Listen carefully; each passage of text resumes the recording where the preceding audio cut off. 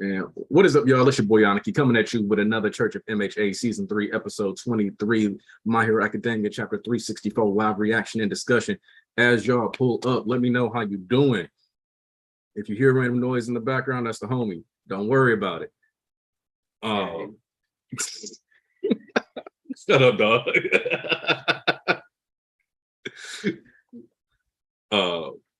Where we left off, I'm not even gonna lie to y'all. Somebody dropped a spoiler in the no leaks chat that I'm in. So what I will end up saying is when we get to certain portions of what it looked like they might have said, because I didn't actually read it, but you know, you think when the chat is literally named no leaks, somebody would not post leaks in there, but you would be mistaken apparently. That's just how life is. All right, we got Sheena, Jalen back. Hold up. While we here, you notice that there's Giovanna Giovanna in the chat celebrating his 24th birthday yesterday. Make sure y'all give him some love. Wish him a happy birthday. Brandon De La Cruz, what's going on? I can't believe you done this. The madman. Okay, my people pulling up.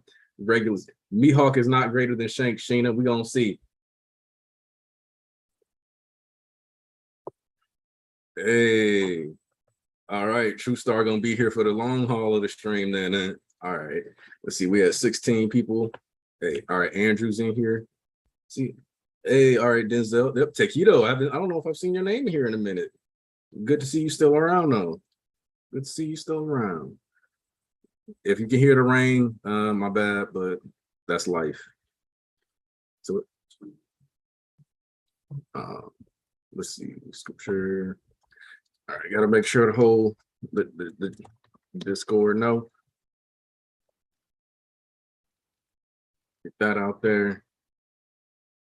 Chapter is live. We're trying to get y'all to file in. Let's see. AJ Michael Holmes. Okay. Let's see. Thomas Washington. Probably the worst MHA chapter of the entire series. That's a pretty tall claim. We'll see.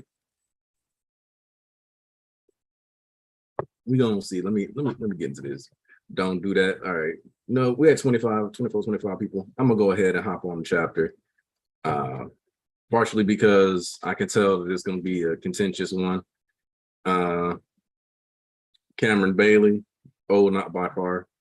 Okay. We're gonna see. All right. Let's see. Oh, all right. Already, just the opening of this chapter is this. Nah, I can't have this as the worst chapter just off this first page. Shigaraki stole those refined samples of the chemical the Shie Hasakai developed for destroying quirk factors. It came to me, and I wasted no time in trying to replicate it. Turns out the substance originated from a person's quirk. Ain't that a hoot? Like you're always saying, fate brings everything full circle. Ah, yes, Garaki monologue. During the refining process, I started focusing not on the deleter rounds, but on the quirk's original effect. And I've got to say, my doomsday theory was right on the money. Oof, you only get one shot, one and done. Assuming things go according to plan and you get to walk free again, I'm betting it'll help make your dream come true. And just in case I'm not around when you get out of the big house, I'm leaving it all in this safe house along with the data. Allow me to speak my mind. Your voice, your eyes, your smile bring joy to my heart. And if I had one wish, I'd ask that your own heart be filled with hate. Hey, yo. Dr. Garaki being a real one. Dr. Garaki being a real one. Coming through, made sure his homie was straight, understood that he might be in prison. All right, and this chapter is Why We Wield Power. As you already know, written by Kohei Horikoshi, lettering by John Hunt, and translation by Caleb Cook. Be proud, Endeavor. All right, I like the fact that we talked about how Alpha One was technically hanging out with his cheeks in the wind, and we're establishing that his reversion has not completed yet, which means we don't have to worry about seeing this jump. Hori playing that 4D chess there. I never thought you'd be the one forcing me to play this card. Excuse me. He's rejuvenated His body is back to prime condition. Look, little Aries power. Yeah, Endeavor is not looking good. Hawk's moving in while Endeavor or Awful One is dropping down to the main battlefield. Uh-oh. This is bad. My body feels light as silk. Huh? What? Ah, my quirk. And he stole clothes from people already. This is what we was talking about last week. Shigaraki woke up, said he was cold, killed a man while stealing his coat. We right back on it, stealing quirks and clothes. I'll take the cake too while I'm at it. Fighting in the buff is hardly my style. This bit of rewinding will be the end of me. I'm ultimately doomed to vanish now. Oh, but my dream will live on as I pass the baton to Tomura Shigaraki. The only task left to me is to rescue him from your brazen trap. So if you don't mind, the massive yet suicidal power-up, Endeavor just needs to deliver some more solid blows. So your dream, huh? Something beyond stealing one for all? I still got to buy time. Mind filling me in for future reference? All right, so he's probably going to, without even reading ahead, something about ruling the world, destroying economic systems, and getting his brother back. It's simple. I'm quite influenced by comics. The world always fears the big bad villain. Why do you think that is? Hawks with the very pragmatic answer of because he does bad stuff. And what counts as bad stuff?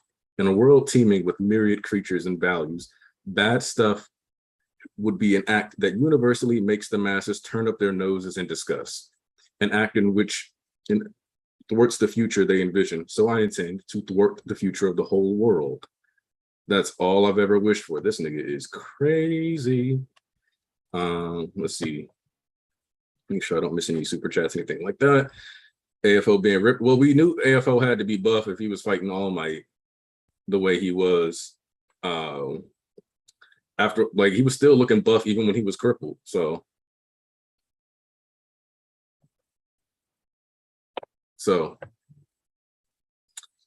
this is the moment to strike, because we're in Washington, D.C.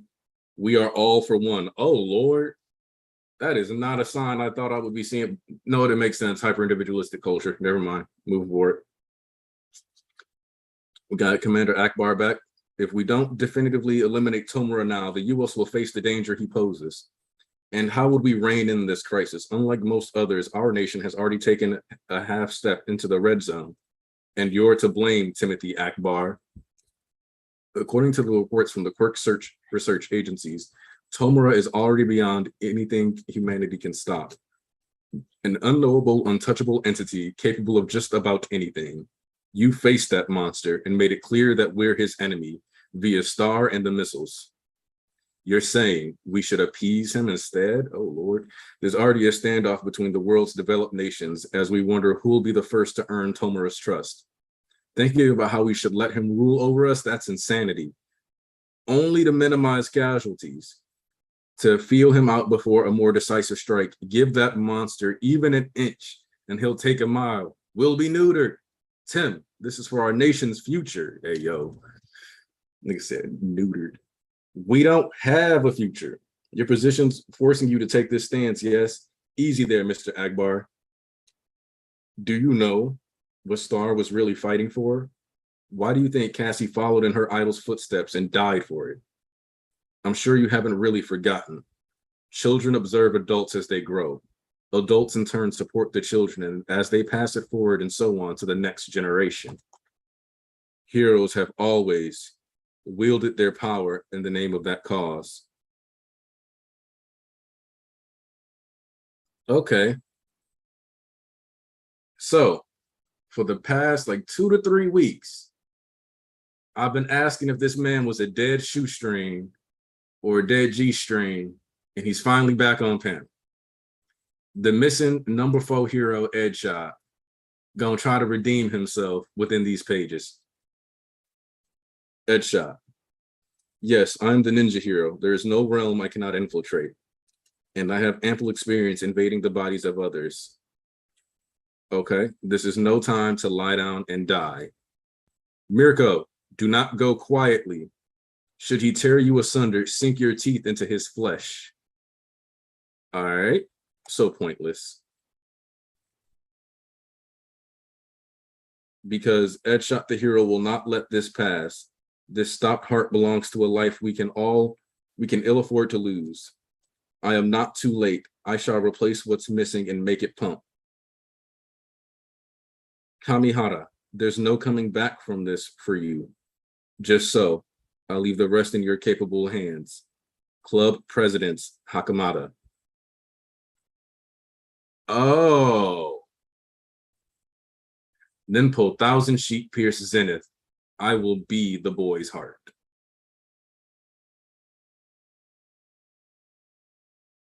Okay.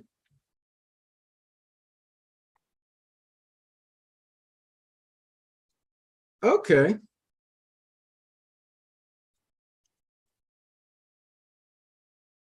So, real quick, there's something we need to talk about, which is objectively, a lot of you put yourselves in a horrible position and were extremely narrow-minded about the results of this, like this story beat. Y'all decided, because you ended up arguing with a bunch of people from Monday/Tuesday all the way until the chapter dropped, that you had to pick a side.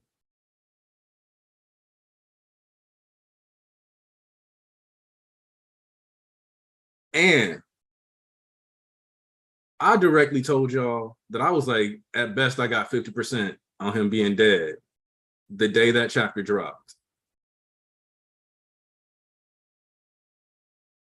The best I could give you was a 50%. And I'm glad that one guy remembers. I pointed out last week the art reference that we got from the Avengers directly tied Bakugo's character to Iron Man. And I straight up said that as a death, it was a little if that was actually when he was dying, and that it was unlike Horikoshi to go out of his way to give him a buff,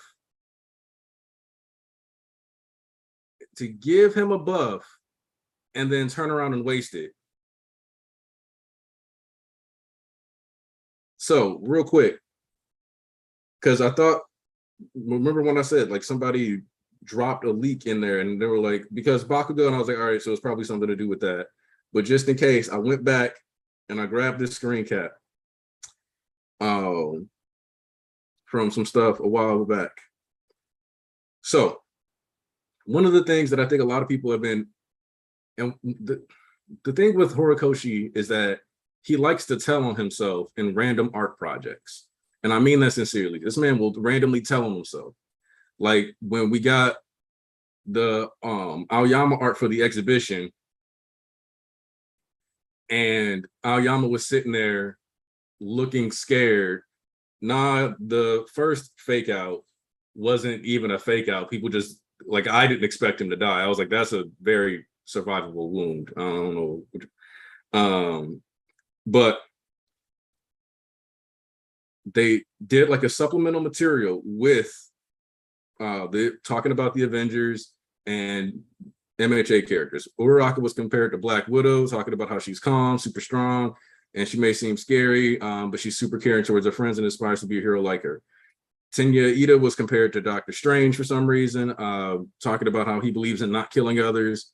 And Ida talks about how that's something that he needed to learn from and follow, which ties into, you know, the whole staying journey. Shoto was compared to Thor. Todoroki compares Thor's lightning powers to his own powers over the forces of nature, fire and ice. He also mentions that Thor and his brother Loki are always fighting. What's interesting about this is that this was done in like 2018. This was before they actually did a hard confirmation of the Toya reveal. And Hori made it a point to tell you, yeah, I'm comparing Shoto to Thor specifically because of their brother, like the brotherly conflict between Thor and Loki and his powers over nature. Izuku Midoriya being Captain America, that was kind of easy to understand. He's the main character. He's like the central leader. and both just really wanted to help people and didn't have that power and were gifted it or given it. Iron Man Akatsuki Bakugo. Bakugo says Iron Man is an annoying old man who is rich in addition to being a genius, but he is seriously strong because he has a powerful quirk in his palm of his hand, like Bakugo, and he can fly. Now, real quick, first off, Monty Bespoke, thank you for the rainbow super sticker. And Andrew came through with the super chat. To make myself feel better, I would like to formally request a promotion as Super Prophet for predicting Deadshot going inside Bakugo's body last week. I mean, maybe, just maybe.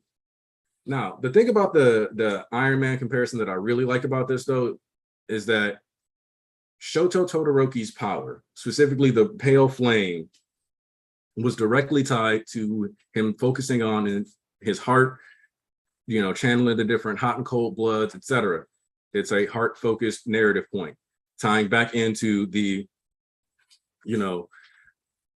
idea of remember your origin, your heart, the heart of the issue, the heart of your story, etc. Whereas, which meant that, and then if you think back to the thing that it told me, hey, yo, Dabi's gonna do something extra, was his heart glowing, just like Shoto's was doing after he got that buff, you know what I'm saying? And was covered in ice. So now we have Bakugo, another character who's had an origin chapter, remember your origin, focus on the heart. And like Tony Stark, if you guys remember, when Tony is dead, what they do is they take his modified heart piece, they put it in a box and ship it out, and it's the proof that Tony Stark has a heart. But the idea behind this is that Shoto focusing on his heart was him accepting his origin. And in this way, Bakugo is getting a modified heart to reflect the changed heart that he has had throughout the series, going from the position that he was in, resenting Deku, to acknowledging him fully as a person, calling him Izuku, etc.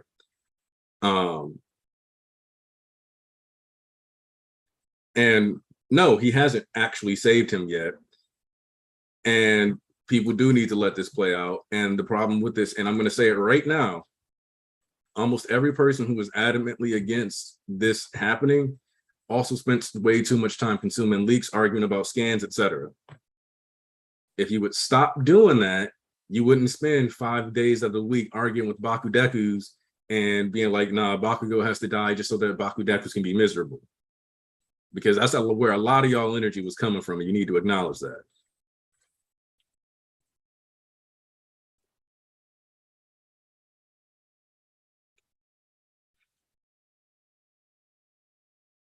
Yep. Let's see. And yeah, people, a lot of, let's see, Bailey, oh, definitely, but a lot of others wanted it just for jokes, and they're not really fans of the series. That is also true. And people did want it for the sake of just pure dramatic tension. And the thing that's funny about that is that at the end of the day, we objectively saw 2 people get cooked last chapter.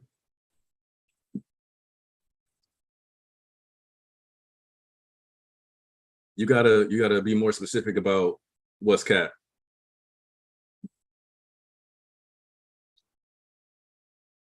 Nah, because anybody who is still saying we want stakes, and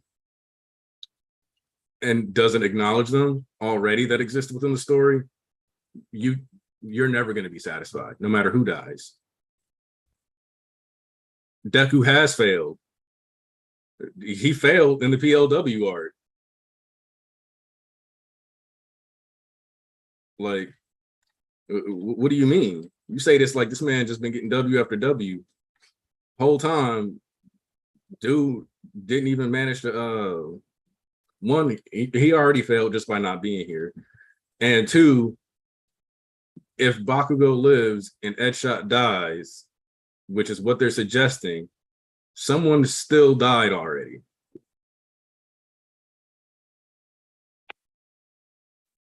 So I'm confused on where that's coming from too. Like from an objective standpoint, because people have been saying there was no stakes since Eri was introduced. When has Eri actually saved anyone? Kido and Onima aren't the people we were looking for. Yes, because you're being very particular about whose death counts.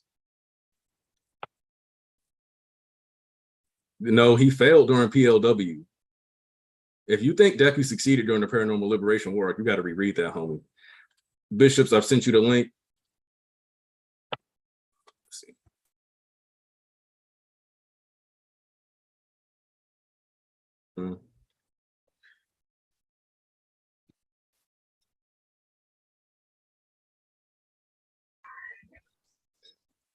So yeah.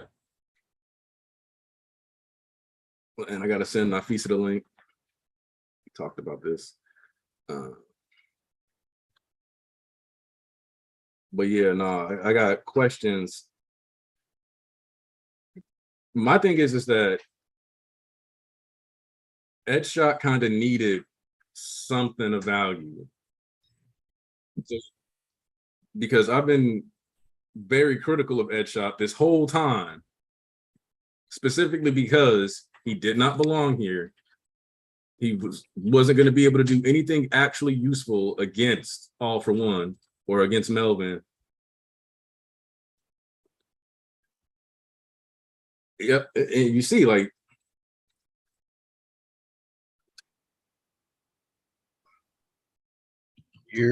I ain't got my mic, so I don't know how well my shit sound.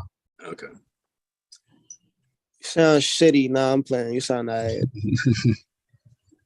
Where I can stay for the TL. You especially, you gotta get away from these leaks, bro. Yeah, I ain't gonna hold you. When the leaks came out, I deleted Twitter, and I ain't been on Reddit. Because I ain't been on none of that. I'm like, yeah. That shit on chaos. So I'm like self-care. But like, think about how many times I was like, bro, because like, be honest, Tarnish, when I was like, the best I can give you is 50%. If you hadn't spent a week arguing, if you hadn't spent a week arguing, do you think you would have been like, oh shit, wait, Aniki's only giving it 50%? Yeah, I've been having this exact same discussion yesterday. Like, when this happened, I came in like, never in a million years will I believe that he's dead. After the discussion with all of you guys, I gave him like 40% chance that he's dead.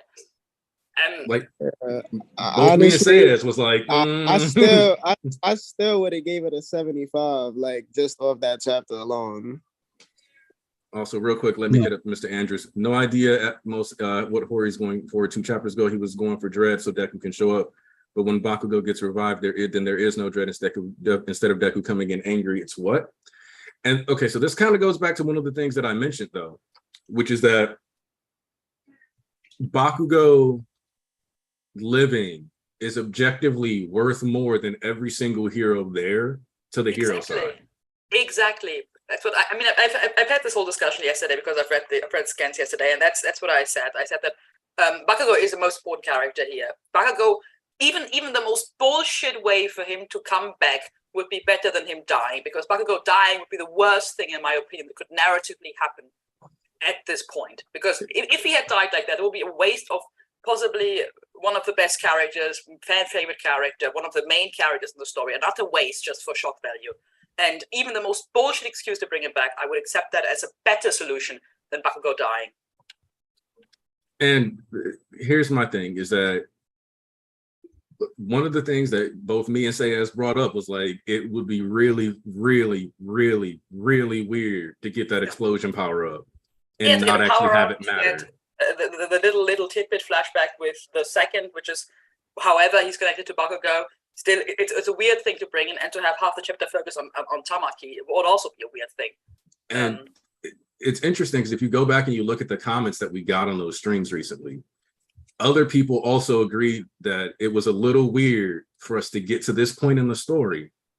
And now, like, let's say he had stayed dead. I need to ask y'all, why then would Deku have not mentioned that Bakugo looks like the second user? Because like anytime people are even kind of similar, it gets brought up. And we've been sitting on this second user similarity for a while now. Like their faces are close enough, hair is similar enough, their demeanors seem to be more rough and tough and about that business. Yeah. At some point, you would think that like the third user would have been like, hey, that guy's kind of like you, leader. Like when they pulled up with 1A, you know? Yeah, it's also a thing like narratively, just at this point, how many things are still open? I think we all went into this arc think it's like the last arc, and it possibly is. But at this point, it looks like there's still a lot of stuff we have to get to. Like, we still have to get through a lot of Spinner and Shoji stuff, which was kind of teased, but we haven't really gotten to anything yet. We still have to get through freeing Kurogiri, which is also something that supposedly is going to happen in the future. We still have to get through the whole Todoroki situation is not resolved yet. The whole Toga Uraraka Froppy thing hasn't even started yet. Whatever is happening with Twice, all of these things, which we know are going to happen in the future, and for Bakugo, who is one of the most important characters in the story, to die before any of this stuff happens, would be so weird. And one of the things that I don't know if people fully realize is now more than likely happening here is that even if Edgeshot succeeds, it is directly kind of implied / stated here, he is going to die. Yeah, my theory is, at this point, I think the best way to go about this is if not just Edgeshot died, but as Edgeshot kind of teased in this chapter, Mirko then dies and Genis dies to protect Bakugo, because that would mean that Bakugo who was already kind of feeling guilty for being the one who took the number 1 down, with All Might losing his powers because of him, would now be feeling guilty for very literally number 3 to 5 heroes dying to protect him. And I think if we think about this battle as not something that, I think a lot of us have looked at it as thinking that what is the most dramatic thing Deku could come to, could see. And then, of course, Bakugo being dead makes sense, because if you want Deku to have the worst reaction possible, Bakugo being dead makes sense. But if the aim of this fight is not so much to have Deku getting shocked, but more so to complete Bakugo's character arc and whatever he's going to grow into, then 3 people dying to protect him, and however that would affect him in the future, would be massively important for his character. And I actually think that even if this was poorly done, I think if we really go to how Bakugo will come out of this arc, or not necessarily come out of this arc, but out of this fight, out of this confrontation, and how he will develop from then, I really think this will be worth it. I really think this could be great in terms of Bakugo's character. So great, in fact, that I think it is worth the 2 weeks of frustration that some of us have gone through. So here's my thing.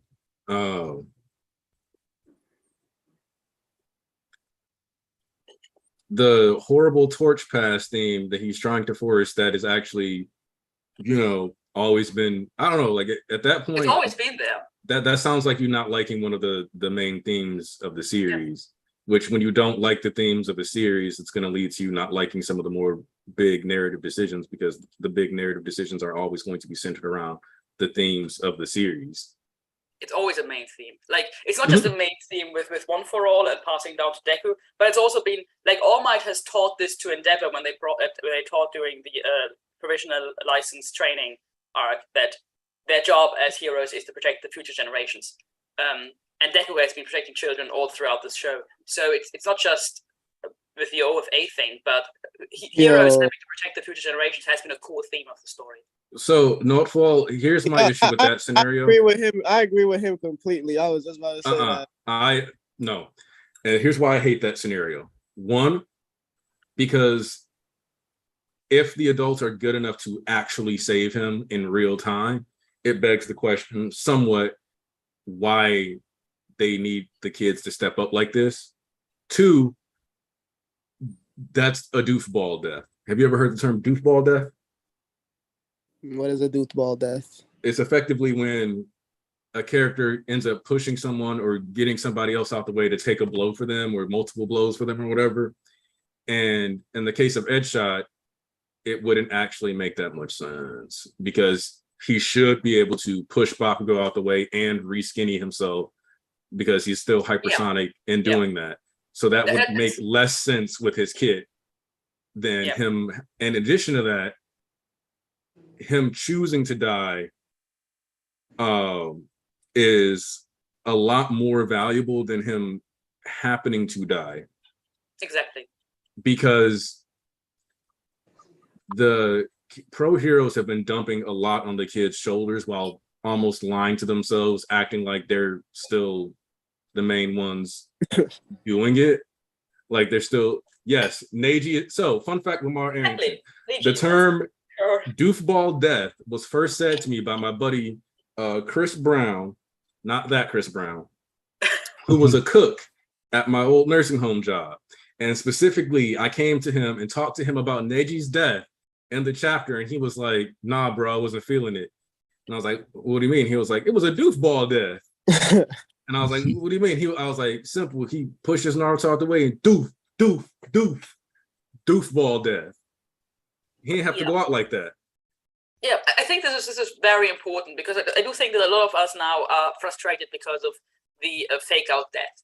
But I think as an author, if you really want to achieve something good, and in this case, I think that Horikoshi has got it in his mind that for Bakugo to finish his character arc, and to go to where he wants him to be at the end of the story, somebody needs to die for Bakugo. If that is just Eggshot, or if it is even more than just Eggshot, that remains to be seen. But I think that Horikoshi, as an author, decides this is what needs to have happened.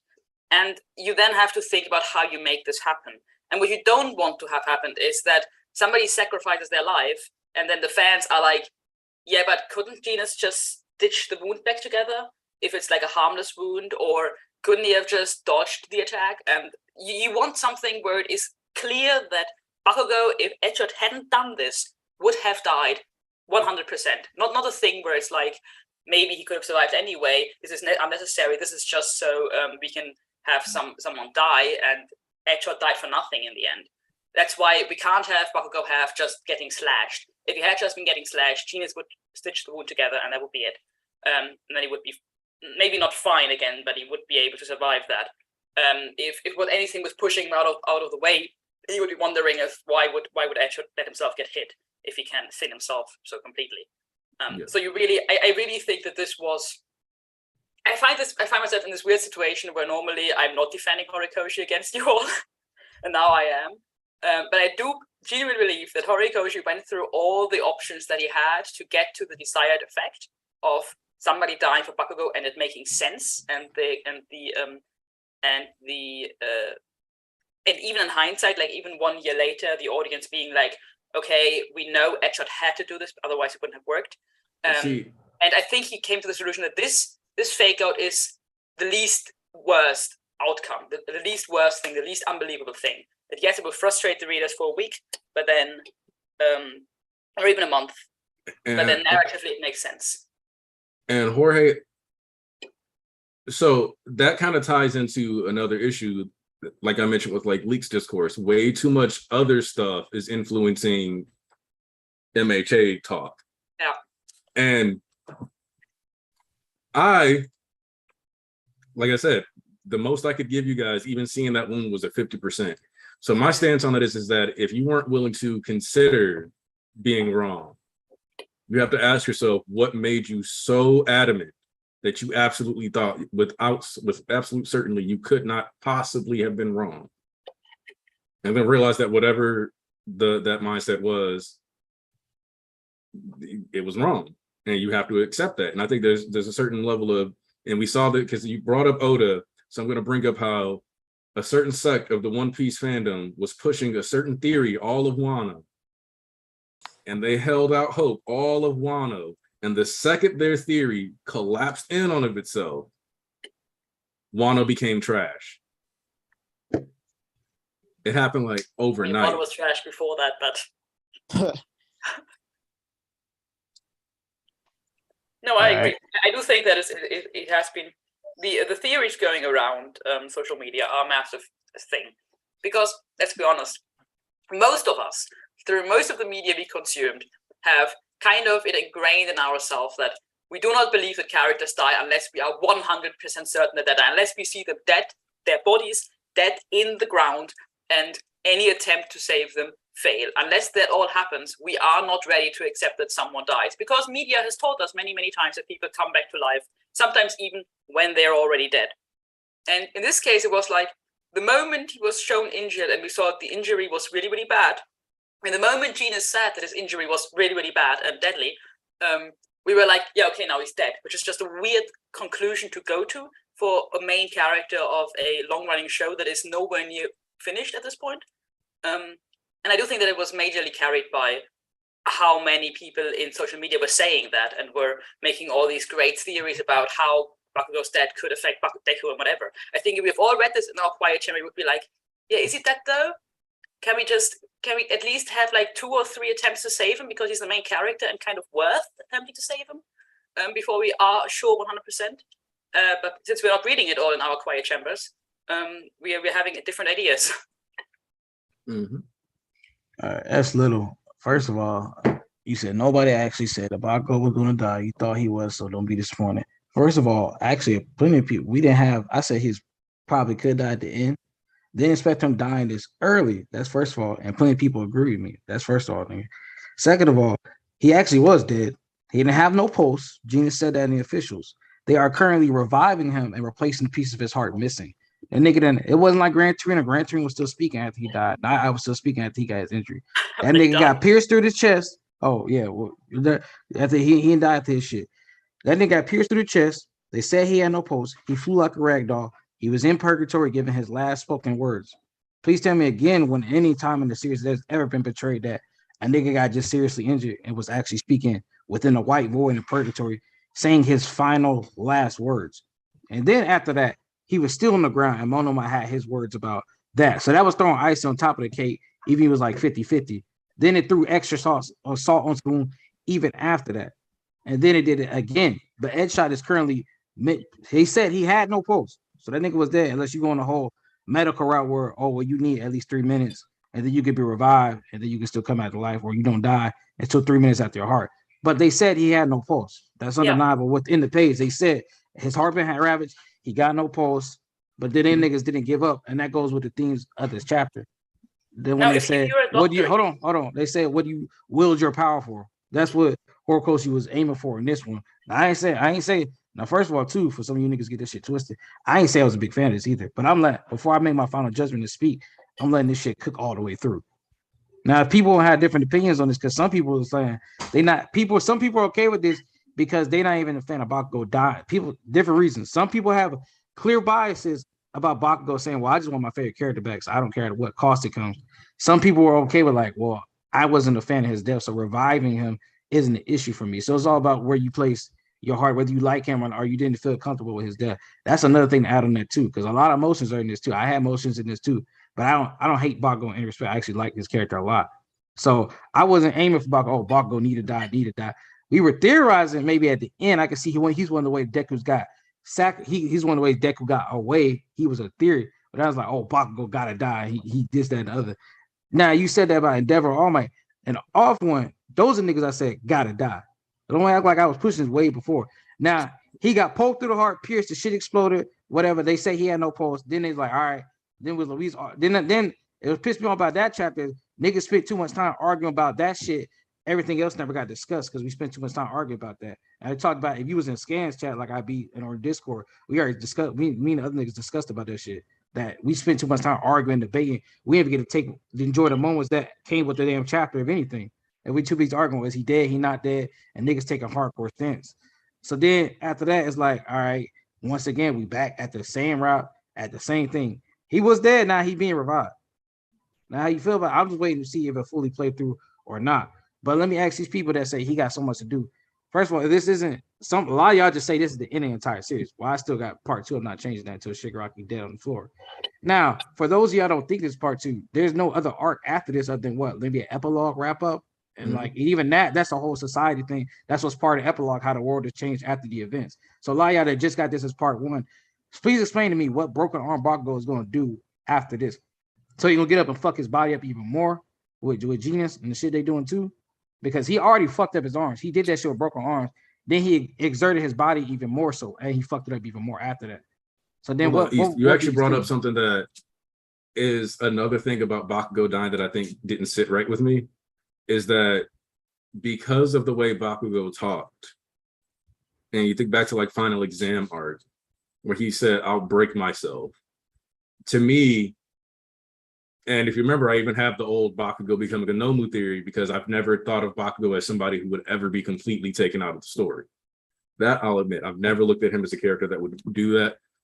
Not because of his popularity though, but moreover because of his, role and relation to Deku within the story. And it just seemed like it would be a little weird to have the character who has so much written around him to be completely thrown away, especially with like, it's kind of like, I'm be honest, do any of you ever expect Shoto to die? No, because you got to want to take out Dabi, and then you got to. Right. I Also, see. I got Endeavor dying over Shoto. Right. Like Endeavor is a character that many of us can see dying. No. Because it's like you've lost your family, all this other stuff. You kind of, there's going to have to be like a karmic level to it. Shoto was like the hero of the family, stated. Like his mom was like, "You are this family's hero." Like, and so when, by the way, when this says that he will become the boy's heart, what I'm assuming is that because he can turn any of his body into string, that he's going to just straight up effectively like take a piece of his heart and attach to Bakugo's. I'm gonna be honest. This is really that is some mid dialogue. I never thought MHA would have dialogue like that. Mm-hmm. I was really wondering how that worked. Like, would he actually die, or would he like remain conscious within Bakugo? Like, if he remains conscious, then that is a fate worse than death. It would be so bad if he's like consciously having to pump Bakugo's heart. It would be so weird. Because why would him using his quirk the way it's supposed to be used, being killing himself, kill himself?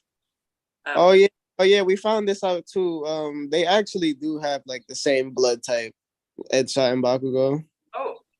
So, and it's only been 2 chapters, so you know, Hori just punched us in the gut 2 weeks ago, and then said, "Wait another 2 weeks." Yeah. I mean, obviously, Hori knew that this would no, he knew it's only 2 chapters. He knew. So hold on, I got something to say real quick. Anarchy first. Just make sure you send the link out to Thomas and Fish. We need some more bodies in here too. First of all, Chocolate Thunder. When did you just hear me say I denied or retract that I thought Bakugo was finished? I just told you I said the nigga was dead, right? I not once changed that stance. I don't know what you heard, but I already said the nigga was dead. I got proof that I said the nigga was dead. And his heart stopped. They said his pulse stopped. Now, S Little, like I just said, nigga, I just said, they say his heart was ravaged, his pulse is gone. Then I said, if you want to use the medical thing and get all technical about you could bring somebody back to life with no pulse, I already said that too. So like, it needs you to like listen to what I literally just said that shit. And the Chocolate Thunder, I literally just said what I thought. This nigga was dead. And he was dead. They just revived him back. That's why he's replaced a piece of his heart. And this definitely could have been done way better because you like the nigga did not speak at all. Night Eye was still speaking after he got pierced. Torino was still speaking. That nigga was like not make a peep, bro. Like he was like gone. He already had the purgatory shit. Now you could have just had him. And you're gonna tell me that Shigaraki is just gonna look over at this, be like so pointless, and just be a classic anime villain and just let this happen? And just be like revive him. That's what like they gonna have to like you can say, oh, they'll sacrifice their lives for him. Like the only one that could do something is Genus and what Muriel, because Miracle's caught up in his fucking web right now. He could just crush her if he wanted to, literally, and just toss her back aside, break her limbs, toss her back aside. Which, real quick, if Mirko dies right now, how many of the people that you saw that are mad about this are going to be mad about Mirko dying? I'm 100% convinced Mirko dies. I'm convinced that Mirko dies and Genus dies. That's my. Which, and that's the thing I want you to think about real quick. If you would hate the idea of Bakugo living, but you also hate the idea of Mirko dying, it is not about stakes. You want certain characters on the chopping block. Niggas want. Listen, there's some people that have been set up. Anybody's on the chopping block for me. Well, not really, because honestly, after this, no student is dying. I'm not sure if no student, but the thing is, I've been thinking about whether Hawks would die for Tokuyamis and that together. It's kind of this now that the idea of adults dying for the kids has been introduced. I'm thinking about Tokuyami and Hawks being together makes me kind of nervous.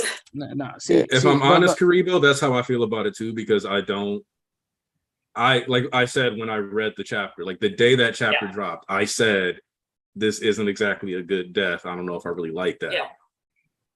I thought his death would have been terrible writing, but there are a lot of people who think if you're willing to kill fan favorite characters, that means you're a good author, and I don't believe that. Who the hell said that? It really wasn't. No, it is a very but common. there is this idea about like this is partially why Game of Thrones got so important, because yes, Game of Thrones was written very well during the first 3 seasons, but later on it was like the only reason they stuck to Game of Thrones thinking it was a good writing was because they thought they were ready to kill main characters. It's something like this is not a new thing. People thinking that a good show means you are going to kill the favorite characters. Which Mhm. that's legit. Like, here's the thing. If you guys remember, actually, you know the best example of this, Attack on Titan. I don't know where y'all was in like 2012 through 2015, but a lot of the times when people talked about Attack on Titan, especially after the first season, it was nobody's safe, nobody's safe, anybody can die, da da da da da, nobody's safe. The irony is that the only reason people felt that nobody was safe is because enough people died early that you couldn't tell who the main characters actually were going to be. But when you complete AOT and then you go back and look at the first season and season 2, it's very clear, no, there were always safe people in this story. There were always people who were never going to get murked. It's the same with Game of Thrones. Like, you have like until season 3, you have this everyone can die kind of attitude because you think that Ned is the main character, and then you think Rob is the main character. But once you had season 7, you realize John and Danny were always the main characters, and they lived to the end until the finale. It's kind of you kill important characters early to make people believe that you're going to kill everyone, but of course you're not going to kill your main character because you do have a story planned out for them. Also, Andrew said the last panel of MHA is 1A as adults posing. It could be. Mega Kirbo. It's also not the story of how we all became the greatest heroes, if not everyone is there. Now you see, is Edshot a great hero sacrifice? Like you could always spin the narrative back, bro. It's like they already became great heroes at a certain point, or the greatest heroes because they lived their life down for this. Wait.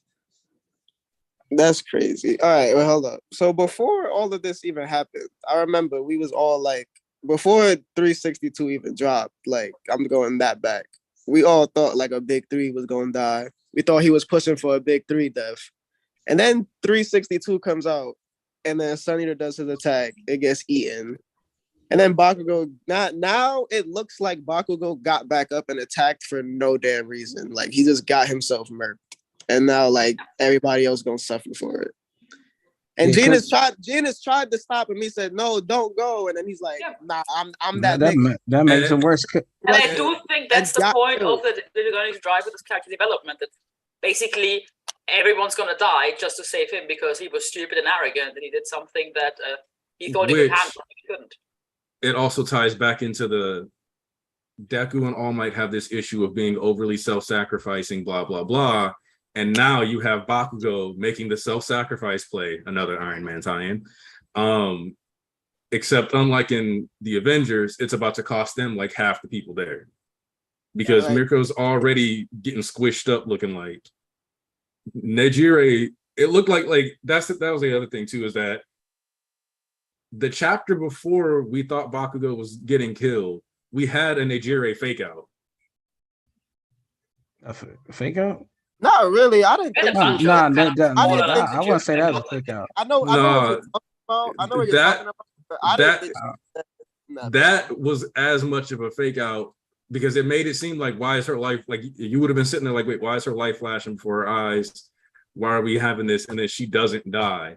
Nah, but that'd be different. Like she got injured and then cliffhanger, like, oh my God, is she dead or not? And but that was still a weird decision on Hori's part. That was setting up Sun Eater though, and what he was doing.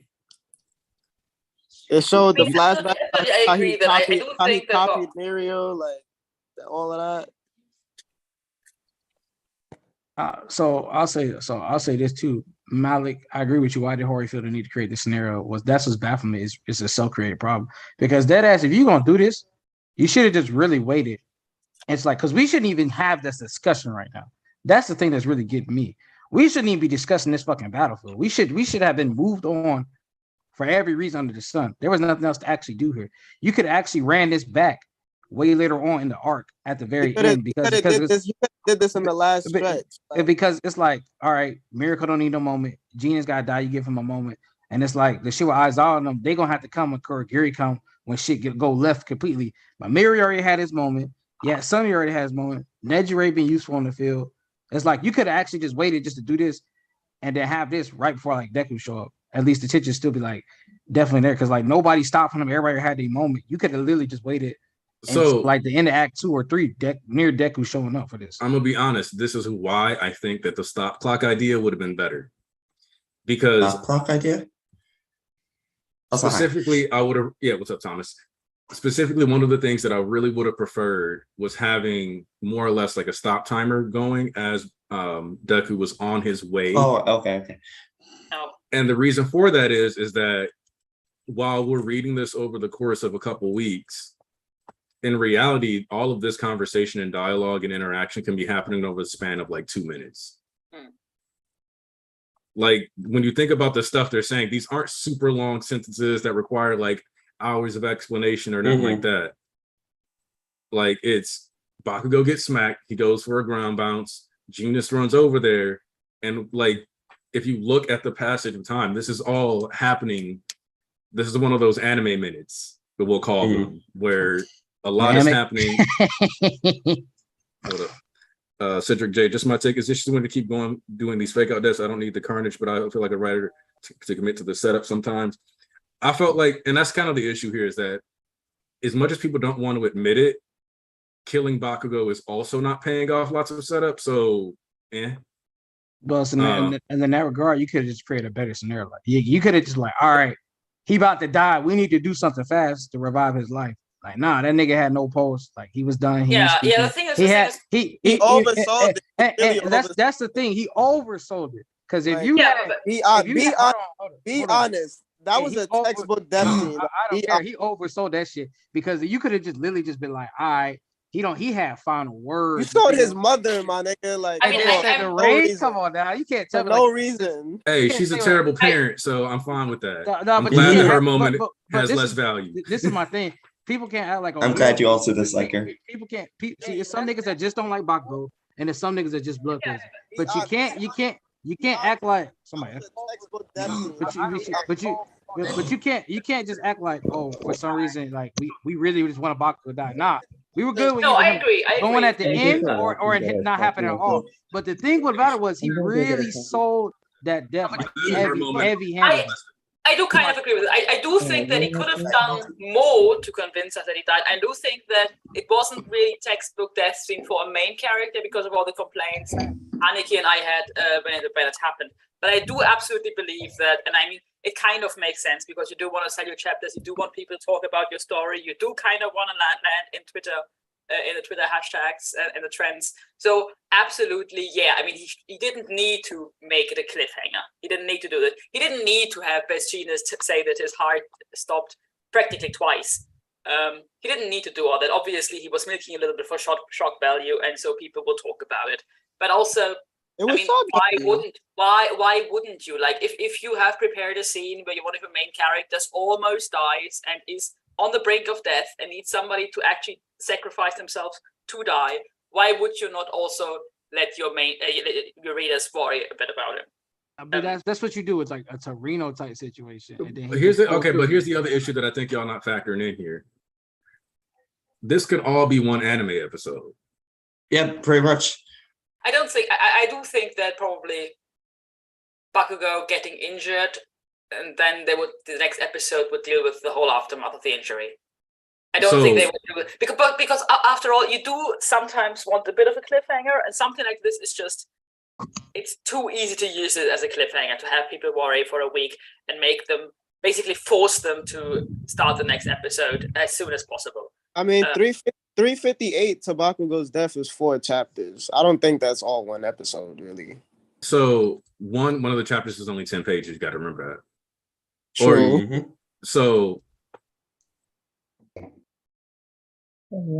yeah, okay, MK, you're right though, because I would say there was a little lack of suspension of disbelief, and then because people because I will say this is that the people who were against this also did not really tap into what the MHA power system was about.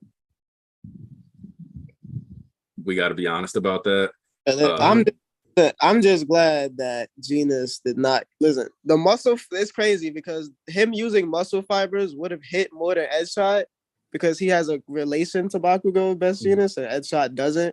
But like Genus has never shown me that he could use muscle fibers, so I wouldn't have rocked with that at the same time.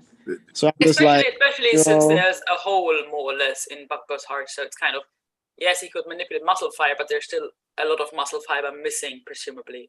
Well, Tanisha, that's kind of what the point of what I was saying earlier was with him having his changed heart. Like, he literally has a different heart. He is a completely changed person, and now his physiology represents his psyche. So this new heart, new life is like the official start of the new Dynamite. Yeah, like I absolutely believe it. I absolutely think that this scene is going in the future going to be fundamental for whatever character that Bakugo will be at the end of the story. And I think at this point we will probably 1 year from now look back to the scene and say this was a fundamental scene in Bakugo's character development, and it was kind of worth it. But I do absolutely now it feels frustrating, especially since, and I think this is maybe the biggest miss, we don't know Edshot. We don't. That's what I agree with. Yeah. That is Saki. So, and that's why I think if we do get, Edshot saving Bakugo next chapter, I think we get Mirko dying and possibly Genus dying within those follow-up too. Because Jorge, I get what you're saying. I just don't really agree with the crux of your argument. Like, the idea that it was oversold is something that, like, I guess works, but I'm like, what you take out of something is partially what you take out of it. Yeah, I agree, because it being oversold, all these chapters, all this content is subjective. It's how you feel about it. I was genuinely skeptical. The chapter we got it, his mom showing up didn't matter to me. Him seeing All Might's vestige was weird to me. The bringing up of the second user, because if you think back to that chapter, there is as much reason to doubt his death as there is to believe it. The quirk upgrade, the second user flashback, those are good reasons to be like, maybe there's something more going on with this narrative here. And ultimately, the damage and seeing his mom in the car, the one panel of his mom. Like, so you had reasons to be skeptical and you had reasons to like iron out. You just had to pick one or do like me and Sayas did and be like, it can go either way, but you should, like, I wouldn't hard commit to it.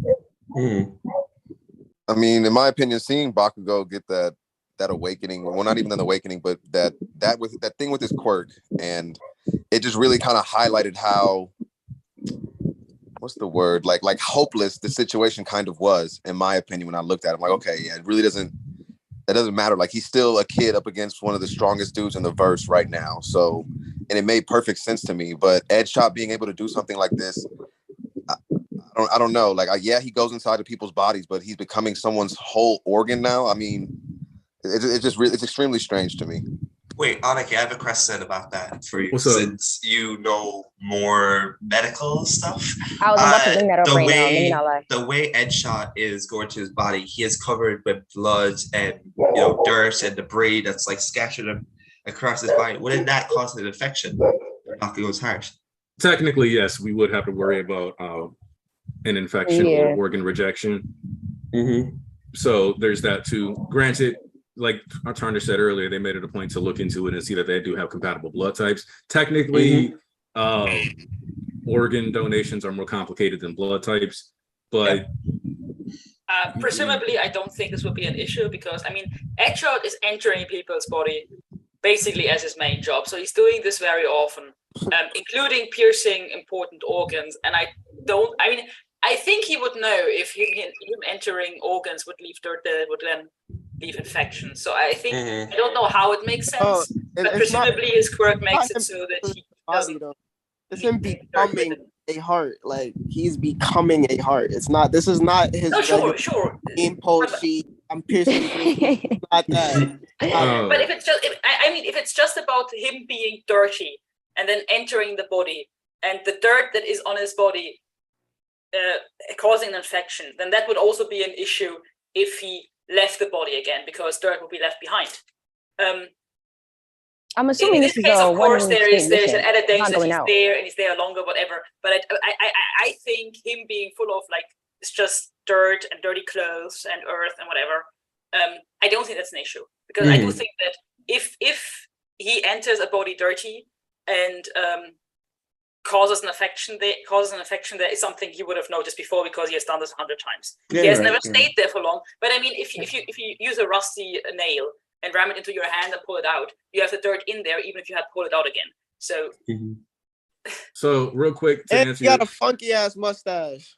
hold on, I'm hating. just because the oh yeah, and that's like another thing is that one of the things we talked about last week was like, bro, think about how many traditional shonen power-ups and like things have gone in the villain's favor. Heroes can't even get one classic shonen. Rewind, okay. We gave Bakugo his. You know what's crazy? We have not spoke about All For One at all. No, I was just about to say that because I was about to like anybody got something to say. 'Cause I did want to answer somebody's question about organ rejection, because they were like, how does that kind of work? And so basically what a lot of times happens is that the organ or the body kind of goes, this kidney ain't the kidney I was born with. And the immune system is like, you don't belong on my land. And so then That's basically it. Yeah. So, like that's how I wish that's how they taught it in schools, to be honest. I mean, this could still work. This could still happen. But presumably, if this would happen, it would take a bit of a time for this to set in. Like, it's not something that happens immediately, right? It's something that the immune system kicking into start and then battling it, and then that's having bad effects. Is something that happens over the course of a few hours, days, even weeks or months. But Jorge, so presumably, even if his body rejects Edshot's heart or Edshot whatever he's sending in there, they would still have the time to take him off the battlefield and then replace it with an actual organ donation. MHA is usually more or less a shonen deconstruction in the way that it handles a lot of stuff, but it is still within Weekly Shonen Jump magazine.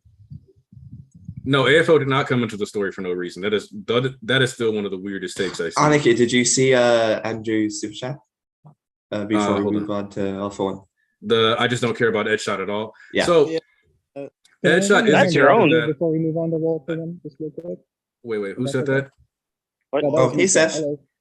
Hey, sorry. I'm not sure how to get my word in edgewise sometimes. But I want to listen to everyone talk, but I also like have my own take. But if I may actually cut in, so the thing with Bakugo, I've seen there's been an incredible amount of discourse, to say the least, and I'm not sure how to weigh in on any of it sometimes. But what I look at this is like it's about a lot of tone management, because we did get a really, really, and honestly still really hopeless scenario for the heroes. Like, tactically speaking, this does nothing to. I mean, we are looking at Mirko and Edshot possibly biting it right here. Like, everyone on that field is just gonna die. Like, but they're spending their time trying to bring Bakugo back. So I understand I think what people are thrown off by is the tone shift being so sudden. But, I also have mixed feelings on if something like this were to have dragged out. Like, for one, I don't know if the plot allows it to drag out, like Bakugo's revival, or like, there's a lot of thoughts going through my head right now, but ultimately, I think what I said last time was that, I'm sad for the character dying, and I would be happy to see him back. I wasn't sure what plot move Horikoshi could make to allow that, but I think this one is, it's not like the wave of a magic wand or something. It's kind of very quirky, like MHA, and so as much as I would think it would be cool for him to die, and like the death works, but I also think a death that works is part of a good revival. Like, you actually want to be kind of glad that the character who had their life cut short is now coming back, So I don't actually really have a problem with that aspect of it. If that makes sense. Anyways, that's mostly what I wanted to say in regards to Bakugo's stuff and share everything, but that was just important. Hey, Walker, you got what you want to say? Oh yeah. Oh, dude, Hey, I have some Walkings. shit to say. Hold on, I'm actually crossing a road right now, so give Yeah, you better me. look left and look right. Hey, Look both ways. I'm gonna try not to, cause fuck everything. I don't know, man. Like I'm walking too, so like. Yeah, like I have so many mixed feelings about all this because, and I think I'm kind of with Aniki and Sayas here, where like I was in the middle ever since this first happened. It's just like, okay, you did this, Horikoshi, and now we're on a break. What are you gonna do with it? What's the follow through? What are you gonna do? And like to me, that's the biggest thing is, okay, how are we following through with this? Is he going to survive? Is he going to die? Like, what are we gonna do? So that's one thing everybody's got to remember, because trust me, I've read my fair share of shonen manga and other manga. I don't take deaths as seriously until I see a body and until everything's confirmed. And I mean everything, because we read these stories and they're like these superpowered, like, oh my God, they have like this power that can unmatch anything. And especially with MHA, there's a lot of powers that can do some weird shit. So I'm just like, okay, I need to see where this plays, because if Bakugo is actually dead, okay, fine. But if he's not, Horikoshi, you're gonna have to like write it in a way to make me believe it better. And with the whole Edgeshot thing, I kind of get it. I do. I see it there. You know, a lot of people say, oh, well, he's not a big character and all that. But, well, that's your own personal investment. There's a lot of Edgeshot fans that I've met over the years, you know? Like, that's just your own personal investment if you don't care for the character. Like, that's not a criticism. That's just you. But, like... No, you're right. You even want some degree I don't know, of like... unpredictability, too. Yeah, exactly. Well, like, I think my biggest thing, and it's kind of a joke with me and a friend of mine, but no matter what, Bakugo's heart exploded. Like, his heart exploded. Like, it's one thing if he like got stabbed in the gut, or oh, he had an arm and a leg torn off. Like, oh, okay, fine, whatever. But like, that's like a very, very important organ that you need in order to survive. Like, and his heart exploded. So that to me, like, I think that's where like maybe the argument of, oh, well, you know, he did all this stuff to make us even believe that he was dead. I think that's where that comes from, is because his heart literally exploded. Like, it was like out of his system, just in pieces, in shambles and all that stuff. So like, I think that's where like that disbelief comes from. But like, I don't know. I Again, absolutely like, understand the frustration. I do think that logic.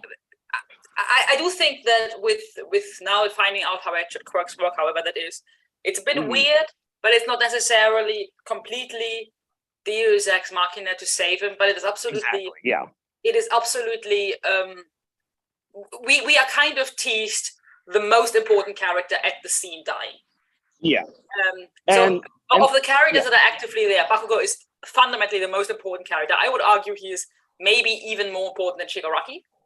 In terms of how much we care about him, he's definitely more important than Shigaraki about how fans care about the character. And so this is the most important character on the scene dying. That's what we're teased with. Also, and then instead, the character that dies instead is just one step above random support course guy that we don't know the name of. Like, Edgeshot of the characters actively fighting is the one we care least about.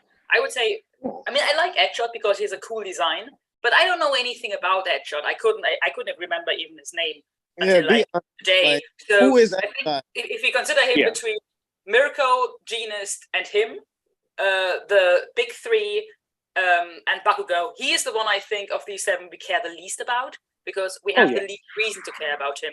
So to be teased the most important character dying, and then instead the least important character dies, is a bit disappointing.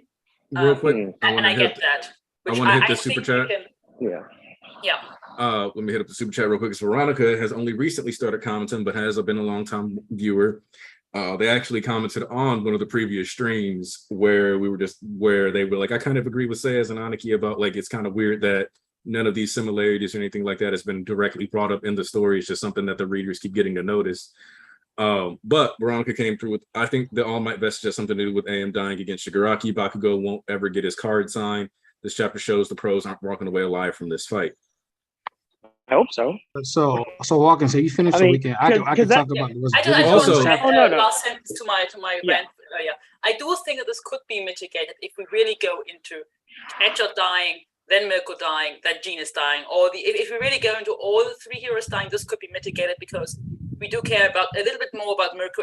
We all like Mirko because of her design and the we know, but in terms of what she actually did in the story, she's, I think, also not that important. But we do care about Genus because he actually did some stuff in the story so far, and he's been in the story for a long time now.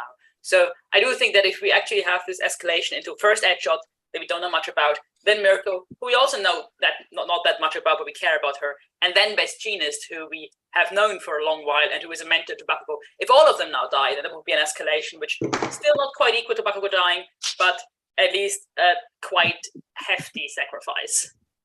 Also, so something that I noticed that's kind of funny is that genuinely it's the discourse and like the chapter discourse and all that other stuff that makes this feel so long.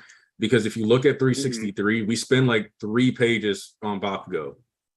That's it. Yeah. And then we immediately cut away to like, so it's like this is happening really fast actually, because it's like they had went in and dove on Shiggy while Bakugo was bouncing, and then he grabs Mirko, and then we cut away to Dabi and Shoto, and Onima and Kido get him killed.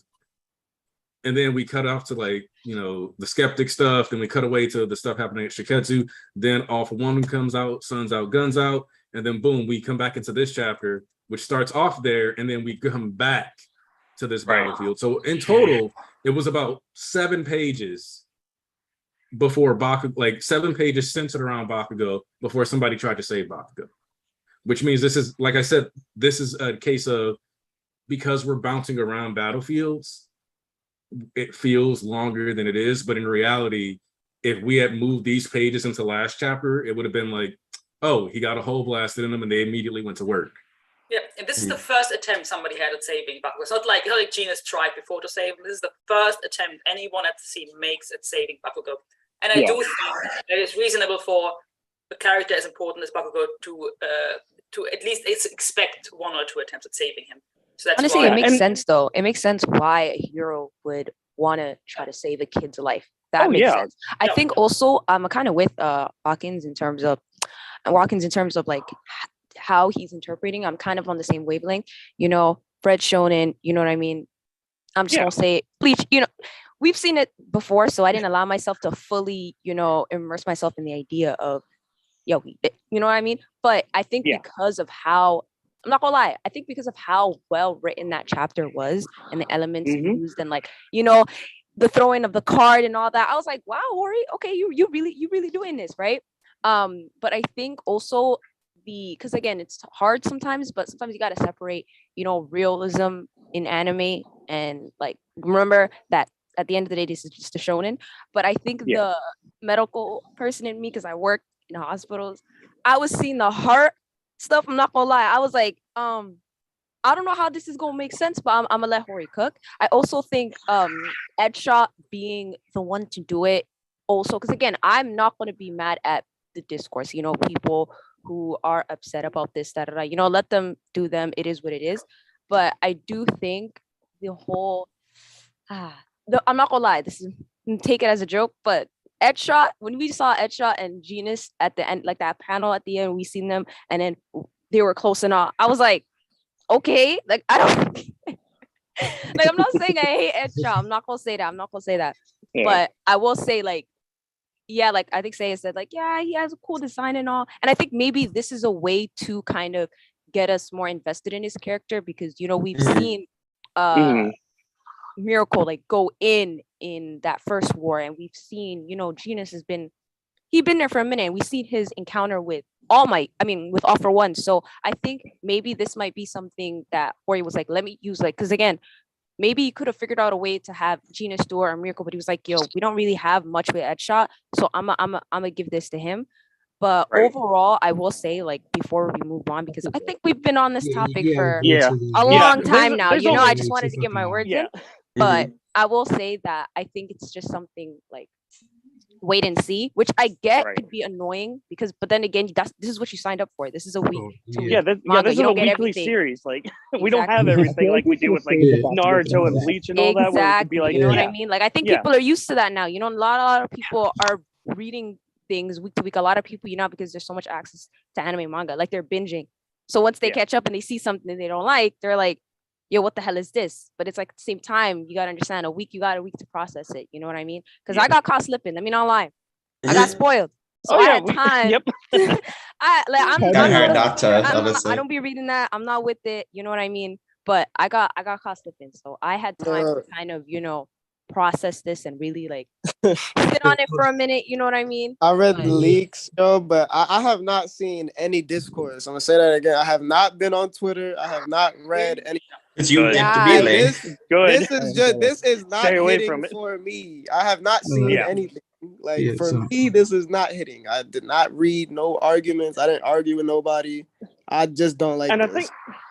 I think for me, the last thing I want to leave off on, so we can get into the other good stuff that happened, is that my other thing too, Shigaraki's still there, and nobody can really like stop. That's what I said. That's what I said earlier. That's all like. That's all like. Shigaraki literally turns his head. And he's staring at him. They're gonna. He's useless. Like he's not gonna let this happen. It doesn't even make sense to let this happen. If Deku was kill him again, bro. Like what's gonna stop him? Exactly. Other than Deku showing up, but then like if Deku was there right now, then I'd be like, okay, great. They can heal Bakugo, revive him, all that, fine. But he's not there. Shigaraki's still there, and they can't do shit to him. Like. Bro, I said that. We finna move on. But that's what I. That's can what I say something and use that to move on? And that's what I want to end with that. Yeah. Because I wanted to say one more thing, but which also segues into the next topic, which I something I like about this is that I do think that for the longest time now, heroes have been kind of dragged in the sense that the villains always complain about how bad heroes are. So I think in this case, and we always see kind of bad things about hero, like heroes quitting, and talking about how Deku will kind of reform how heroes are supposed to work. So I think it is actually a good thing that we actually see current generation adult heroes show how much they're willing to sacrifice for good things ultimately for the next generation. And this is also something that was brought up in the US thing. So maybe we could talk about that next, because I think that is most thematically most neatly connected to the Headshot thing. So probably. So that's that's the point of missing what the chapter was about too, in a sense. Like I said about a couple of chapters ago too, when we were arguing about that nigga. The Fisa, you brought up a great point about like what point this was. The point that's why I said in the beginning. The entire the fucking chapter reads, "What do you wield your fucking power for?" And that shit was like, "Why we wield our power?" Like it's on both sides. And it was talking about all for one. What do the villains wield that power for, and what do the heroes? And you have that coming in full effect. When what fucking Akbar said to fucking the president, he was like, bro, you being a bitch ass nigga right now. You being real bitch made, like, nigga, what you doing? Like, bro, we not finna get neutered and get our nuts taken like some fucking dogs just to bow down to Shigaraki. We need to fight. We need to bear our fangs. He was like, remember what happened last time? Like, no, nigga, we don't need to give up. All the United Nations are talking about who's going to get Shigaraki's favorite first? Like, we got goodies over here for you. Look at Discord, like type shit, like bowing down before the shit even really started. It's like y'all made a preemptive strike, but that was reckless. Okay, but if we band together now, we make this strike. You could really help change the tides of war, logically speaking. You know what I'm saying? Like that's the point of what Edshot kind of doing, but for reasons we're not going to get back into. But the point of these niggas getting some respect for me, because it's so funny. Tarnish was there, and me and him be chatting all the time, like voice notes and shit. And it's funny how we were like, I need the heroes to really be doing some shit like Endeavor doing for the rest of the war. But I ain't mean like that, nigga. It's so funny, like you careful what you wish for, nigga. The other thing about this is that we know that Shigaraki is not going to play nice. We know that Akbar is right in that. Also, I also want to zero in on AFO a bit, because especially because with him being, fused with Shigaraki, who was already ridiculously vicious. If you remember what he said, he was like, heroes aren't the only ones with a monopoly on the big sacrifice play. Mhm. So it makes sense that he's being juxtaposed in this chapter because of what he says, even, which you remember I was asking, like, all right, how are we going to get around this? Because if there's going to be 2 AFOs, what reason does he have? And then he explains it here is that, like, he's not going to be able to stop the rewind. Vanishing. Thank That you. was one of my theories for what was going to happen. Consequences. I love it. So first of all, speaking of hold on. Do we now think that the US is going to play and potentially other nations are going to play a role again? Because if so, I thought it was kind of weird to bring the USA back in because it seems to Akbar make ain't the going out story like that. longer again. Like this is something where we can. Wait, they killed him? If the US is going to play a role, No, then I was it's about not to going say, to I end thought he was anytime alive. soon in the story. So my thing about it is I might do something after the war. But that's the thing. Maybe. There is no real like. Well, we can help y'all with Red Cross relief. Like I said, like what despite what's going on right now. So like it's like, all right, if we really ending this all right here, why the fuck do we keep bringing up America? Right? Yeah, now? I actually saw this scene and thought this might not be the final arc after all. That's why I was like, it's so funny. But I mean, you could always take it in different interpretations. So let's spin the chessboard around, look at it from fucking 700, like a different angle, right? So let's just say like, oh, this is really just trying to build the end of MHA, so to speak, and it's really trying to hone in Deku's the final hope. Because like once again, nobody can stop shooting. All the villains looking bad here, left, right, and it's like, and if it would be an ultimate moment, I know how we would feel Deku really. So I know how someone would feel Deku took out Shigaraki while he a little bit too inexperienced. But let's just say he was ready, right? And there's no hope anywhere, but the Deku comes in and saves the entire world. Like United Nations, everybody gonna be recognition type. If you want to look at it from that angle, yeah. But at another point, it's like, look at it like this. It's like, all right, bro, you could also bring in like there's various routes you could take. Like he also bring in like, it's just like Star. Everybody was like up against this shit, but not everybody finna be like, all right, what the government says we gotta do. How many times we seen a movie or a story, niggas like, fuck the law, nigga. I gotta do what I gotta do. Cause I'm not finna go down like this. So I can see a group of niggas, ragtag niggas like, yo, we the last defense squad. We came in on our own to support you guys. We'll just like Star said, we'll focus on the red tape shit later. We'll focus on that later because the stake of the world is actually we don't have time to play. Oh, did I get clearance? Did I not? My president doesn't want me doing this. The fate of the world is at stake here, nigga. Like we could potentially be seeing heroes from other nations like step in and be like, all right, well, my country doesn't want me doing this, but I'm gonna still step up and do what I want. Nah, they saw. They're not coming. If we do, this can't be the final arc. This is something Exactly. I'm kind of thinking about because of all the things we have to get through, like Twice and Kurogiri and Spinner and whatever. All the stuff we still have to do. Oh my god, I forgot. But if we now add America, this is not something that can be handled within this day. Like if America wants to send troops, they're going to need it what I will say about this, what I will say about this is, well, two things I'll say about this. One, there was a theory that this war goes on for more than a day. How that works, I don't know, but it's a theory that's kind of plausible in a sense because you don't know when I was backing that theory because of Troy. I was like, why would you introduce Troy, a new hideout for the students, and we never go there again? and like it wasn't used for like anything. And then another sense in that too is just like we don't know when this thing kind of took place, right? Too, right? Because this could have been prior to, you know what I'm saying? Because it was like how much time they had? They still had a week. But I honestly, nobody pointed out the scenery, right? Like on that. No, I talked about that when I was reading. I was like, "We are all for one" is a sign in America right now. Bro, there is a nigga getting shot in the street with the blicky, son. Like, are we acknowledging like there's a pole into a car? America is fucked right now just for losing Star alone. Yo, it's literally what Aoyama said. Like the world is getting plunged into a dark state. Like before this war even started. Off what I already said, like almost a month ago, I got niggas everywhere. I also, if you look back, Akbar almost got shot. They were like they tried to slide on him. Like, what you pulling out your chest, man? Yeah, Seth about to talk. I'm sorry, I have to chapter 1 mention because this is the big scale of what goes on in chapter 1. In chapter 1, everyone is standing by waiting for the heroes or the good people to do what they got to do. They're all just watching. It's like even the heroes are like someone with a more suitable corporal arm. It's like this is the big scale of that. This is everyone is like, okay, look, it's better for us if we just stick to the side. Maybe we can just play this right for us. We don't need it. That's what appeasement broadly is, and without even getting into actual politics, it's just a very real thing. It's like, do you intervene or not? is it To moral add for on you to to that intervene though, or not? I And will say though, there, seeing Deku pull up, because I think if I remember correctly from chapter 1, when Deku comes in, some of the heroes look and are like, oh wow, he did something while we were just standing here. So I also think once Deku pulls up, because right now, let's be real, we're only getting the American standpoint view of them kind of like watching it sitting by. But I'm assuming other countries are kind of doing the same thing. They're watching and they're like, yeah, we're not trying to get into it, but we at least want to know what's going on. And once they see Deku come in and see, oh wow, they got some real niggas there. I think it might open a conversation of kind of, because like, even though it's like we're focusing on Japan and it's kind of difficult to kind of incorporate a lot of other countries and their perspectives, I think this may open up the kind of discussion of having more communications with other countries, because sometimes if you just leave things in one place, you never know if it can like come in and invade you. So I think them seeing Deku ultimately, because I feel as though a lot of eyes are on this that we aren't aware of. And, you know, Skeptic, he doing his thing.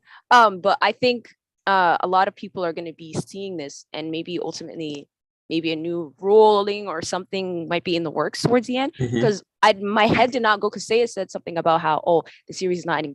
My head did not even go there, because there's still a lot of things that we still need to see with the whole Toga and Twice thing, Spinner thing. Even Stain, like we just saw him 2 seconds. I'm like, is he gonna do something? You know what I mean? All Might, you know what I mean? So it's like there's so many things happening. So maybe this might get extended. I don't know. I do want to say it that doesn't Hori, feel like anything, whether it's this arc or whether there will be a second arc or whether there will be like a spin-off, whatever. This doesn't feel like it's going to end by December. It doesn't feel like No. And this is one of those things 100%. that I personally didn't feel like we were in a position to end in December. And I've said that before, you know, people just was like, copium. And I'm like, nah, my guys, this really don't seem right. And now we're here and it's like, yeah, everybody's like, oh yeah, like this isn't ending by December, which is also fun because I don't hear a lot of the, well, it's all going to be rushed and ending this month or this year, people standing up and going, all right, I was wrong. We ain't seeing none of that. Yeah, it definitely doesn't look rushed. Like it feels like if Horikoshi were in a situation where he had to end the story by December or wanted to end the story by December, he doesn't have to bring the US back into the story. He doesn't have to. Yeah, that was a whole other. Like I said before, honestly, and I told I don't think they'll play a huge role for the US. Like I don't think it's going to be this big dramatic, we're going to go in all guns blazing thing. They're going to have like an option to help of some sort, and they'll do it. I don't think it's going to be this, because this fight is going down now. What are they going to be able to mobilize in time before All For One, you know, wins or loses? That's how I see it. Like I said, you're really muffled, bro. I can barely hear Seth. I don't know if anyone's gonna tell him. Yeah, I mean, nah. Very mumbled. We on the same boat. Sorry, could you hear me now or no? A lot better. I just turn up my volume whenever. Hey, Ponzi. No, I'm sorry. But I was just saying, like, I think that America is like, they're gonna have one option or so on the table, and they'll like execute it basically. Like this fight is going down now, and I really don't think it's going to drag. So I don't think this is a sign of a more prolonged thing. Personally, I think this is just. But you guys don't think the president's going to change his stance? That's what you guys are all feeling like. So I'll say just like this. I'll say just like this. Mostly it'd be a ragtag. Like I said, they're not going to all of our heroes go aid Japan. Like I feel like he's going to make some niggas and they're going to get what they can, and it'll be like a good little dream team. Shout out to Zero Squad. We know how that happened, but you know, like they'll get some niggas. They give some heavy hitter niggas. We'll go in. We aid support where we can. Type. I don't think they're gonna like. All right, we 200 soldiers deep. We invaded like the USA. And another thing. Well, before you go back to that, Aniki. Another thing about it ending. Like I said before, why would you? I told y'all what a headliner fight was. Why would you put something that's been set up for like a understand narrative weight in All For One versus Endeavor versus All For One being one of the best fights in the series right now, right? But what had set up prior to that, way long before, what was the theory since Forest Camp, Shoto and Dabi being brothers and them having a fight at the end? That trumps All For One and Endeavor as far as like headliner fights and setup and anticipation. So like I said, he could have just, if he was rushing it, he could have did it in a very like linear He could have had Dabi get packed up in 350. Yeah, he could have had that, or he could have just had these niggas all go through a fight like set up like, oh, we on this lesser battlefield, less important. better. Climax Shigaraki and They announced that every Battlefield Dabi is defeated and then he got back up. So he's not rushing. Yeah, it doesn't feel like rushing. Like bringing the US back also now with whatever spy action they have going on at UA. It's not something he has to do if he really is in a I do want to comment on the panel where the person says there's already a standoff between the world's developed nations that we wonder if will be the first to earn Tomura's trust. If he was rushing, he would never give us this content. And this has been a common saying throughout the war. Hori is taking his time. He's expanding plot points. He's even adding new ones. So saying that Hori is rushing is kind of false, in my opinion. Well, the story has not been rushed. It's never been rushed. And to a certain degree, like, for example, when All For One brought up, like, basically, like, yes, my guy, I'm very pro-capitalist and proud of it. And I intend to utilize a free market. There were people who were like, I don't understand where this is coming from. And it's like, you really can't figure out where this story that has constantly centered on hyper-individualistic culture and false meritocracy to a certain degree, because the reason why I have to say it's a false meritocracy is because if it were actually about what you did, Endeavor would have been the #1 hero for a while. Yep. It was directly stated that he had solved more cases than All Might. So it was never truly a meritocracy. It was one that who you knew, who promoted you, and who gave you the big ups could lead to a massive improvement. To a certain degree, like Endeavor being #1 while being the 4th in popularity goes to show that he was an exception to the rule, but not adherent to it, especially with Genus being, out for like 6 months and still being #3 on the chart. And so sometimes what this comes down to is it's rushed because they weren't looking for or acknowledging other plot threads that had been set up throughout the story. AFO has always been a scummy guy in a business suit telling you he can give you the best deal when it's really beneficial to him. That's always been who he was. So for him to be like, yeah, my goal is to create a world where everybody is effectively going to try to make deals with me or rely on me is 100% on brand. And yet somehow it confused people because they didn't follow All For One's character or really pay attention to any of the decisions he made, because they took value in the surface level take of, well, he went to prison, so he's going to stay in prison, instead of ignoring the fact that this man was joking and laughing in All Might's face. And one of the constant themes or like things that was brought up throughout the story was that the strongest are always smiling. All For One smiled more than any other character, even while in prison. We regularly got cutaways to him being like, I hear my brother, and all kinds of other stuff. Teasing. The idea that he was just going to be completely discarded without at least it being a battle was insane. Who had that thought even? Who was thinking about this? So, hello everybody. First thing to say, because so yeah, this chapter. You know how many times I was almost getting spoiled. I see so many people getting angry on the chapter. Started with Shibi. He put Bakugo as a thumbnail with a poo, with some poo next to it. I thought to myself, okay, what's happening? Emoji. People like this emoji. I see he's posting trusting Horikoshi. We're gonna see next chapter. I was thinking to myself, what's happening? What's happening? Just reading this chapter, I thought to myself, okay, is it that bad? I thought something really worse was happening, literally. Do I think that this chapter is good? I love everything before the last portion of the story. The last page. Is freaking the last page. My favorite part of the chapter is the first 2 pages. I'm not bro, gonna that's it. That's it.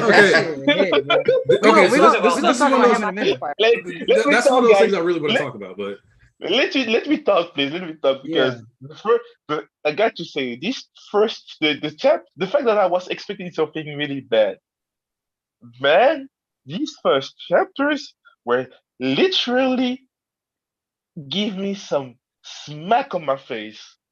All for what?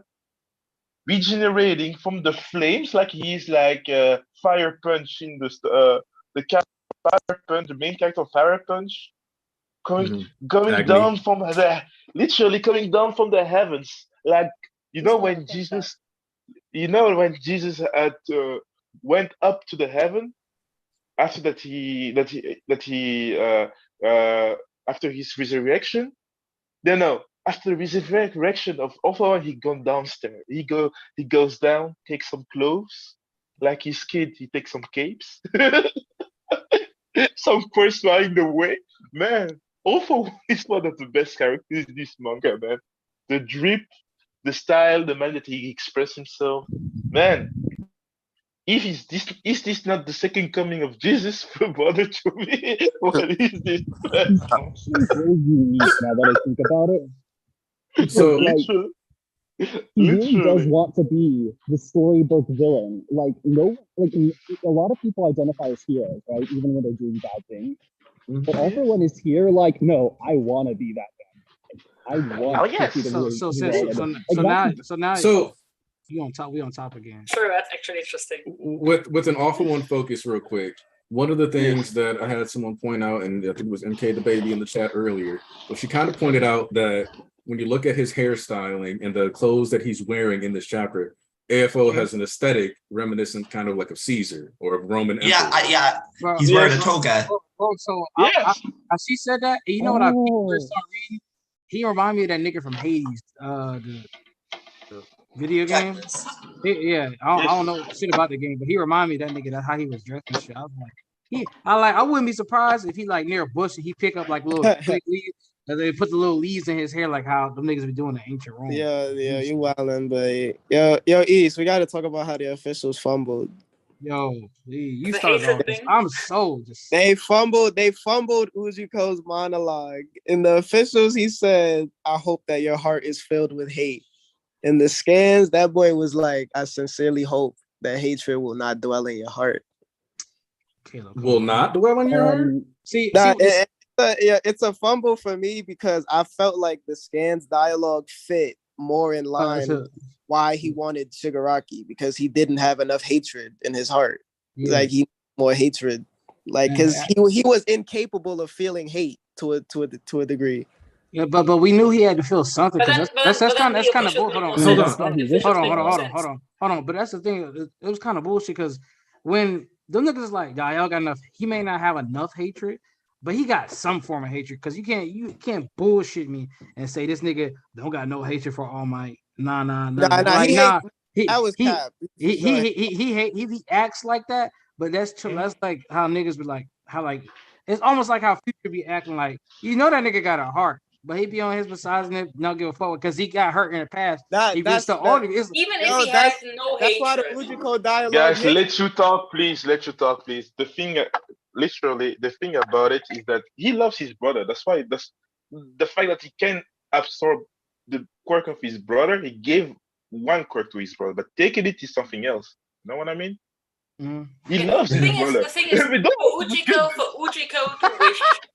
to wish that AFO has his heart filled with hate makes absolute sense, because AFO doesn't have a heart filled with sense, because AFO wants his heart filled with hate so he can take One for All. It's like wishing that you get what you want. AFO wants a heart filled with hate. That's why he did all this thing with Shigaraki. And Ujiko wishes for him to get what he wants. Because Ujiko's logic, in my opinion, in this scenario, is still, if AFO could have a heart full of hate, if AFO could access and take the quirk of One for All, if AFO could get back the original All for One that he implanted in Shigaraki, then instead of him having to support Melvin, who is an amalgamation of his master, and Tomura, he would get to still just support AFO. Me and Terrence already realized it. That's like not when we say fumble, it's just like the scans dialogue hit for me was because like he said, "I hope hatred isn't in your heart." So it wasn't like All for One had no hatred, because we know he has hatred. It was more like him. It was more like him asking him to not let that you know what I'm saying, get in the way of what he wants to do. No, I absolutely get it. I absolutely think that for a villain to wish another villain that I wish you had no hatred in your heart would be like a lot more complex than They're for a villain to they're say to another friends. villain. I wish you Uchiko had and a All lot of for One hatred. are friends. Like So- they be in the lab together, experimenting on Nomu. Let me address this too. Tag team and tarnish, because you know how it go. And backing off of that too, I don't care what nobody say. He really fuck with Ujiko. I'll battle anybody right here, right now that he don't fuck with Ujiko. And you know why I stand on that hill and I battle anybody? It's because of this. You may ask why did he not get Ujiko this entire time, but how are you supposed to find out where Ujiko was specifically kept this entire time? And then he has to watch over Shigaraki this entire time. But guess what? If you could just let them sit, all you have to do is wait until Shigaraki's complete. Then there's absolutely no hiccups that you can really do to prevent Shigaraki. Even now, it's like Deku ain't there. It's like when we have Shigaraki complete, they were not bullshitting when they said, bro, once he complete, ain't no stopping this nigga. Right now, he don't have quirks and they can't stop this nigga. Let alone, yes, I know Deku not there, but you got these niggas here. Even if they had one more person, it wouldn't matter. He don't have quirks and he still cannot stop this nigga. Like for real. So imagine he had quirks in his region, he would have killed no plot involved. He would have literally killed everybody there. So all you had to do was like, all right, when my dreams come in, then we could just bust you back out. There's no reason to jump the gun of anything. Like all we have to do is wait a second and bide our time. It's not like I let you sitting there for 500 years. It's like, nah, bro. Let's just give me a month. We get Shigaraki right where he need to be. I gotta watch over him. And nigga, when we get out, it's over with. And people that say like MK trying to say like he's tools. Guess what I recall Aniki saying back in NBA when Shigaraki's having this flashback? There was the node and the nod that made me see Off One in a different light, and he really respected Uchiko on top of the flashback Uchiko had, because he actually respects that nigga. He held the umbrella for that nigga. When Aniki pointed out, I never peeped out on the first read. Aniki pointing that back out, I was like, he give a fuck about Uchiko. Say what you want about the Shigaraki shit or this and other. That was his partner, bro. That is his toxic bestie. That is his toxic bestie. That is his fucking partner, bro. Like that's his oomph. That's his partner in crime. He never had to lie to Ujiko. Never had to cap to him. Because like Ujiko would never double cross him. My thing, because the thing about this is that Ujiko is not manipulated to do any of the things that he does for AFO. Yeah.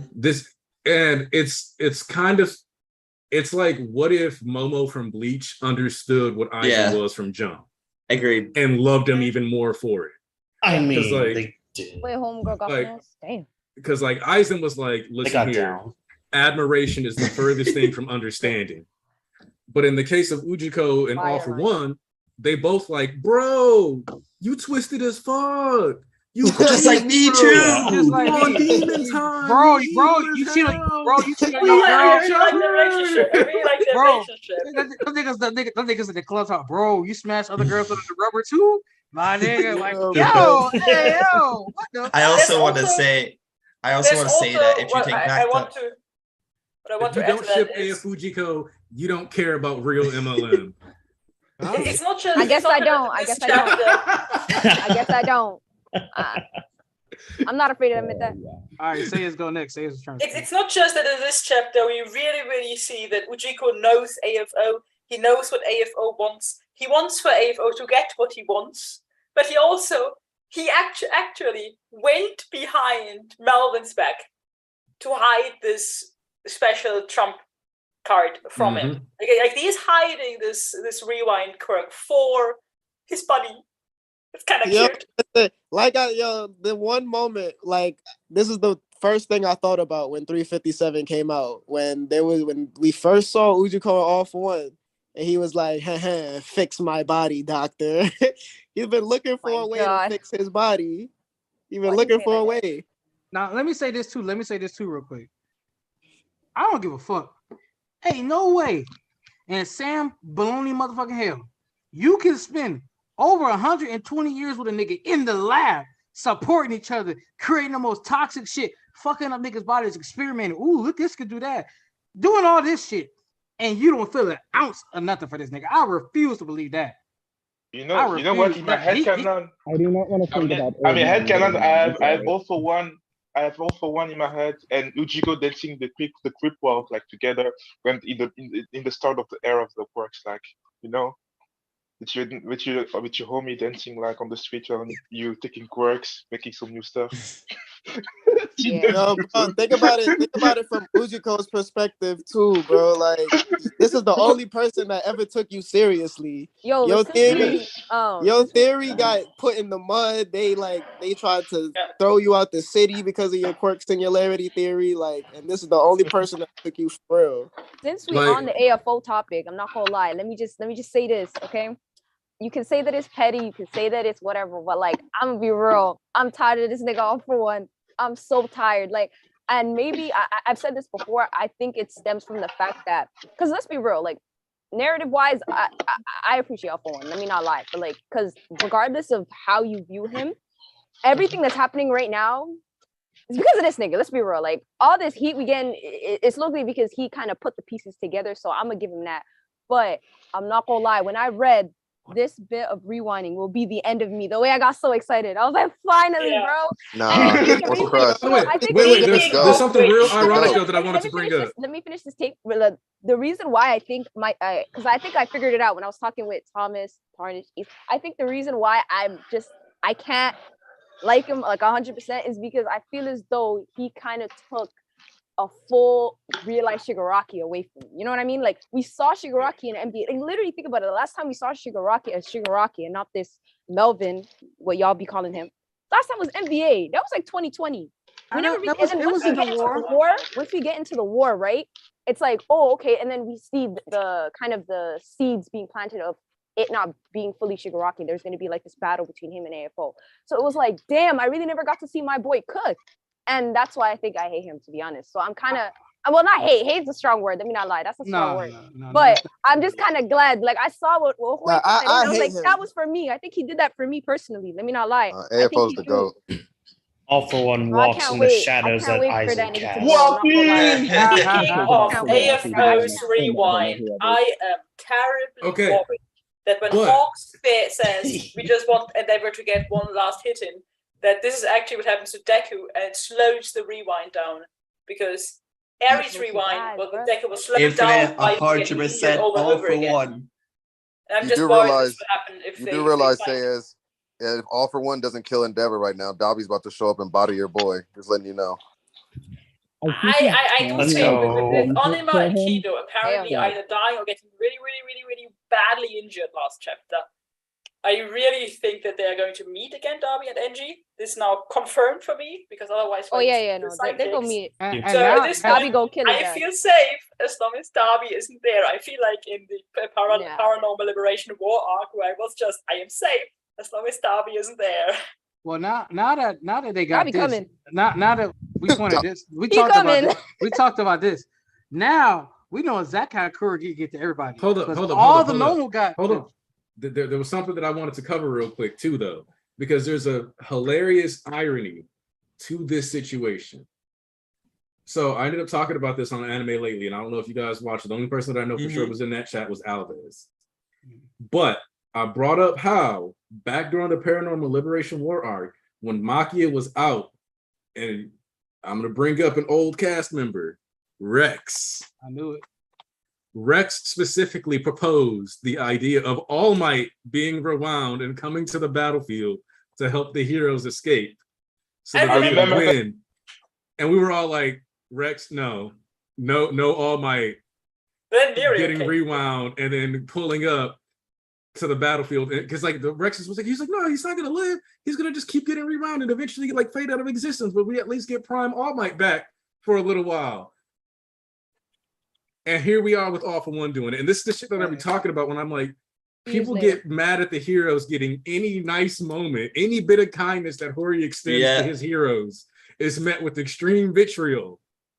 But when the plot be going burr for these villains, oh, it's all Ross by Kino or Horiko. Bro, dick in hand. Like, you know why it's wrong though? Because they'll say niggas like looking at this. Because you know why?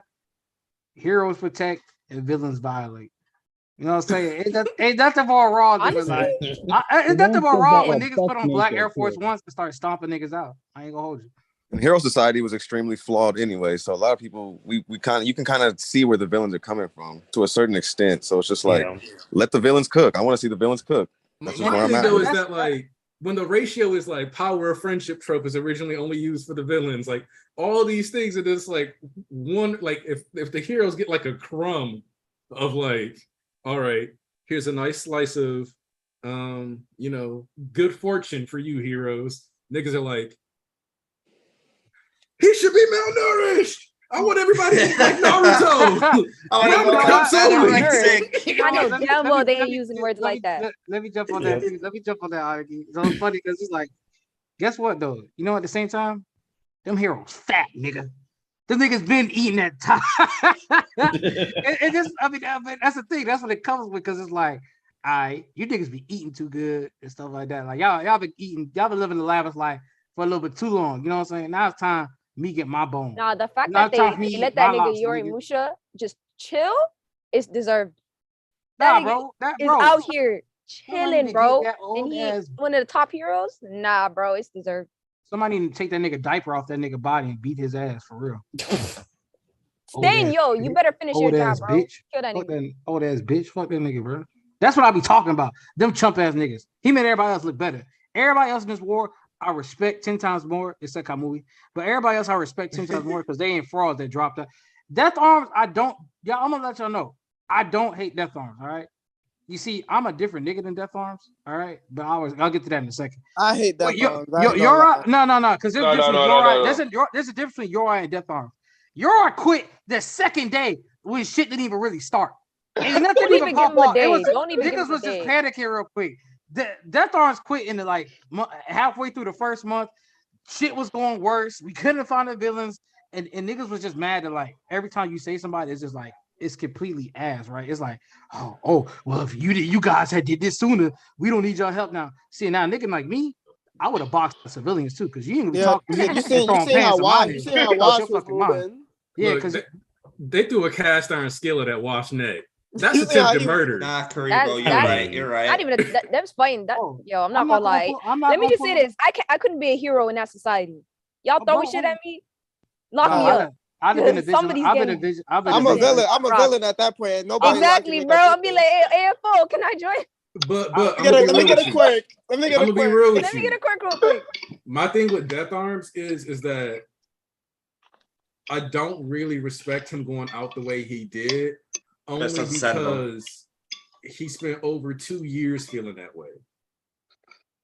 Mm-hmm. Because he was like, damn, I guess I'm gonna watch these kids die because I don't feel like I'm strong enough. And like, I want you to think about how Endeavor could not reliably fly at the start of the series. In Pro Hero Arc, he was able to like kind of keep himself from falling, etc. I'm just not falling. Like he was like, I'm Buzz Lightyear in this bitch. I'm falling with style. And now we got him just coasting, flying, doing whatever he got to do to make moves happen. Why was Death Arms not out here trying to pull, trains, whatever, trying to raise the upper limit of his quirk? Why, like, and if you think back to the sports festival, when Comley Woods, notice it was Comley Woods and Mount Lady chilling with him, two people who stayed on a job. And when she was like, oh yeah, we're working on like teamwork and all this other stuff, and then Death Arms was like, but yeah, the other way to look at it is we got to compete for popularity and who looks the best and all this other stuff with children. Dude, I don't give a fuck, nigga. I'm getting paid regardless, and I'm doing my job.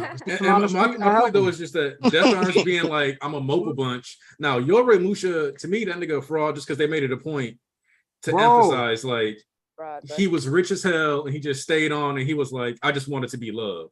Bro, that's what I'm saying. I'm like, bro, I can't. That's what I'm saying. Like, bro, I'm not gonna be on that nigga Death Arms head like everybody else. Because at least he fucking tried, bro. And then it was like, I'm just sick of this shit. So how long you like if you in a relationship with anybody or something like, and they not valuing or respecting your time, your energy, when are you gonna love yourself, nigga? I'm not finna. Like I said, I'll just be on my shadow gimmick, my anti-hero gimmick. I'll be in the streets doing what I want to do. You niggas don't appreciate it. I smack you and break your face with my big ass arms. and I'm gonna keep it pushing. Save yourself next time. I Okay? will say though, Save I your will damn self. say- Because if I you will gonna be say that, bitching, I could be in the crib. I could be in the crib, Okay. nigga, playing 2K. Okay. I don't play 2K. I can play whatever, bro. Okay, Fortnite, whatever it be. Ish, And you roasting on me? Nah, say yourself. Yeah, I next will time. say though, him Ish, being there for 2 Wash years though, Wash him is being way there for colder 2 than Death years. Arm. At least Yeah, Wash I will took it say though, out. him being there for 2 years though, like again, Facts. he's not really that, pivotal to the story. So we're not really gonna get the psyche of him and his struggle, whatever. But I will say him being there for 2 years and thinking like that, we could argue that he was like, you know what, let me just keep going, let me just keep going. And then that event was kind of just like he was at a crossroads. A nail in the Okay, coffin. now this Wait, is- you know what else is crazy about Death Arms though? For real, why I really don't got respect for him? Because he popped it off in the first war. He was the one who pulled up on Slide and go like, nigga, Despite what's up? the first move. I think He that made should the be first move. credits to him, despite the feelings that he had, he still went in like that, because we were seeing a lot of people leave, you know what I mean? So, and they probably had that feeling of this shit kind of whack. He was like feeling that way despite that in that first war. Because I remember what you're talking about. Like he went in and then was like, okay, you know what? Let me just continue. And I think it was the because let's be real, like Aniki brought up, like he was like, oh, popularity. Maybe that also plays a role, because the difference between the first war, when he went in and the aftermath is that society turned their backs on the heroes. So maybe, some people have thicker skin, some people, words cut deep. Like what did Zabuza say? What was that his name?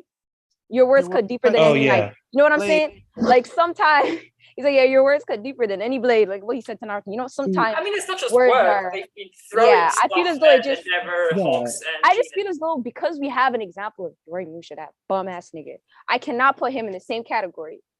No, they're not in the same They're not in the same. So it's like that nigga. Yeah, he. Yo, deserves it. I say can't that. wait for Space to I slice say that this nigga about up. Death Arms. Death Arms, he got a spot in the anniversary page. Yorimusha did not. Yeah, it's also the thing that we knew Death Arms before. Like for Yoro Musha, the only thing we know about him is that he was a top 10 hero and then he just quit because he wanted to be loved. You want to take his We pension? And he had money, bro. know a bit more Not about only Death this, Arms. That's he another was reason. recognized- That's another reason to Guys, hate guys, people too. You can hate people because they have more money than you.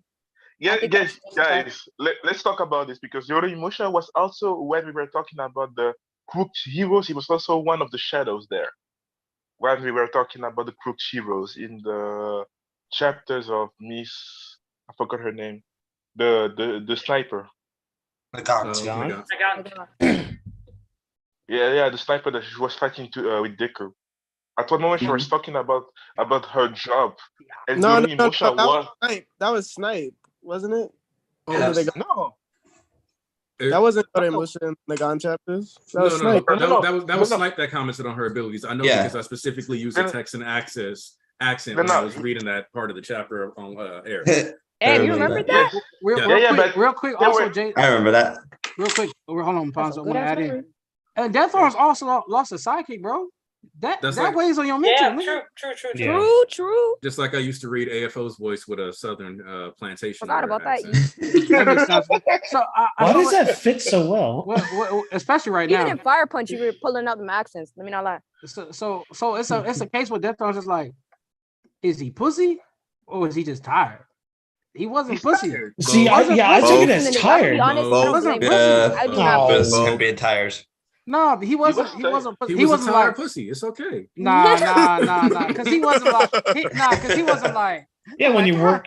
No, you know who more bitch made is the president of the United States. Because he wasn't like, tomorrow's coming. Please, I don't want So can we agree then, East? Can we agree that Wash is better than Death Arms? Yeah. Well, right now, Wash is Wash is a goat. Wash is a goat. Come on, thank you. No.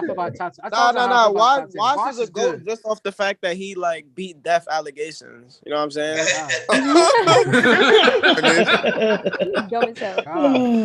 That's okay. Oh, hold on, because that's little asking why I be roasting Kamui. First of all, I put a lot of respect in this nigga name for so long, even after the war where he had failed me. I put some respect. And once again, after seeing everybody pop off the way they doing left to right, this right, left, he go with the same fucking move over and over. God damn, nigga, do you not know anything other than Licorice Prison Chain? I swear to God, you've been doing you 30 some years old, bro, and you still doing the same fucking move since the beginning of time. If you don't evolve, he got upgrades to his costume. I was like, he got upgraded gear. I was like, move. you about this? You stuck? Okay, nigga, just a fraud. I'm like, bro, you ain't did nothing but the same. Nah, Like, it's not a bro. fraud. Literally, Like, bro, he's one of the only. He was one of the only niggas that we know in the top 10 that's still fighting today, nigga. Nigga, I'm talking about strength. The top. Name any other series we talking about where you go by rank, and them niggas are what they meant to be. I'm talking about rank and power too. This nigga is not anything impressive, bro. Like real talk. When you talk about the black niggas of this top 10, we got only him and who again? Don't bring race into it. Don't bring race into it because my trump card for that at the same time Wash is black too. Because you seen the way that nigga looked over there. He was like, he got hit in the head with that bag. He was like, bitch ass nigga. It was like, wait. I'm a hero. It's like when a nigga in a suit, so he almost slip up and act like a nigga. But he's like, wait. I'm Ronnie White. I would never forget when you said he got mad East. I'm like, nah, he dead then. He dead then. Hey, boy Woods, he pulled Mount Lady, didn't he though? With Joseph Shiola coming through, popping in to say that this was a good chapter. I have big concerns for next chapter, but that's not this chapter. We'll worry about next week. Hey, Joseph. Yeah. I agree with that too. Joseph, like I got to say, positivity and hope. Yeah. Gonna have to rain plus, I think people kind of, because again, I guess it's the last thing that people saw. So sure, but like, I was just one page. To dismiss the rest of the chapter as being trash, like I get the whole when we got Bakugo's situation, right? And that was like 80% of the chapter, and then the Tamaki thing was like, let's say like a 1-2 page thing. So I understand that kind of being pushed to the sidelines to talk about Bakugo because that was a lot of the pages of that chapter. But this right here was just one page, bro. I'm like, yo, you can separate that and you can talk about the fire that was dropped this chapter. You're right. That's the thing about it is that people are dumb. People are dumb in general. That's the thing. People think about they can destroy everything in our eyes. Okay, that's how they think about it. We got. And next to if you think about it, look at the stuff with like Cassie real quick. People kept saying Cassie was a throwaway. Okay, let's talk about Casey later because the thing about Cassie is really important to talk to. The thing about Bakugo, the Bakugo situation, I accepted that he was dead. I didn't get finesse like that. Nah. Hey, I accepted that he was dead. Why? Because it was right there good with for you. the character. Literally, it was good for the story and the character.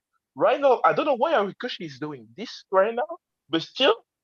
It was good. We are in a fucking war. We lost one of the most important characters. You will try to save me by using another character. Literally, that doesn't. Writing wise, the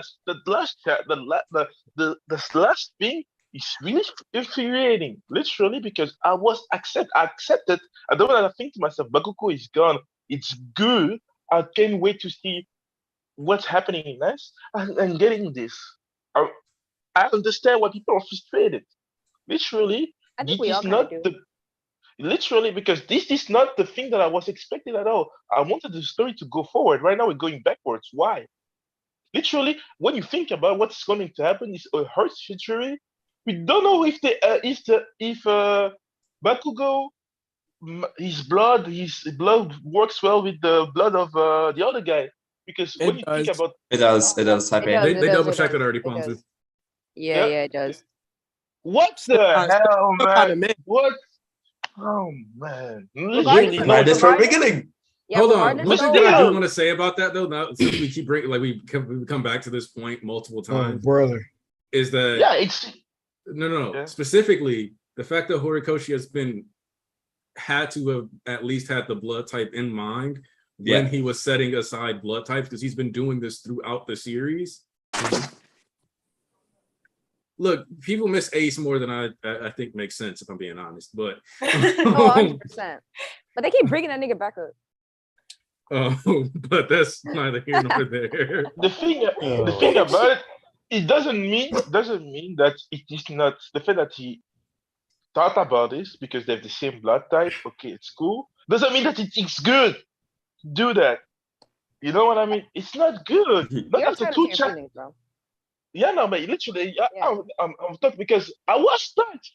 Literally, I had some tears coming from my eyes when I thought about Bakugo dying. Man, it's a little emotional manipulation. You feel me? Like, yes, I respect me. I'm a man.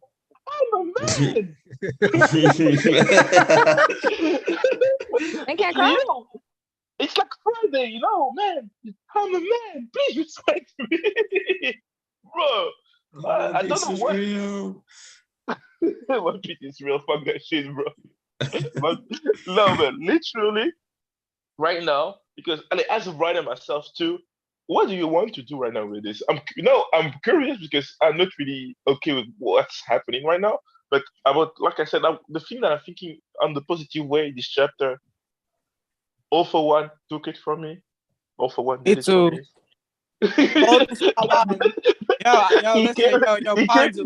Pondu. Uji Ko and All for One, real. Listen, tag team, my man. Man, listen. Since we talking about that, I don't feel like going back to that nigga, the whole debacle. Let's move back on to some gas because we need to talk about. We need to address that Cassie too. Oh wait, can I say something? Can I say something? Because Anaki mentioned it. So the entirety of Star Stripe, right? People were complaining about her inclusion. Why is he bringing in Star Stripe? Because Shigaraki will clearly kill her, and he does. And then people say, "Oh, she is a waste of time. She's a waste of character. Hori's just a misogynist. He's just taking out his hatred like Davi." And everyone's saying she doesn't matter. And Hori coming back and saying, "Yeah, she does matter. You didn't pay attention to the All for One fight where I brought her up. Maybe I could do it now with the American shit." And I love it. Because you just made me remember something. Remember the end of that fight when she was like, "As long as someone has the will of a hero, somebody strike you down." Yes. Like Cassie was like, it don't matter. I know I damaged you, and I know that somebody is going to finish what I started in this battle. Yes. And she didn't see. In fact, she didn't even see herself as the one who started the battle. She saw herself as somebody continuing that fight and being a part of it. Because I think one of the most important things about Cassie is how she died. Did she say Kathleen Bate won't decay? Yes.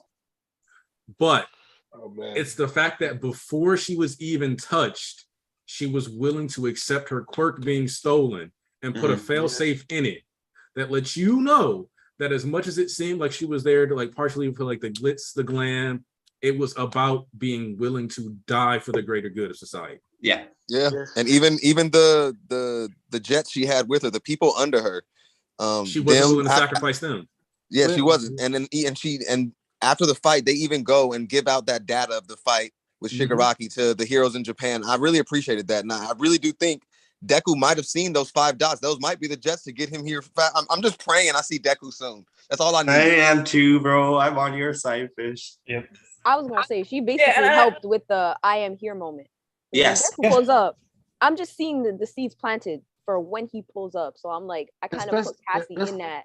Yeah, and I really like that because it's really, I mentioned this before, it's really been something in the story that heroes are criticized over and over. We're always complaining about hero society. Villains are always saying heroes only care about this and that. Heroes only hurt the one they loved, etc., etc. So it's really good to see the story actually putting some focus with Cassie, with Edgeshot here, on heroes willing to go all the way to achieve something, to protect someone, to save someone, to better society, actually do something good, while at the same time everybody is kind of hating on them. Yes, that's the thing about it. Literally, there are celebrities. There are the celebrities in the story.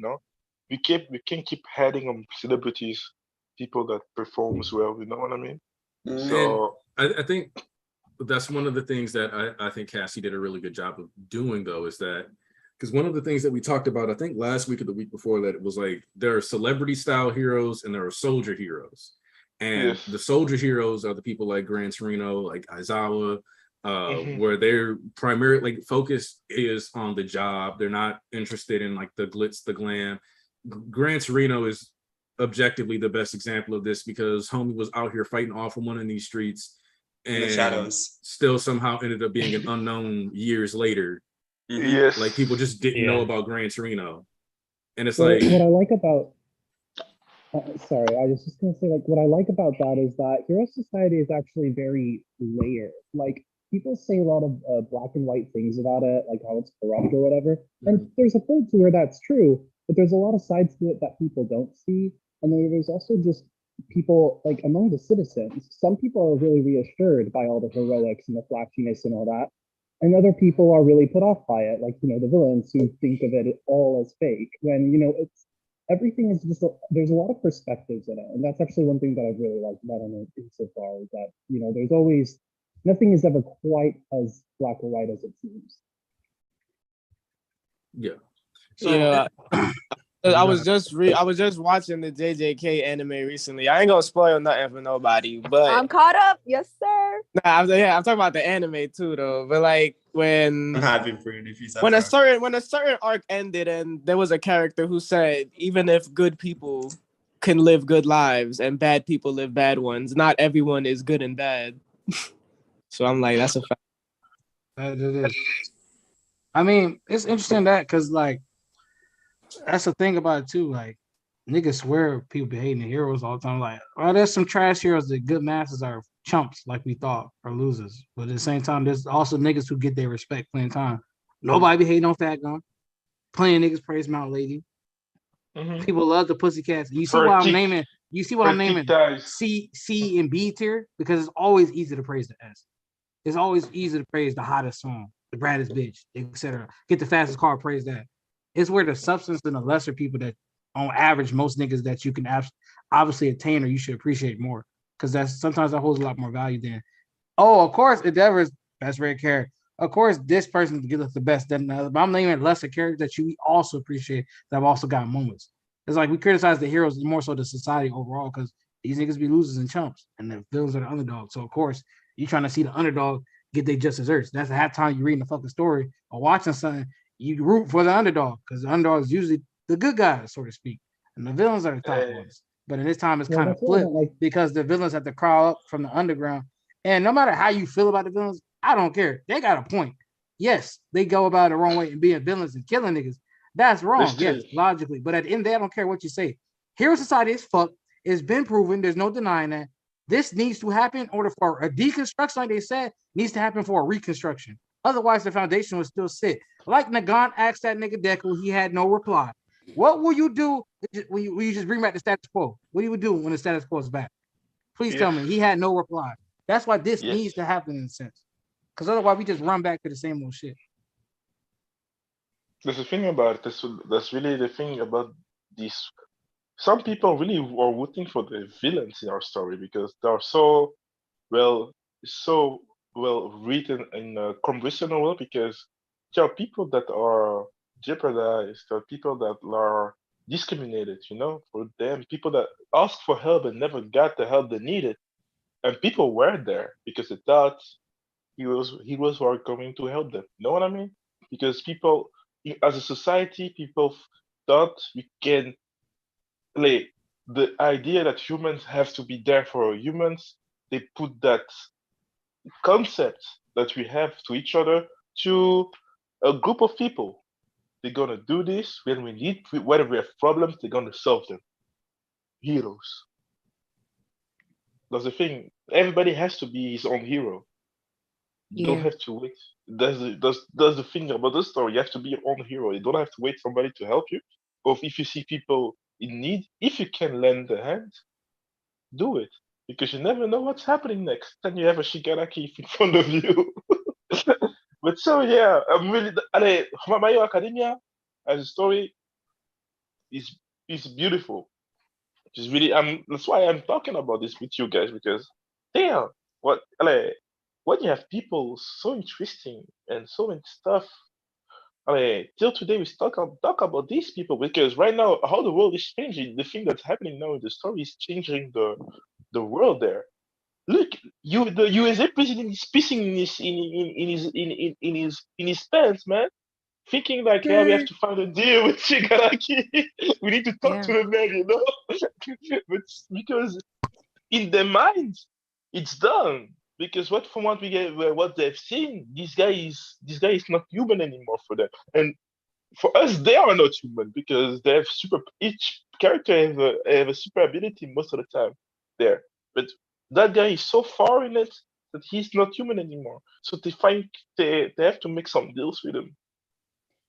And to add to East's point about Nagant's question to Deku, I also think a factor of bringing in the US right now and seeing them, I think that's also to kind of play a part in maybe potentially having not just the US, but all the other eyes like around the world. Because let's be real, I can't not think from this that the other countries are not watching this shit right now.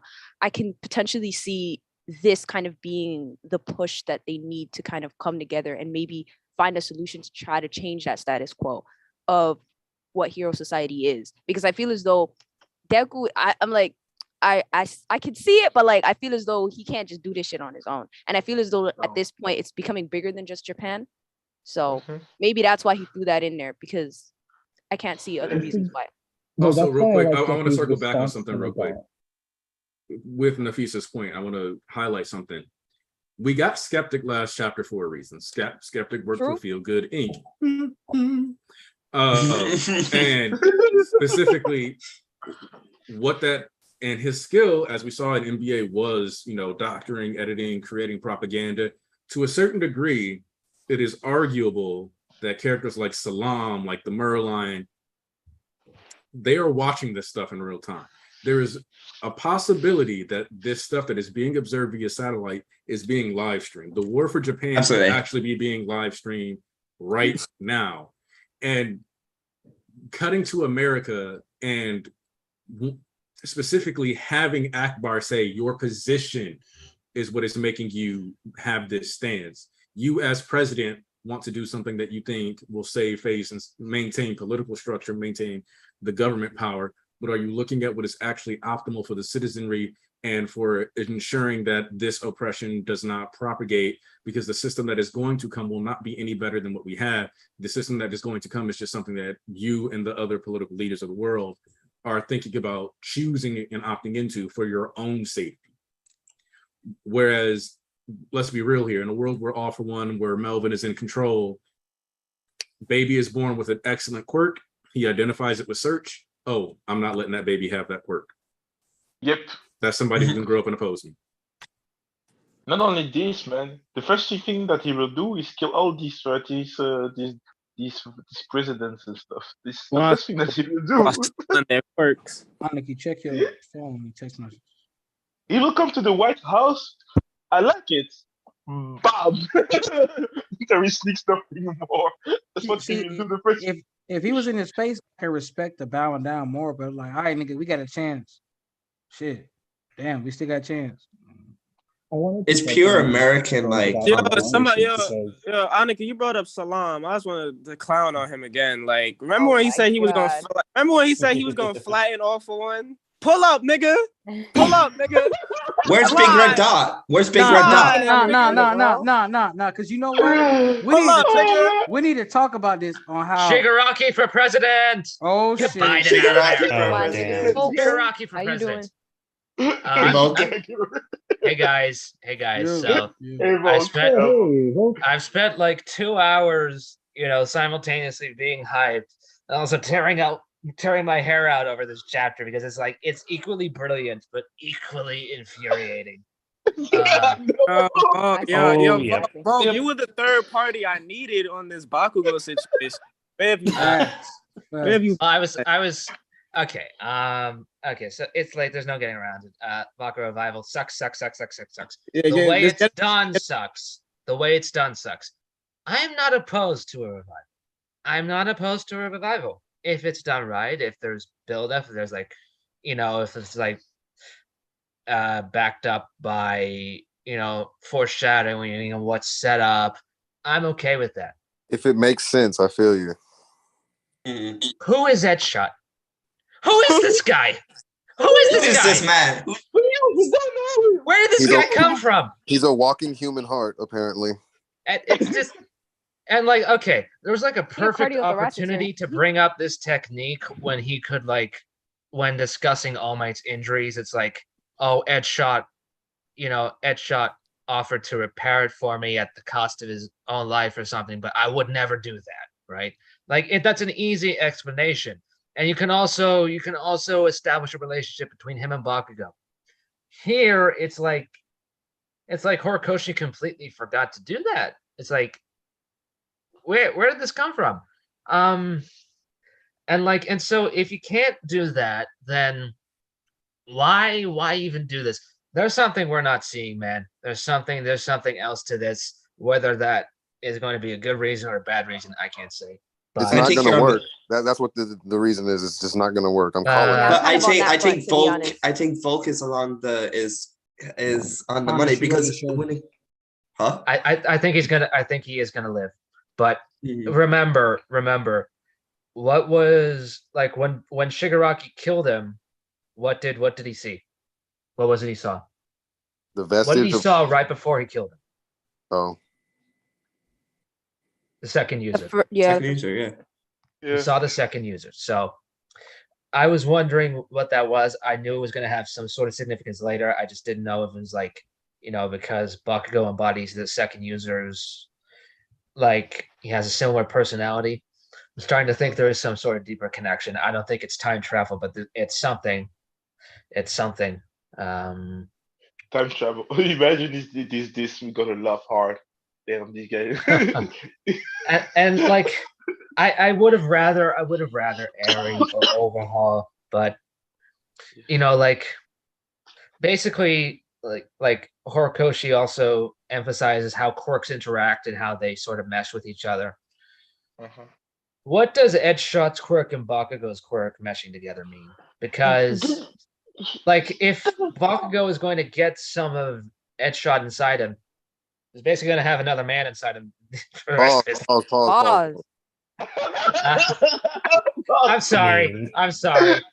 That was a good. Idea. No pause on that. No pause on that. I mean, what's wrong? You ain't never had another man inside y'all? Oh my god. You mean to tell me nobody in here has had heart surgery and had a man inside of you? Not yet. I have not. No. Remember what? I can't relate. Oh, remember what All For One mentioned? Remember what All For One mentioned about organ transplants, and it was sort of similar to him taking and giving quirks. That's kind of what Bakugo is going to mellow out because of this. He's literally going to become Bakugo 2.0. He's gonna come back. I already said this. It's Katsuki. After this, it's not Bakugo no more. I'm not calling him that. That's Katsuki. He's gonna be reborn. This is Melvin 2.0 coming back. That's not Bakugo. What if he gets like a little piece like of Edshot's quirk, like some bullshit like that? Oh no. I don't know how I feel about that, to be honest. He will have his quirk, literally, because it's gonna. He will have his quirk, so he will go inside of Melvin and destroy him from the inside. I hope that doesn't happen. Okay. I've also heard theories about Bakugo becoming, actually becoming number one somehow, but I don't necessarily see how him reviving means he's going to become number one. But it's also a stated goal over and over again. It's like, he's shooting for number one hero. Well, Todoroki is also shooting for number one hero, but that's sort of been downplayed now. So I don't know. That's not a justification for him being alive, to be honest. No. It's regardless, I don't know if we're even going to be able to see the full, not consequences, but like how this is going to work. Because let's be real. Yeah, sure, his heart, let's say that all works out. Bakugo is still very much damaged and out. He's got a giant hole. He's just gonna get up and be like, still Terminator shit. Just get up. I'm good. Like, he's got a giant hole in his chest. That's what I'm saying. So it's like regardless of what Edshot does, it's like he's still just gonna be lying there. You know what I mean? Like let's just throw in now Genius, he can heal or some I don't know, but like I don't know. What about all that blood? All the blood loss, the hole in his chest, and then even the broken arms from the hero's perspective. Check this out. From the hero's perspective, it's kind of like it's a little irrational in my opinion what Edshot is trying to do, because it's like he's like one of the top 10 heroes, right? And this nigga's already dead. We need you in this fight. We beat you in this fight. And Shigaraki's still there. He's right there looking at these niggas that's the thing. Why is he why just would gonna you stand there doing nothing? If you save his life, why would you throw this nigga back into the fight? Because he just to was get in murdered the fight. again. He was awakened, so he's gonna be even weaker than his original awaken, and he still got poked through the blasted through the chest. But So you're gonna have to get his lifeless body out of there, and then you're down another hero because they have to get him out of there. I don't see that. I really don't. Like, guys, and he screamed. The fact is, they couldn't do it silently. They couldn't revive him silently. He's screaming. He's screaming. I'm going to revive this kid. I can't let this stand. Okay. Let's just entertain this for a second.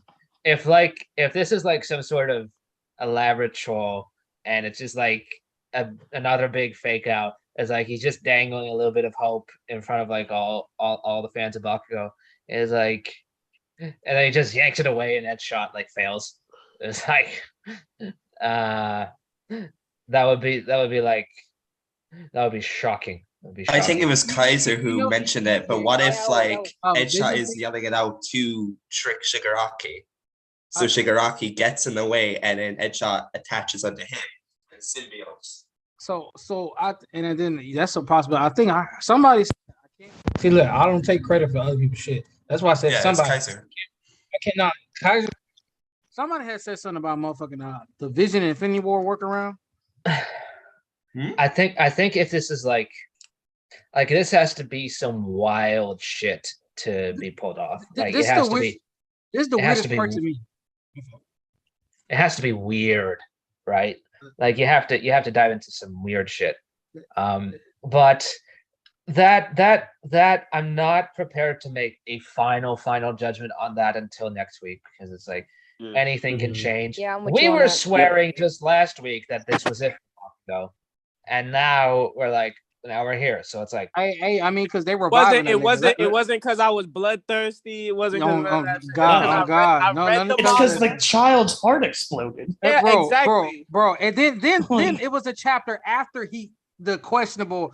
Is he dead? Is he not dead? Yeah. Then they said the nigga got no pulse. I want to hear none of that shit. They reviving him from the dead right now. All right. But here's another thing. On some fourth grade. My favorite part of this chapter is the United States stuff, where they basically say, we're not gonna fight.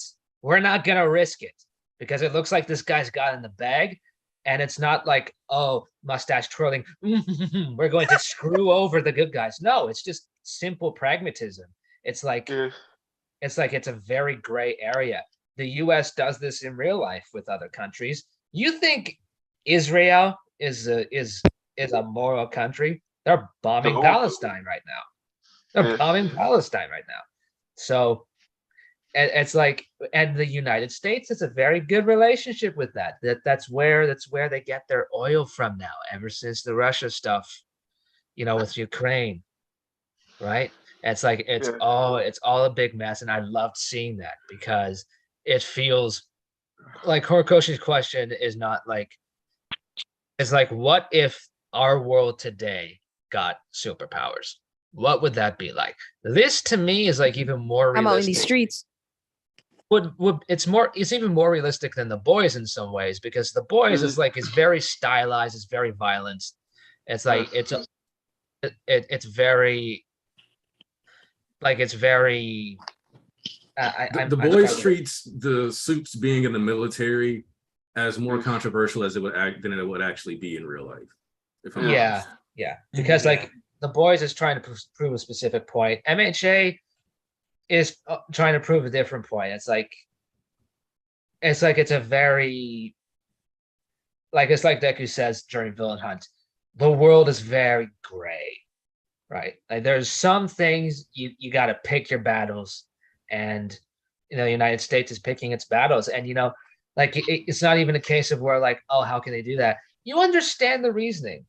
Like you're not meant to think that the United States government are some evil monsters, that the president is just a coward. He's doing what he thinks is best. It's the wrong choice. It's the wrong choice because he's going to screw everybody over anyway.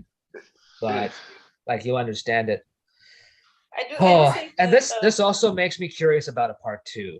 You know, like I keep going back and forth every week. It's like there's so much more to explore. But anyway, Sayus, go ahead. Yeah, I just wanted to say that I think with new countries coming in, the one thing where realism-wise, I was kind of on the fence about is how realistic it is for the US to still have such an important role geopolitically, instead of, for example, countries like China or India, who have a lot of manpower to come in. And because at this point, if you do allow superheroes with quirks into the military, then instead of what we currently have, which is a lot of technology, manpower will become way more important. So countries with 3 times the population of the USA, or more, even 4 times plus, would have a massive impact on just more than they currently have. If all of these, or 80% of these billion people have superpowers. So I am wondering why we are not seeing that. Why we are still focusing on essentially power dynamics that are more reflective of our current world, rather than new nations appearing that would get more powerful simply by virtue of having more people. Okay, so the answer to that, hold on. Is that, sorry. The answer to that would actually be that My Hero, while in the future, is partially designed to be a modern Japan story with technological advances. This is why I've mentioned before that All Might is reflective of events that happened in the 50s in Japan, to the extent where this cultural state that My Hero actually sits in is meant to mirror the mid-90s, not like the 2000s. No, I understand that. I just meant this to say that they hit against the realism thing. The other thing that I wanted to say about that, though, too, is that India, even currently, is not considered one of the strongest militaries in the world. Yeah. But what having more people does is it also opens and increases the margin of error of, you know, stuff like more triads forming and stuff like that. So it's kind of balanced out by the fact that you have plenty of people who will just reject military service and become villains. So I think a lot of those countries end up dealing with ultimately obviously. more like higher caliber villains. So I think that's what allows it to kind of stay stagnant as far as, like, if you already were ahead of people as far as technology goes, you're probably going to stay ahead of them once quirks enter the battlefield and destabilize society and actually cause it to take a couple steps back for a while. So that, because like we haven't seen anybody with EMP shield jets but the US, but we also know that the US provides military support to most of NATO and has some of the most advanced weaponry on the planet. So it's like, if you already have the most advanced weaponry and some of the greatest minds, you now have a space to maintain that lead. If anything, increase it further. Now I want to hit up Giorno Giovanna Super Chat, who came through and said, "Great stream, guys. AFO, the highlight of the chapter for me. I just hope Hori isn't trying to set up the Deku Bakugo versus Shig for 1/Prime Offer 1 in-game fight." In that regard, I actually wouldn't mind seeing Bakugo versus All for One, because one of the things that people have said is that this was a popular theory for a while, that Bakugo would be the one who finally finished All for One permanently, allowing him to surpass All Might in his own way while still giving Deku the bigger feat, taking on Melvin. In addition to that, I do think that, and it was kind of staring us in the face when I talked about this last week, where Monoma made those comments about how Bakugo was always a victim needing to be saved. And I stumbled across this a little bit ago where somebody kind of pointed out that this is a continuation of people having to die or suffer or lose their ability or lose. People are always losing something to keep Bakugo alive or safe. Like, part of why Genis is in the condition that he is in is because Bakugo was kidnapped by villains. Part of the reason why society is the way it is that Bakugo was kidnapped by villains. And so we kind of haven't ever really touched on Bakugo's guilt over the impact of his kidnappings and things that have happened to him in the story since Provisional License Arc. But we know that is a canonical issue within his heart. I think that would have been dope to see Bakugo versus All for One, like how you stated, because it would even play into that uneasiness he sees about the second user. And so now like if we do get that like this is that potential being realized. We've seen him get his own version of full accounting, which there was something that I will say also about that Bakugo panel that threw me off, but I didn't want to mention it, is that if you look back, I'm like, why is it almost looked like the circulatory system of Bakugo's was being melded with his perspiratory or whatever you want to call it system for sweating. Because I thought the detail in that panel was a little odd. And now it kind of makes sense, especially since, the explosion stuff is a nitroglycerin-like compound, but nitroglycerin is also used as a heart medicine. And I don't know if a lot of people know that, but I actually knew a guy who had like a nitroglycerin vape, and it was specifically designed to put like nitroglycerin bubbles and stuff in his heart. That was a part of the cope on the TO back in, when that chapter dropped. That nitroglycerin on stream. So yeah. That was a little, and Seth isn't stuck in the back of somebody's truck. I think Zoom just doesn't like his audio choice. Not to change topics, but I kind of want to just throw this in there. You know how Skeptic, he out here, he got his camera crew, paparazzi, he's doing his thing right now. We also know that the kids at the general department, they got their cameras too, and they're recording. So do y'all think, because I just can't necessarily see Skeptic not kind of, I don't want to say manipulate, but not kind of like changing up the footage for their advantage. Do you guys not, because I potentially can see him doing that, and then the kids being like, but wait, we got it in 4K too, and that's not what happened. Like, I potentially see something like that happen. Bad. Right? Because I will say, because I'm trying to wrap my head around, because they said, the kids themselves say like, oh, to document this like that. But I can also see kind of like another aspect of it as them kind of being like the reason to disprove whatever Skeptic got going on. So once the second you started mentioning that, I do think it would be an interesting twist if, especially because we've talked about this, and LaBrava and Gentle made it into that anniversary color page. I like to point that out. They were like tucked in there, real nice and quiet, but they both made it in there. Where if we could get an incorporation of the business course people, then it would be kind of nice if LaBrava was like, but this is what's happening on this side. Because to a certain degree, a double information battle, like we've constantly had an information battle throughout the series of what's portrayed to society versus, what actually happens, even as far back as us being made very aware of this during the Stain arc, where they explicitly in the newspapers reported an inaccuracy because they were like, legally, we have to do X, Y, and Z. So for us to have an information battle in actual real time, though, instead of it being someone releases a statement or does something like this, and now the heroes deal with the fallout.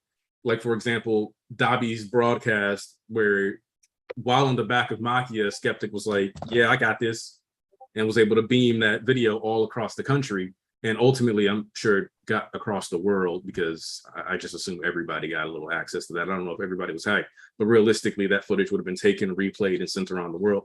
And you factor in, like, we've had the media being like, one for all, what is that? Do like as a background thing on a phone. Us having an actual real-time combat scenario between LaBrava and the business course trying to get information out while having, Skeptic trying to put his own spin out. I'd love that. Yeah, like an actual information war is about to. That'll be hilarious. There's We'll also go back into what Nafisa said a while ago about how I've also noticed a very small detail, switching tracks again.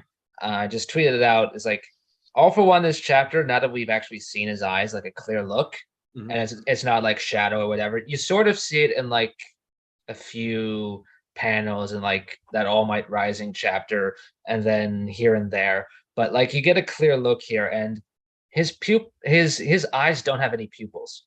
And you notice that. It's like they're completely empty. Because him as a character, like they keep hammering in, it's like he's empty, he doesn't really feel anything. That's exactly why he can't steal One for All. All for One itself is really not a real quirk. It's just basically like a huge vacuum. And when you look at Shigaraki, it's then very easy to see when Shigaraki is in control and then when All for One is in control. And right now, when you take a look at his eyes, at Shigaraki's eyes, he still has a little small pupil, right? Because like he has that little grain of hate that he holds on to. But there are other times where he's completely controlled by All for One and he doesn't have the pupil. And so it's actually, I didn't notice it before, but it's very easy to differentiate between the two now. I really like that. So that's also part of why I like the Bakugo burning off half his face, because it makes his design literally like the design of the top portion of his face, All for One and Shigaraki. You have a permanent juxtaposition on his face for the duration of this segment.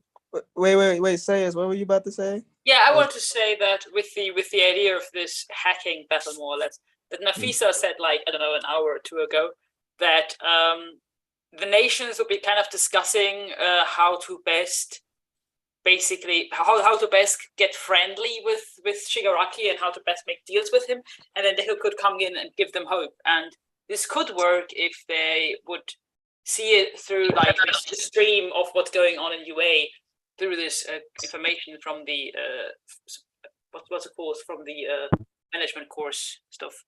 That could tie in with them, like the whole world seeing not just how the Japanese heroes overall fight, like Edgeshot giving up his life, possibly other characters giving up their lives, but then how Deku comes in and does some good things, whether he wins or not in this particular fight. We'll see, but that could have that effect of the other nations seeing Deku. Yes, they're gonna see their number one hero. The thing about this situation right now, when I think about it, it's more about people seeing the villain and the heroes that are underground trying to block him every time, like to fight him, to show that there's still hope, that they have to fight to see a better day.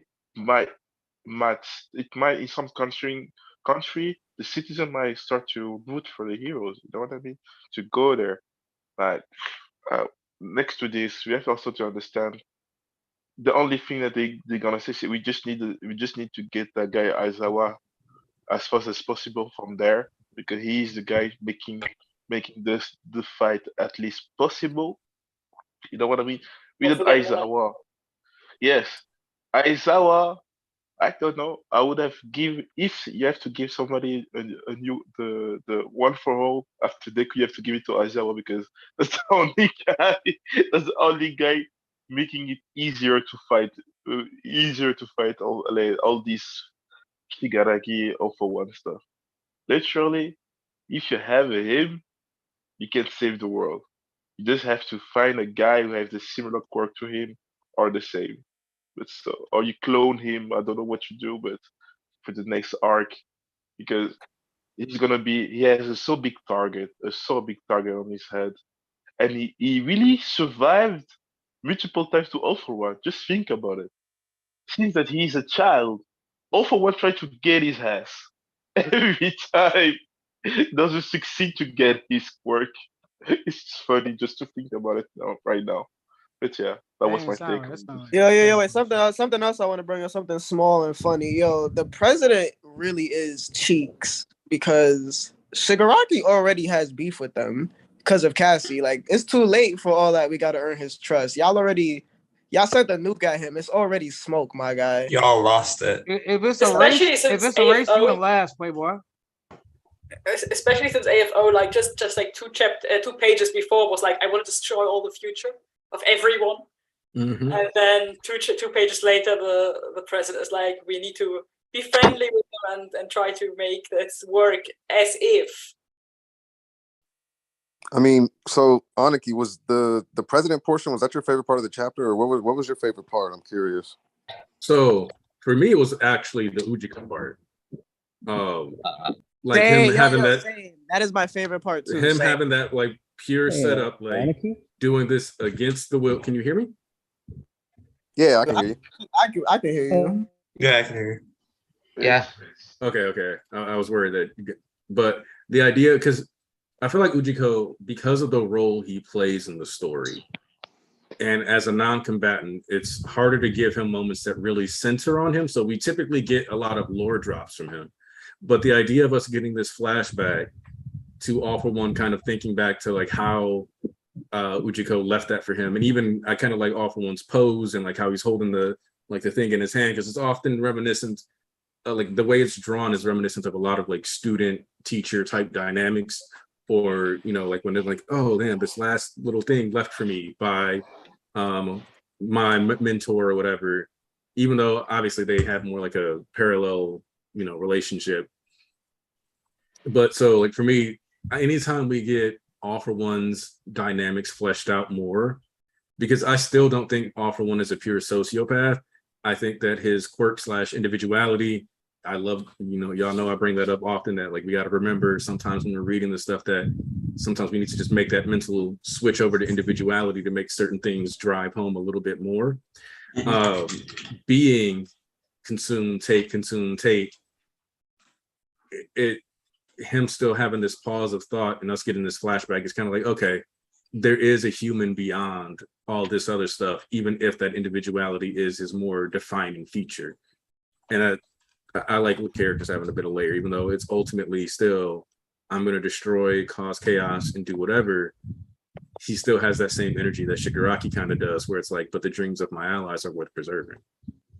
And then it's very telling that there's no dialogue from him either. Like he didn't say, like, there's no moment of him being like, haha, thank you, my dear friend. Like he just got out of Tartarus when he saw that. Ujiko left this here for him, and he's like, it's a very like somber moment for him, honestly. Like I really fuck with it. It's like, that's why I like the scans translation a little bit more, when it's like, yo, I hope hatred isn't in your heart. Like hearing that from Ujiko like one last time, like I was just like, yo, damn. But now in the official, it's more like, nah, turn up, bro, turn up, which still works. If I can add to that, Turnish, I like how there's no dialogue for him, because this is going into this war, he knows that he's going to be using rewind, if like at all. So this is the last time he'll ever hear Ujiko. So it like Hori handled that moment very maturely, because All for One isn't, like you said, Annika, he isn't just a mustache twirling bad guy. He is a person. He is a human. He has his friends. He has his allies. He has people he dislikes. So it is really bittersweet, especially towards the end with All for One, where he's accepting his death, because quote unquote he passed the baton on to Tomura. Oh, that's so interesting to me. It's like because we keep bringing this up, but the person that Shigaraki is becoming is neither really Shigaraki or really All for One. It's like it's somebody new entirely. And again, Anakin mentioned the juxtaposition with the burn and the other side of his face, but also like All for One's goal never really changed. I think like people said it did. Like we kind of took it at face value, where he still views Tomura as Tomura. He just doesn't like he doesn't factor in. He doesn't factor in that other human element to him. Like he sort of does, but he also sort of doesn't. And that's what results in Tenko. Like this other personality that shoots off. It's like the last remnant of innocence he's got left. And like I find it fascinating that like All for One only chooses to focus on the negative aspects of the human condition, and it's like that's what's going to make you strong. And, like very Sith inspired, very the dark side fuels you. Here, what's catching up to him is like sort of the light side in Shigaraki, the Anakin Skywalker, the little bit that's pushing back and needs to be saved if you're going to win the whole thing, because Horikoshi is very inspired by Star Wars. And when you look at Return of the Jedi, Luke does not actually win any real fight with the Emperor. Like he doesn't overthrow him. He's not the one to do that. The real crux of Return of the Jedi is a battle for Vader's soul. And that's really what it comes down to. And his belief in his father is what in turn inspires Anakin to fulfill his destiny as the chosen one and bring balance back to the Force. And so there's something similar here, I think, where Shigaraki is given all these Jesus parallels. He's a transcendent one. He is the chosen one of this world. He is a godly being. Deku's role is to inspire something out of him. I don't know what that specifically is. I don't know how exactly it's going to be done. Deku himself doesn't know because he's fully prepared to kill Shigaraki if it comes down to it. But it's that question of what makes a hero, what makes a villain. And maybe like everybody has that little bit of good inside of them that can be reached. So I don't know. Actually, can I get some last thoughts in, because I actually have to leave really soon. Go ahead, I'd Seth. actually like to weigh in the next time. Thank you. Again, thanks for having me, everyone. I just want to say that I really like. I mean, of all the plot things, that's been kind of talked to death. But I wanted to just talk about the narrative a little bit as we wrap up. The chapter has basically 3 parts, yeah, like the All for One stuff, then the international stuff, and then bringing it back to the Shigaraki battlefield. I think that transition was really,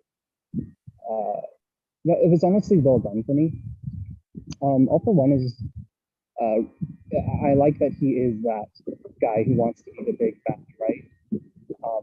The chapter is why we wield our quirks. I think Tori, we all wield our power, and I think Horiguchi really does a good job here. What everyone's role is, like it lays out the entire story, what the role of villains are, why people hesitate, why people don't do the right thing, and then what the right thing should be. And so I think that there's a lot of chapter 1. I keep bringing it up like every other chance I get, because it really is everywhere. Like some of it is more on the nose than others, but I think in this chapter in particular, you see that where the answer is being repeatedly told. Like, you're not going to get, I think, this big overarching. I don't think society itself can stop certain bad things from happening, like in real life or in MHA. But like the theme that MHA is going for, Deku's answer to me, like it goes back to being the individual level of reaching out and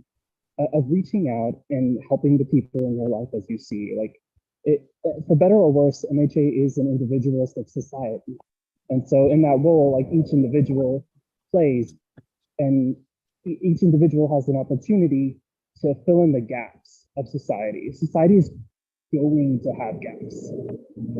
So that's why I think Deku's response to the gap is important. That's why I disagree with these personally. Because like utopia is something that a lot of villains aspire to. Like a lot of villains are like, I will come to power and make everything perfect. That's like a very common theme.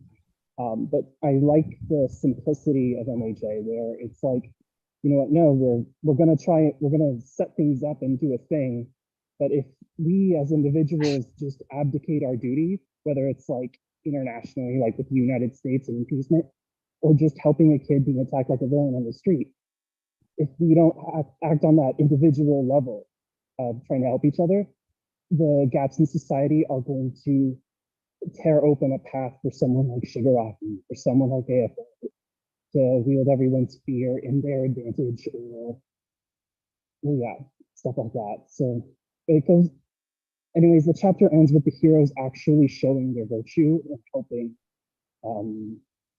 helping save Bakugo, which is kind of how the series started, actually, where Bakugo was in trouble and no one was going out to help him. But now we come back here, and all the heroes are dropping what they're doing because, tactically it makes sense to help Bakugo, right? He's the only one who did lasting damage on Shigaraki.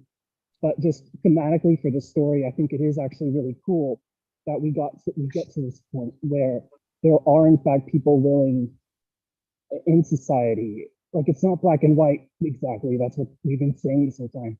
Excuse me. Sorry. But yeah, it's not this black and white thing that's being developed, but people are taking the steps in the right direction. So as controversial as it is and mechanically uncertain as reviving Bakugo is, I do like narratively how this is all playing out. And I don't know what to say. I really like MHA, so I'm looking forward to what'll happen. I'm scared for the pros, specifically Aizawa. Like he kind of has to somehow be incapacitated in order for Shigaraki to make his next move. But I guess that's just a fear for next week. Anyways, yeah, I gotta go. Thank you very much for having me. It's been great. Looking forward to it. You're welcome, man. Appreciate you, Seth. All right. Yo. So,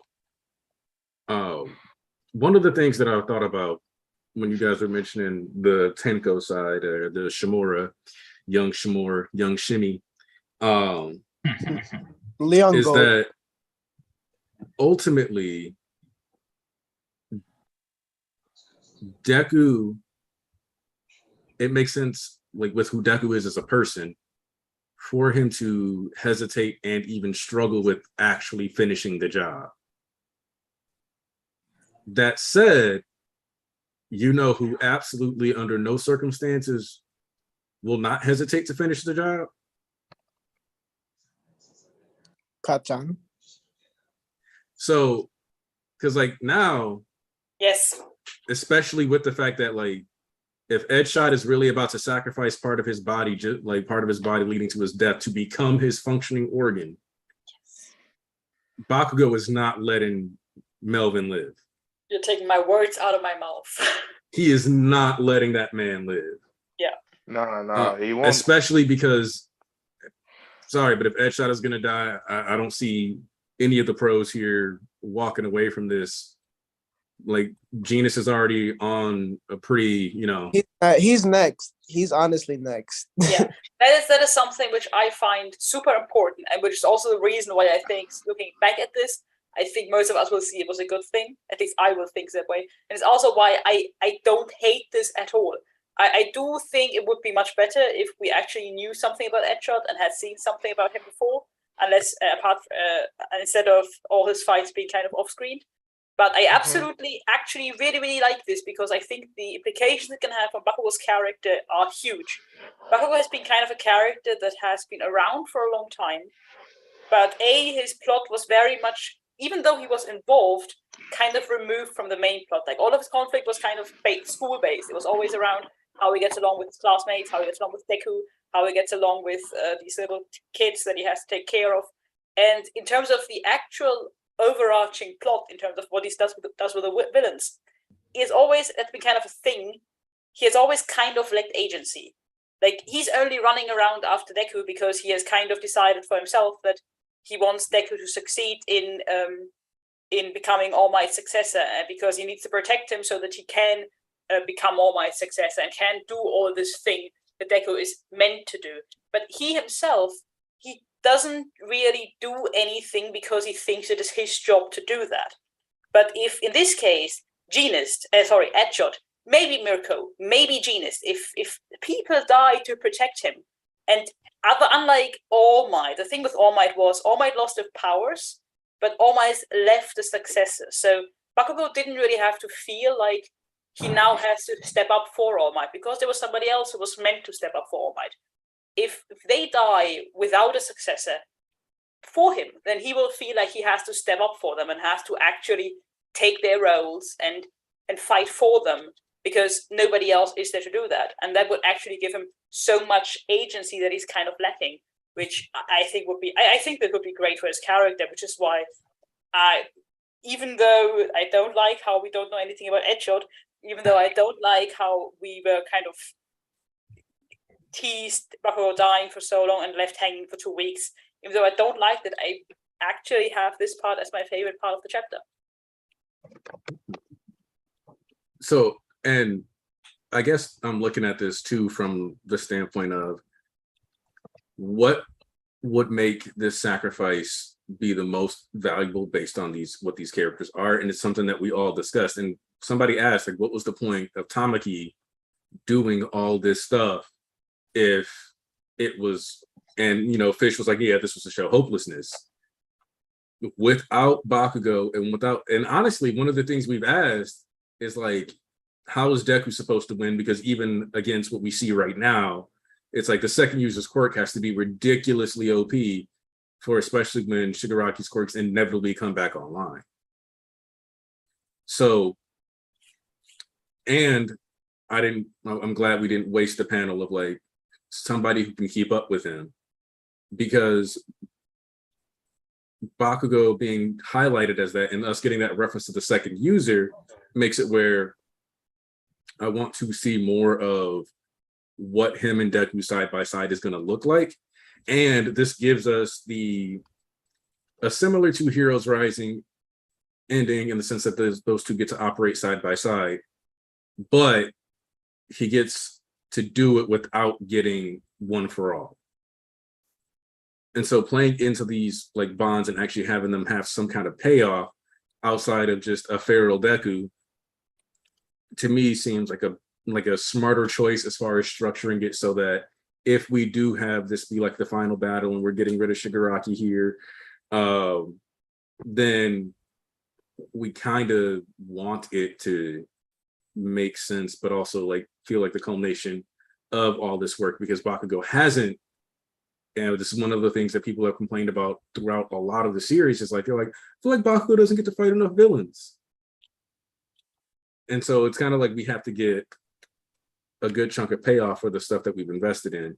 And just like how I feel like Edgeshot hasn't done a lot, but I think it's similar to how we saw Majestic die. Midnight died and she was one of the tutors. And like Edgeshot is one of like Kaminari, Sero's, and Monetta's tutors. And so not only do you have the layer of Bakugo feeling sad because another mentor, All Might being his role model, losing his quirk as far as Bakugo is concerned because of him. Genus being a mentor that's potentially going to die here, and somebody who was maimed because of his kidnapping. Edgeshot being his friend's mentor and dying here to protect him is another driving factor. One of the things that I pointed out a while ago is that Bakugo has more shonen main character tragedy tropes applied to him than Deku does. Yeah. Like Deku has lost a mentor before in Night Eye and may have lost Gran Torino, but one, he got to have like final words with Gran Torino. He got to like make Gran Torino happy before that even would have happened, just by him seeing him unlock the seventh user's quirk. And Night Eye specifically was a mentor that rejected him. Whereas Bakugo is probably about to actually just straight up lose his mentor and spent a good chunk of the series feeling like he already had. Just like the whole kidnapping and being targeted and then the person trying to convince you to join their team is usually something that they try with the main character, and instead it was applied to him. Usually they successfully convert the rival character, at least temporarily, and then it's in exchange they get some kind of buff, whereas Bakugo didn't really get anything out of being kidnapped except PTSD. Okay, I have a question. The thing What's- about it is that did I cut you or did No, you're good. yeah, the thing about it is like I love the fact that Bakugo sorry, Midoriya was facing Melvin in one-on-one, because it is important to know is that he's the main character of our story, you know what I mean? If it is a collective effort, okay, it's different. Than means that the way that as a hero, as a first number one hero, Deku will take everybody with him in that fight, like not only Bakugo but the rest too. But taking somebody only Bakugo, yeah, man, it is. We saw it in the movie. You know, we saw it in the movie. Literally, I'm not really for it because these we need to have our MC being an MC. You know what I mean? That he has to take the choice. that choice of killing Melvin must come from him. Must come from him. This is something that he were asked to. It is too easy to give it to Bakugo. For me, it's too easy. It's really too easy. We can't do that. We can't do that right now. Right now. Bakugo is coming back alive. It's normal that he will kill. I'm for it. If he wakes up, he will go for the kill. And it's normal. It is in character. It is the only guy who said every time, since that he started the story, I'm gonna kill you. Die, die, die, die. I quote Bakugo Katsuki. That is what he said all the time. He used his hands on people. He said die. That was what he was doing the whole time. So if he does it for the first time in his life and he means it for real, I love that concept. I'm a fan of it. That he will get his first kill in this war. But right now, like, we need to see the fact that we didn't even see the face of my man Midoriya seeing him dead. I'm sad about this right now. I'm telling you that because we were thinking about it right now, how it will impact Midoriya seeing him dead. Right now, we're gonna have seen evil. I don't know where it's going. Yo, I'm so glad you brought that up, yo. Like, cause I forgot to say that, yo.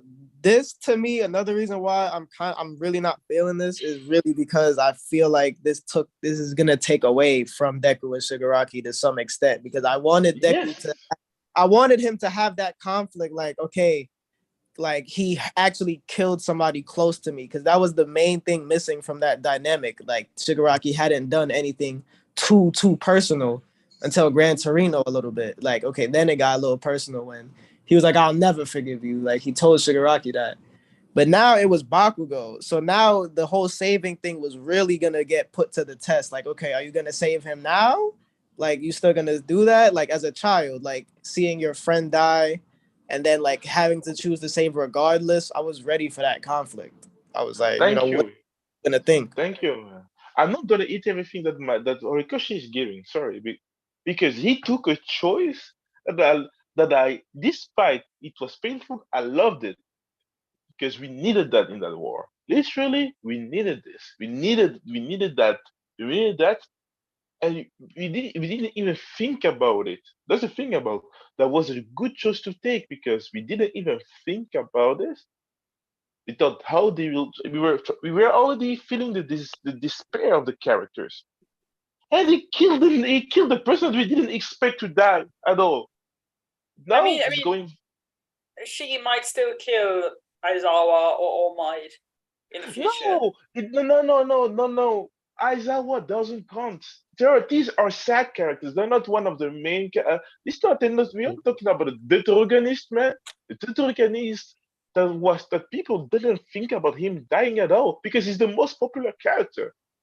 Why you kill the most popular character? No, I meant okay. Wait, time out. Because to getting Deku. I'm gonna be honest.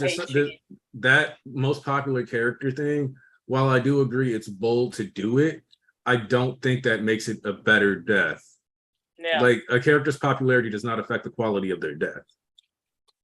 That is pure. That's a shock value focused writing thing. That's why I hate when people bring that up because people keep bringing it up as like a that's really bold writing that's narratively like courageous and narratively it's not really. It's actually one of the cheapest ways to get an emotional death is to be like, oh, this character is really popular, I'm going to kill them all.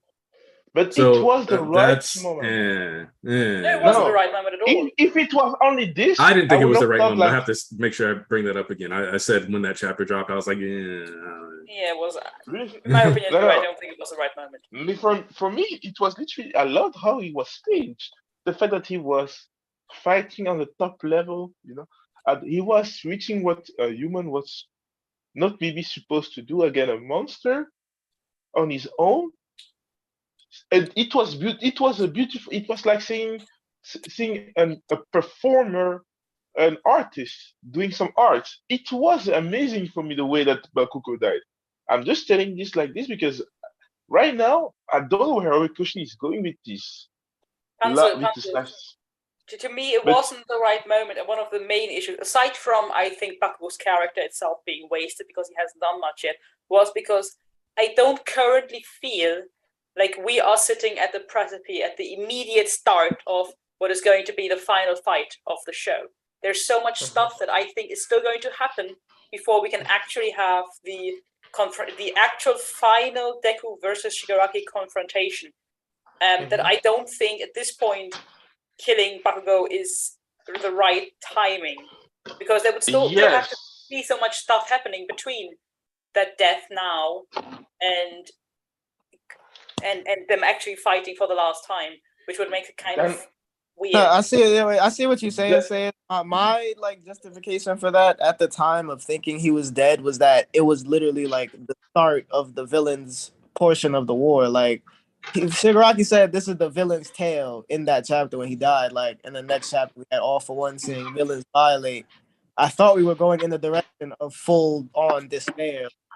Listen, if he wanted to revive him, I would have swallowed it better if it was in the third act of this arc. Like if we didn't come back to this battlefield for a long time and then came back. Now, people might not have liked that, but it would have just been like we had other stuff to focus on. We had other battlefields to go to, more important things at the time. Like, and then when we came back, we could have immediately picked up on Bakugo. Like before that, rather have waited longer for the reveal that he's alive.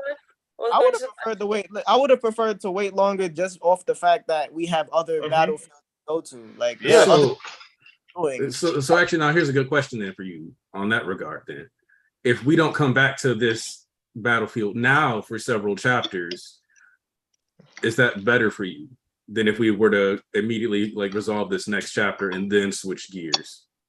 I mean, pretty with the framing of the chapter, with how like that whole America Cassie stuff went down, like the next generation, he's gonna come back. Like it's like a 75-25 chance to me right now. He's going to come back. So if we cut away now, I just, it's like, okay, well, you're obviously gonna bring him back. So, you wanted to give us that last bit of hope at this battlefield and then cut away instead of sticking to the despair you were trying to paint these last two chapters. All right, Hannah, but I think that's a personal choice. I think for me, it would be much more difficult to wait and be more and more convinced with every week that passes that he is actually dead for sure and dead for final, only to then, like, 2 months later be like, oh, by the way, he's going to survive. I think for me personally, that would be worse, but that's probably a personal decision. To me personally, I think with a fake-out death, the sooner you resolve it, the better. That's my personal... Also, I'm going to say that one of my things that I saw somebody mention in the chat that I thought was actually really nice is that as we talk about passing on wills here, Mirko, I should have murdered you. Gran Torino, I should have murdered him. Genus, this place is going to be your coffin. We're trying to murder you. Edshot, I don't know if he said it or not, but let's be real. His whole fighting style is I almost murder you. So you should play nice because you might accidentally kill yourself now that I've almost murdered you. King Explosion Murder inheriting all these murderous motherfuckers and tens. I wanted to ask something about who said it, was it Tarnish or East, about how you don't want to have, or was it Panzer, you don't want to have Bakugo involved in the final fight. I don't necessarily agree with it. I'm fine with Bakugo being involved. My question is whether you would feel better if we are getting some sort of time travel stuffy or just inheritance of will kind of thing, and Bakugo's hatred for Shiki doesn't get involved via himself standing there, but via the second being very adamant about killing Shigaraki, and now we know why, if somehow Bakugo's will gets transferred to the second. Which would still mean that ultimately this is a fight between AFO and OFA, with Deku being the one fighting, but Bakugo's hatred for Shigi comes in as the second's hatred for Shigi. So basically, like the theory, like becoming real, like the time travel. I was completely against that. Still am. I'm good on it. Don't make no sense to me. Still the time travel, and I wasn't the one that said I didn't want him in the fight, but regardless, I actually don't. So it applies to me regardless. All right. No, it wasn't sure. But I do like I do like this chapter that All For One said he's going over there. Like he's gonna go try to see Shigaraki somehow before he disappears. So we are gonna get like some AFO conflict at UA. So I'd rather Bakugo be involved in that at this point. If we need him to fight somebody, I'd rather him just fight All For One. You know. At this point, he's going to be involved regardless. They reviving that nigga. Because I feel like Deku is going to be squaring off against All For One, and then he's going to vanish. Because of what it takes to get there. How would you guys feel about Hawk's quirk getting stolen by All For One, similar to how the Wings quirk was stolen from the Nobu by Shiggy? I know. I don't think you need that though, because remember, there's the other group going to free Kirigiri. So we might not. I'm not saying we need that, but moreover, because like the first thing we saw All For One do was drop on the battlefield and start snatching quirks. Yeah, I ain't gonna hold you. It's crazy that because he doesn't have a limit anymore, right? Like he was very careful not to steal more quirks than he could handle, but now I it's don't like understand this whole rewind business. So my body feels as light as silk. Drop to the battlefield. Let me snap something. My thing with this is that specifically, like, even if we can't get Kurogiri, because they mentioned that his teleportation quirk had more restrictions. We know there's a battle for Kurogiri going on. Obviously, he could travel there. My thing is more about how do we optimize All For One's travel speed versus rewind speed. And to me, one of the easiest ways to do that is to have him, steal the quirk of the man who's too fast for his own good, because he won't have that same limit. And because he's got this deific look to him, he basically then have like angel wings. I'm not gonna lie. Can someone explain to me how rewind exactly works for AFA? Because I have two questions merely. The first is, if the suggestion now is that due to rewind his quirk isn't limited anymore, that would suggest that rewind also affects his quirk. But wouldn't that mean that every quirk he steals, he immediately rewinds back to not having? That we don't know about. So that's why it's gonna take getting more explanation, or like as this battle continues, especially because like I feel like there's a reason why we got like that close up on his face as he was dropping, while we're seeing like him kind of like heal up. Wait, so Anarchy, would you be okay with the idea that because One For All and All For One aren't really your standard quirks, that rewind doesn't affect the quirk of All For One, it affects the body of All For One? So he can still steal quirks, it just the rewind, like say it said, wouldn't affect him stealing it, because it wouldn't make sense. I would say that would like make you lose its purpose.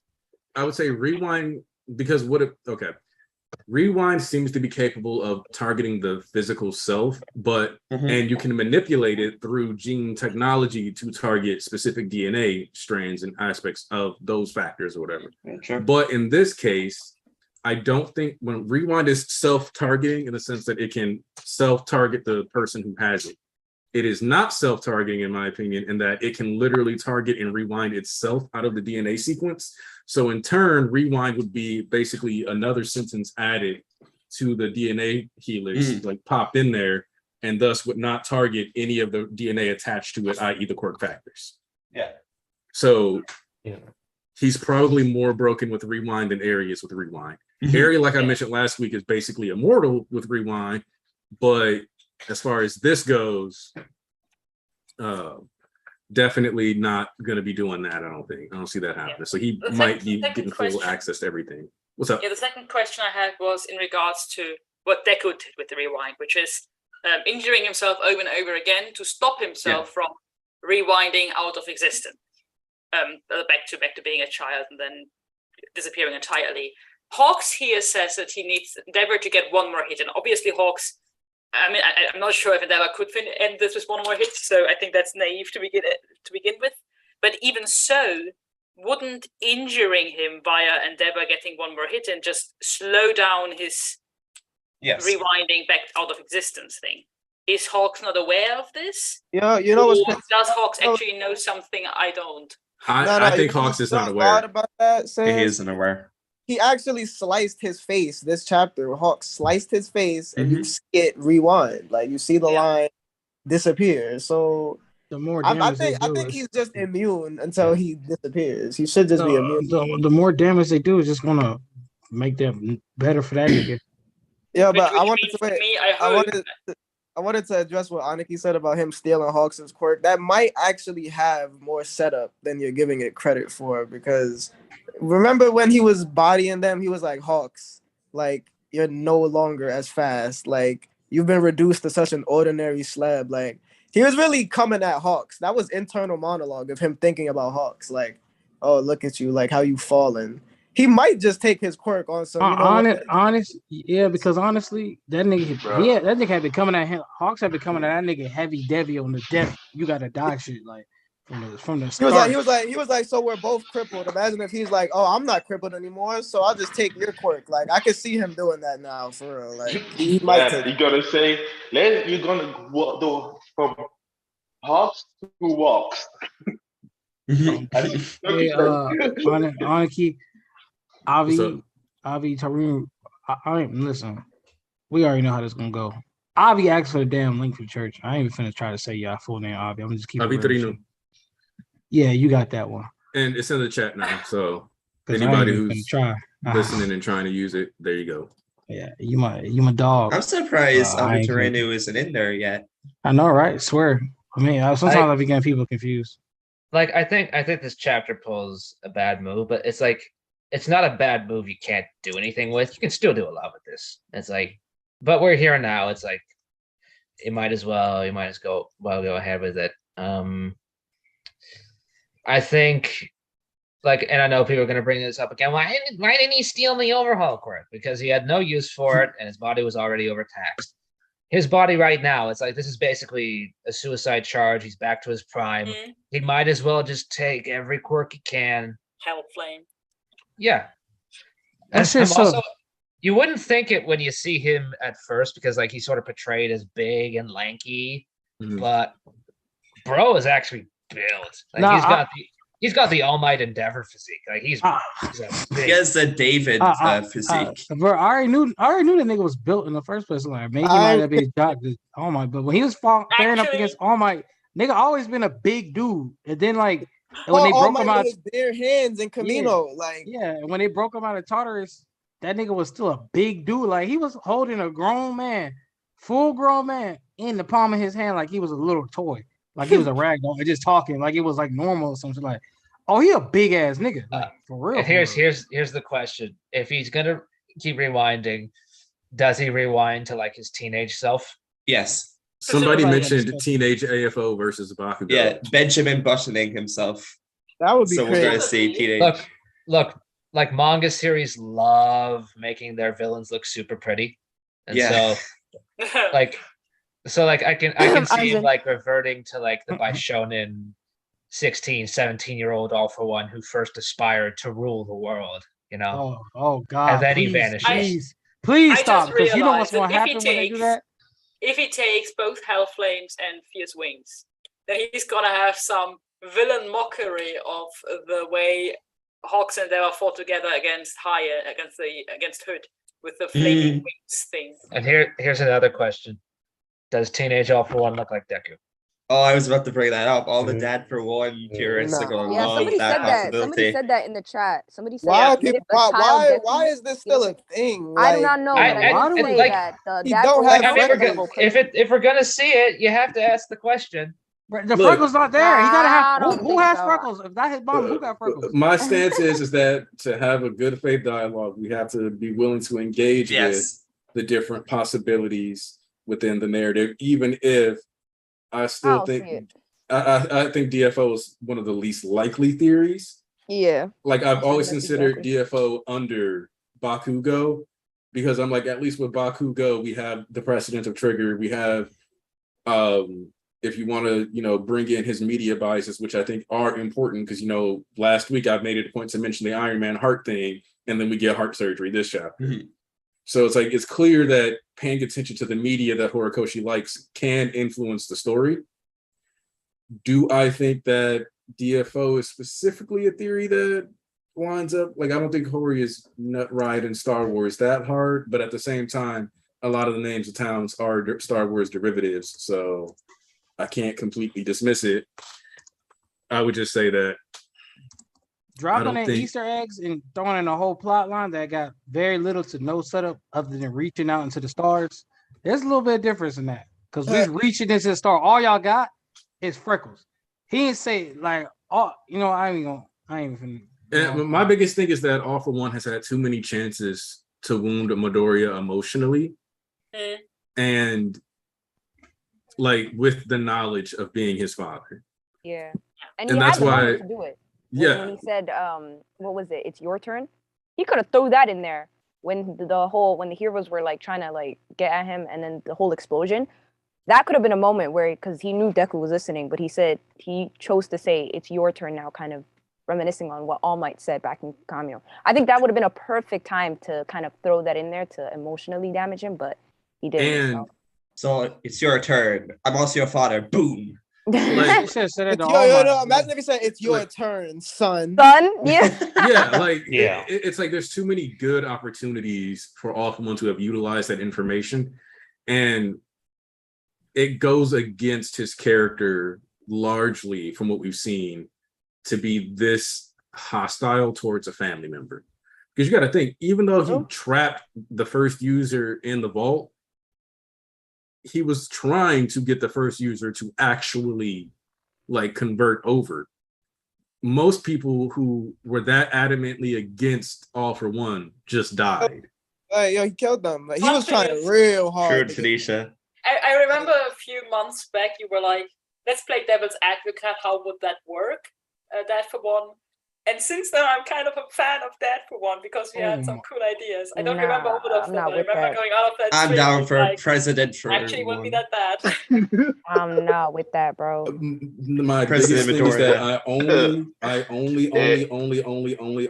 really could see it being good. And I had somebody come at me real reckless about it, but I'm standing on it as if Deku had already figured it out on some level. That is like the only thing that I could think that would make it really good. Because because family reveals have been used at the end of at the climax of each final arc of the acts. But both times it was villains upending the number one emotionally with that knowledge, where I kind of need that Uno reverse or something like that. It is not that Deku knows, but Deku knows, but AFO doesn't. You mean like if AFO doesn't know that Izuku is his son. Wait, we're really getting into this? That would be weird. That would be weird because thank you. Sorry, just can of worms. Wouldn't All for One keep an eye on Inko? Like kind of I've fucked with you, so I'm gonna keep an eye on you in case you have a child in the future. Listen, you know what, honestly, the only time I will ever like truly entertain Dad for One is if we see this nigga breathe fire. Until then, I don't buy it. Bro, you got multiple cores. Shoot fire. I mean, turn away. He literally fighting Endeavor, bro. You might see that right now. I've literally seen. This don't even make sense. All for One fucking rich. I've seen where fucking my dad's really evil. He's rich, but he's evil type beat. Like them niggas living regular middle class lives. They not living lives like that. I don't even think him looking similar to Deku would mean he's his father, because here's another thing: he doesn't have any freckles. Like Hisashi probably has, and he got Inko doesn't have freckles. Hisashi probably has the freckles. Nah, they've been saying that freckles disappear over time. I told anything you say, these things got to work around for the dad for one thing. Anything. It don't work. Yeah, I'm not with this theory. I think if he looks. I think if we see Teenage All for One and it looks like Deku, it's just another parallel. It's just ammo. It's the parallel. Bro, that nigga must look more like Bakugo Daddy than Bakugo Daddy.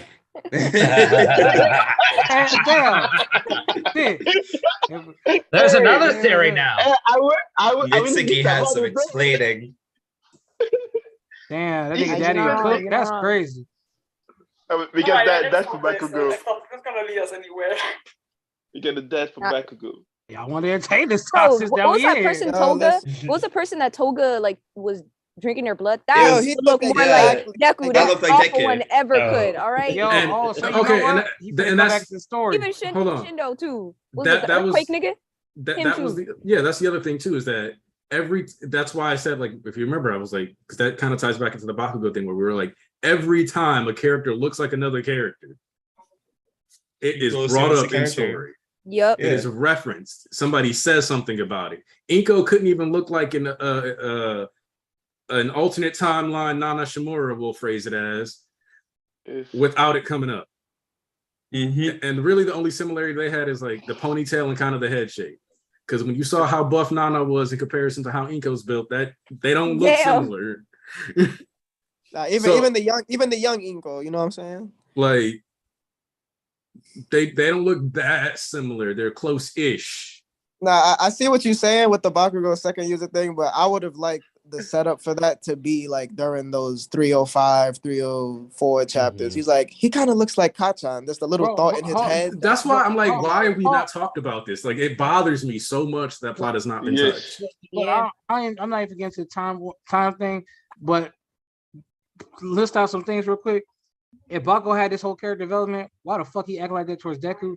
If he had a trial for the nigga, it was like, "Are you passed my trial? I just had to test you. I can act like my normal self."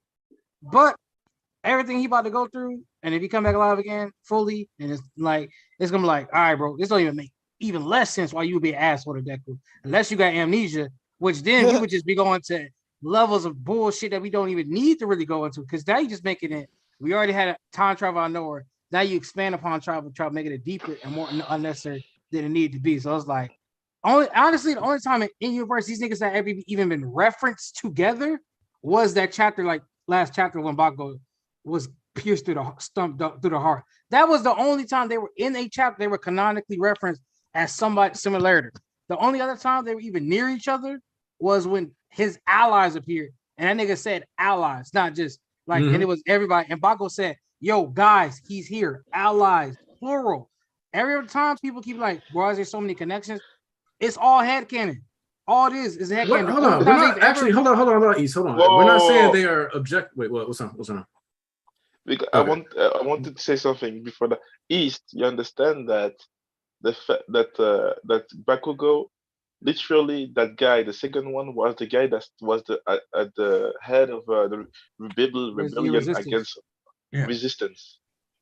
Who is the guy now that everybody tries to save right now? The future head of the resistance. Well, the way I was looking at it was kind of like I just want on some level, like the fact that Deku never acknowledged their similarities. And like what's funny is Indot is that we actually recently had a post that kind of like took every member of class 1A and put them next to each other and highlighted how there's like 15 different eye/face shapes within the class of 1A alone. Yeah. But moreover, the main comparisons that you can have between Bakugo and the second user is obviously like their apparent aggression, hairstyle, like facial expressions, and leadership capabilities, and I guess ultimately willingness to kill. But we're not saying that there is a direct narrative. It's more like it is an awkward gap in the narrative that nobody, like Deku specifically, has not talked about, spoken of. And like you said, if he has, unless he's got some kind of dementia, it does seem like he's being kind of an asshole to, like, if that's actually like time travel Bakugo, it's like, why didn't you say something? But like you could argue that it gets into that laws of physics, blah, blah, blah. He can't say anything until Bakugo gets sent back type deep beat or something like that. They would just go outlandishly. Right there. But so it's like, I just need Deku to like I don't need them to be related. I don't need him to go back. Yeah, I just for him at to some acknowledge point, it. like some point, you gotta have it addressed. They do look alike. Like it's weird that nobody's mentioned that. Horikoshi knows they look alike. Like nobody knows they look alike more than Horikoshi. And that's what I'm saying. He's doing this for a reason. That's my thing. My thing is, one time and one time only had they been referenced like, this guy reminds me of this guy, and that's what All For One was saying. That was All For One. That's what All For One's having a flashback to check off. That's the only time. Other than that, they have not been on the same page. Like, oh, it's really like it was. Remember, this has been Bakugo, Yugo, whatever the fuck it is, since a silhouette was out there. Before this nigga even got to reveal his whole what he looked like, it was Bakugo to these niggas from the future. I know. Let's get that. Like, that's what I'm trying to say. Like, even before it was, you couldn't even see what the nigga looked like. Oh my God, Bakugo Kirishima? Bakugo. And then you really got his reveal. His back was turned. Oh my God, they got gauntlets. It's definitely Bakugo's like, all right, it's like, bro, only one time have they ever been like side by side. Peep how they dropped Kirishima though.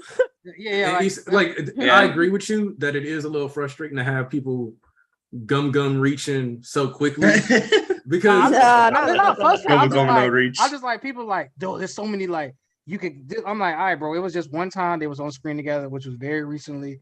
Before that, it wasn't like all these super connections layered. Like, I was like, oh, this kind of reminds me of this character. It was just like that. There's plenty of characters that remind you, oh, he reminds me of him, or like. Yeah, I want to say too that just recently Horikoshi admitted, like, yo, when I draw Dabi, I be thinking about Bakugo because they have the same hair. Like he has the same hair as each other. Dabi and Bakugo. I will say though, like when talking about that moment, I forget what chapter it was, a couple chapters ago, when Shiggy or All for One, whoever was that thought of the second user when they saw Bakugo, I didn't think of, oh, they're related or this and that. Ultimately, where my head went was the fact that similar to Bakugo, because again, the timeline of when the second user got the quirk and all, but from what we know, when the first user was locked up and the second user comes in to save him, he didn't have that quirk yet. I'm assuming he gets the quirk when the first user is about to die or something, because it's like how they show the passage of it is like when they're about to die, they don't ask for these quirks, they're just the ones that are entrusted with.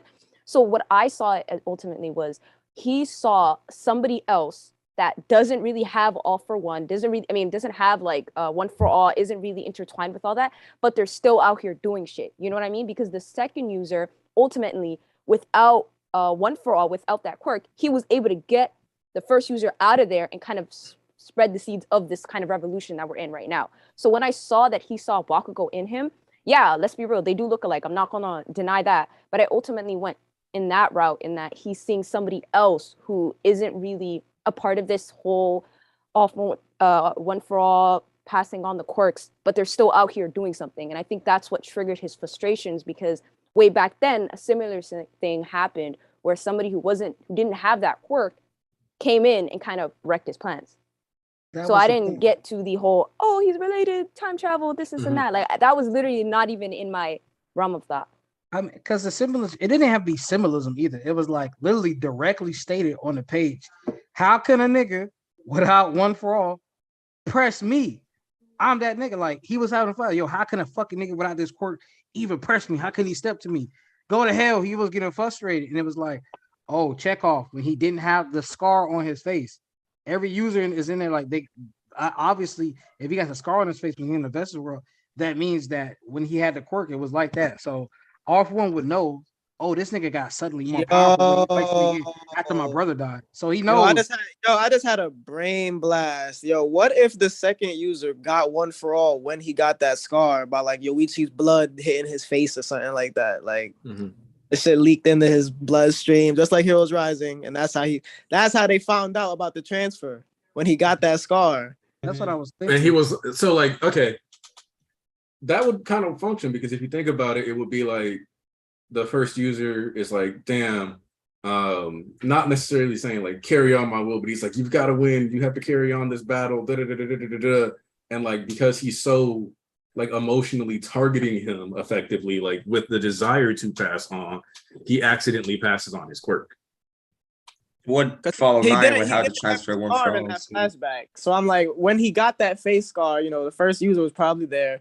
And Horikoshi confirmed in one of the volume extras, All for One killed all the users besides the fourth. So he killed Yoichi, killed the second. But like, ships aside, because, people ship Yoichi and the second user, but ships aside, like, how did he actually find out how to pass the quirk? Like, for real, like. If you want to stretch that, if you want to stretch out, it was just platonic kissing. Second movie. It was just platonic kissing, guys. Bakugo in the second movie got One for All from. That's a very favorite. That's a very favorite theory of certain MHA fans. All right, we're gonna start the wrap up. We've been at this for about 3 hours. Y'all getting into the wild portion of the thought process now. Yeah. Let's start doing final thoughts here. Thomas, you can go first.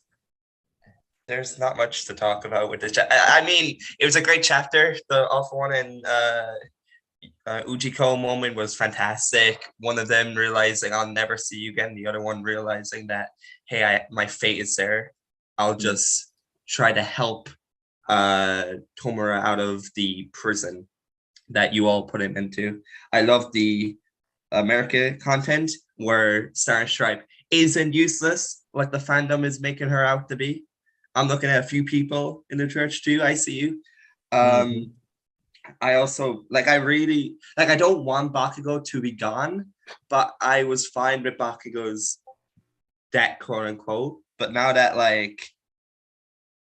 it's weird because if they built up Edshot, I would have been completely fine with it.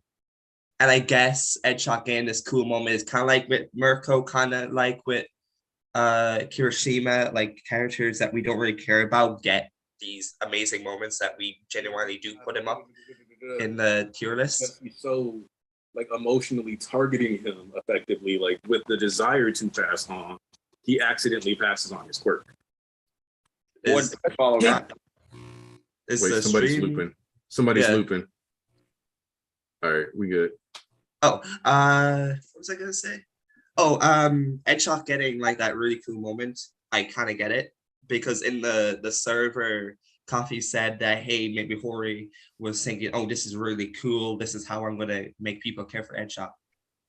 I just rather it be kind of developed throughout the story if we knew who Edshot was, because all we knew was his dynamics with the heroes, his quirk, how powerful he is.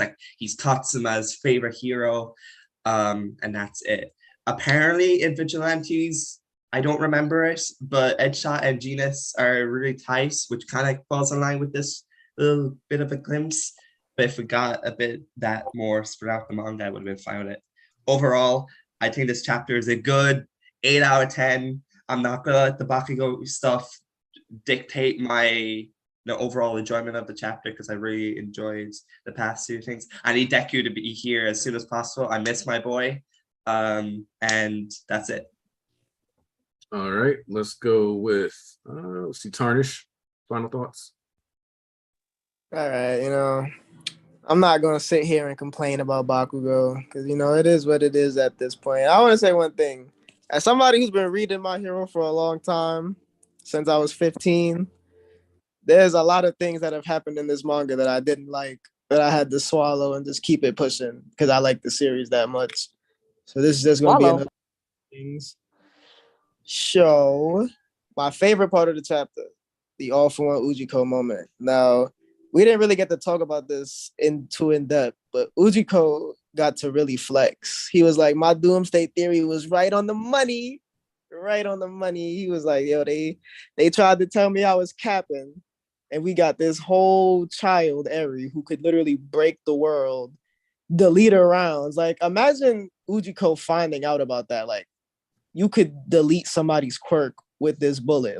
He was probably so fascinated. He literally said, I wasted no time in trying to replicate it. No time. As soon as he got his hands on that, he was like, woo, this is lit. That's cool as hell. Ujiko is always kept in character. Even when All for One was gone, he was still out here making Nomu. How do you do that without All for One? How do you make more Nomu without All for One for real? He's a demon, slept on goat. And we got some human aspect of All for One, really reflecting on his friend. He's telling Endeavor to be proud. He never thought he'd have to use this card against Endeavor. So I'm actually really curious what his original plan was, because the rewind was inside the mask, I'm guessing, which another dub for Ujiko. When that mask pulled up, everybody was like, look at the drip, look at the drip. I was Ujiko. My son manufactured that. He said, yo, my boy needs some new drip when he get out of prison. So I'm really curious, when was he actually trying to use this rewind? If he wasn't, if he was trying to use it at all. My theory is that he wanted it against Deku. Because he knew Deku was probably going to try to kill him, on some All Might shit. I hate you, la la, and then kill him, put him in the dirt. If this rewind started against Deku, oh my God, the villains would have won this manga. So it's actually good that it started early so that, he's going to disappear when he needs to disappear. The USA stuff, I really like that stuff because not only does it expand the story, but it goes back to Cassie and how, she did matter in a way, because if Cassie was around, America would not look like this right now. You have to think about how they lost their number one hero. They lost their All Might. Like in these times of chaos, they lost their All Might. So it makes perfect sense that America is literally in shambles right now. And I'd actually say like that was one of my genuine criticisms of the whole Cassie situation, that we didn't see America after. Like they just lost their number one hero. Like what are the ramifications of that for real? We're finally seeing that, which just, makes all that stuff better, makes me swallow that stuff better. Cassie mattered, you know what I'm saying? Be mad. And then, the thing about this Edge shot moment for real, I really feel like I would have liked it more if we got to see Edge shot versus Redestro.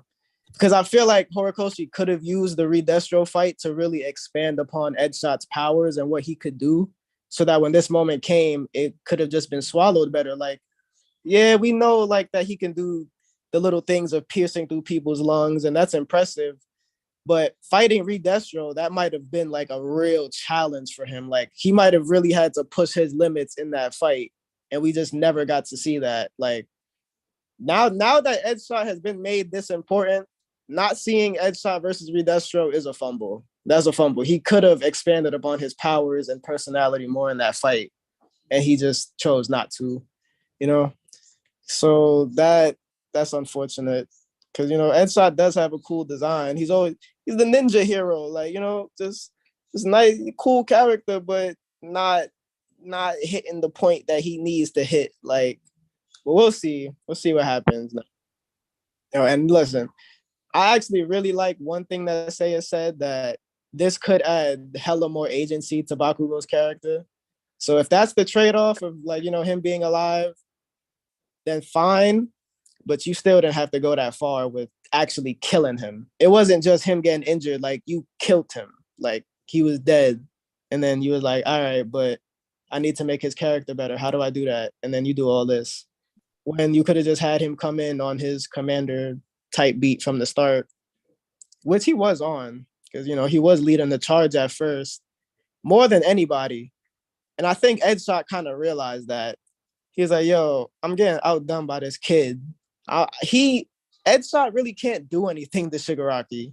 He tried to pierce his hands and then they just regrew. He's not putting in pain like that. So I think the pros seeing Bakugo fight the way he did really made them think like, you know what? If anybody needs to be alive right now, it's him. I'm fine with that train of thought, but I just don't like how Shigaraki is standing there, especially with what Volk said, that like, okay, now we know for sure like who's in control to a degree because of like the pupils. So if that's really Shigaraki saying so pointless, you really just gonna watch that, my boy, and not do anything when you wanted Bakugo to be a present for Deku to start him off. Like, so now I'm really interested to see how they're gonna hold him off. Honestly, I hope Sun Eater and Nezure come back and maybe they get in the mix, because Mirako is already about to get killed. And Mirio can't really do damage like that. So I think if Sun Eater comes back in the mix, tries to do something again, like he needs to really justify them holding off Shigaraki if Bakugo is going to come back. He needs to justify that more, him getting held off. He can't just sit there staring at him like, it's not going to work, haha, mustache twirling villain type beat, where it's like, oh, we're going to surprise the villain with something that he slept on. Like, come on. Like, Shigaraki is going to try to do something more than likely. So I need more heroes to step in. Maybe even Aizawa could step in on some, like, you're not going to kill my student like that. Like, you're just not going to do that. I need people to start, like, getting in the mix to hold him off, to justify this revival, to swallow it better. But outside of that, I ain't going to judge the chapter too badly. For now, I'm going to give it a nice 7 out of 10. And if Bakugo's revival does turn into something actually truly great for his character, I'll bump the chapter up. But that fake out, it's a sour taste. It's a sour taste, unfortunately. But we'll have to see what happens.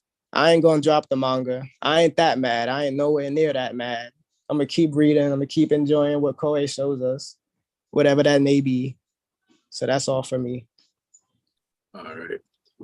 And like I said, I kind of expect it to be quite a price to pay, because you remember I already said, I was like, every single person here dying is worth Bakugo staying alive from an objective fire point standpoint. Because to me, the main reason like Bakugo is being revived is because they saw Sun Eater do that plasma cannon and it did nothing. Exactly one source of hope on that battlefield currently, and it ain't none of them pros. That said, Fish, final thoughts? Wait, is Fish here? Fish. All right, we'll come back to Fish. Nafisa. All right. I just want to let it be known that this chapter had a lot of pros, and the last page was the only thing that, let's just say, can be seen as controversial, right? I'm gonna leave it at that. And I get that, it's the last thing that we see. So sure, people are gonna put more emphasis on it, but just want to let this be known, like, don't let that take away from the rest of the chapter and what was introduced and presented. I will say with the whole Ed Shot situation, I personally don't see that act as like, wow, he sacrificed himself for Bakugo, like as something crazy, because he a hero at the end of the day. Like, I don't know if I'm being too critical with this judgment, let's just call it, but he a hero. And if a hero trying to save a kid, like, in my opinion, that's a bare minimum. You know what I mean? Now, I don't get me wrong. I do understand that this can also be seen as highlighting that there are heroes out here acting like proper heroes, as we've spent a good amount of the story addressing the cracks in society and essentially the question of who a real hero is. In terms of how I feel about the whole situation in general right now, let me not lie. I'm a bit iffy on it. And I hear what y'all had to say, and I'm gonna just put that on a shelf, and I'm just gonna wait and see, because at the end of the day, that's all we can do. We don't have, it's literally just one page that we got. So it's like, I think it's a jump of the gun to kind of let that decide my whole feelings on the situation. I guess I'm gonna end on my favorite moment, which is AFO getting that time limit. Like, let me not lie, I can't wait for that nigga to die. My goodness, get his ass off my screen, bro. I'm tired of AFO. I'm tired of that nigga. I'm glad. Like, when I read that, you don't understand. My face was I was grinning from ear to ear. Also, let me just throw this in there. Tokiyami the GOAT, in case y'all forgot. Let me just remind y'all real quick. And thanks for having me. We could have some barbecue chicken. Oh, actually, I was actually going to say Ponzu next anyway. So, Ponzu. No. Okay, so how can I start?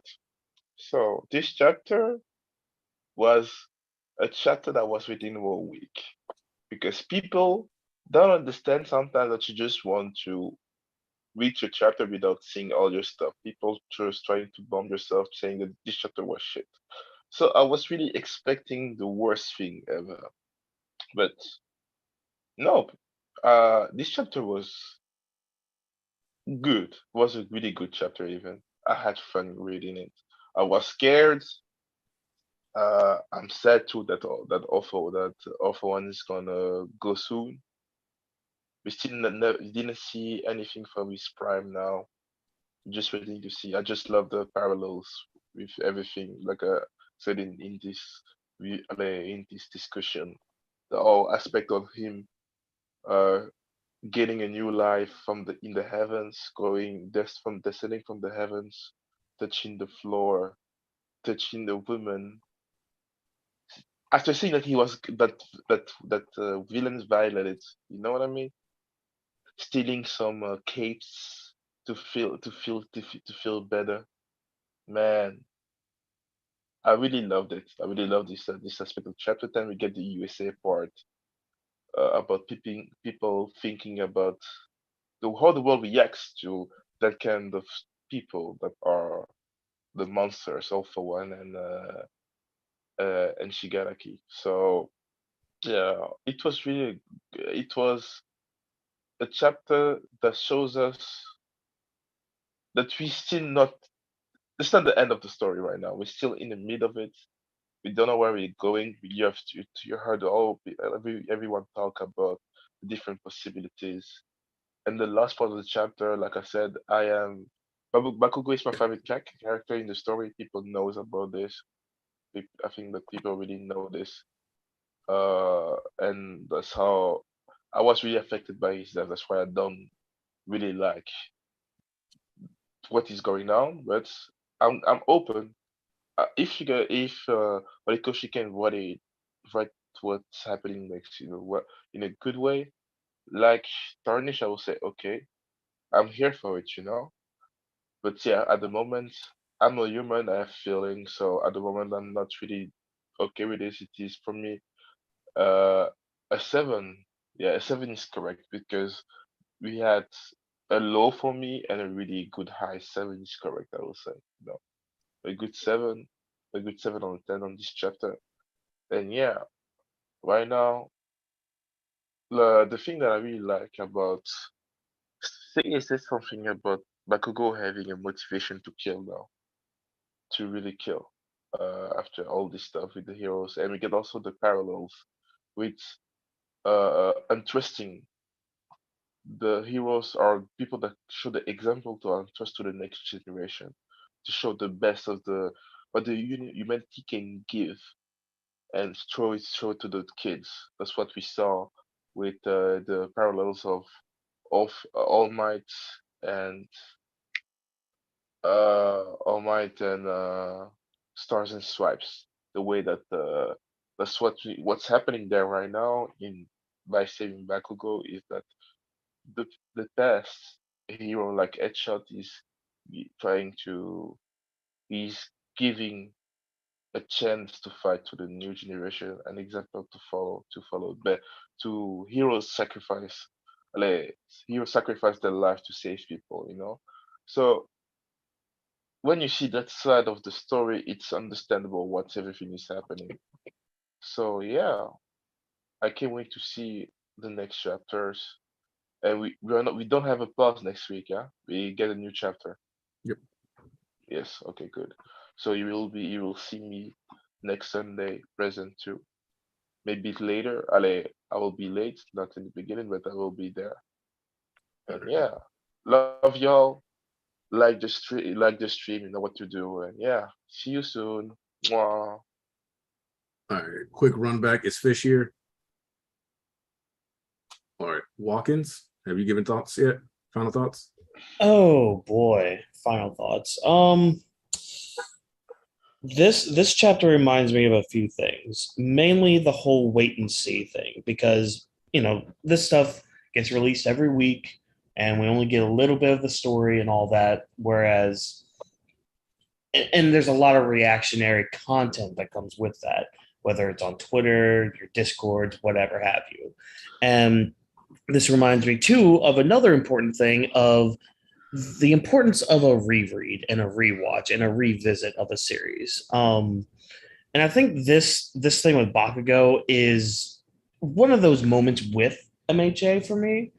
Like I need to have the whole scope of the picture and like see everything and see where this end game is before making a final an actual final judgment on it.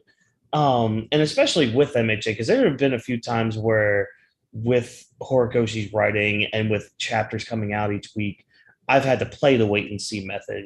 We've had that with Deku Far From Home and all that. We've had that with Cassie. We've had that even back in the day when Bakugo was kidnapped. Like there's a lot of wait and see with MHA. And I think a lot of people don't really like that. They don't like that too well, especially this day and age with, again, that whole reactionary feel to how we talk about things. So I'm in the wait and see right now with Bakugo.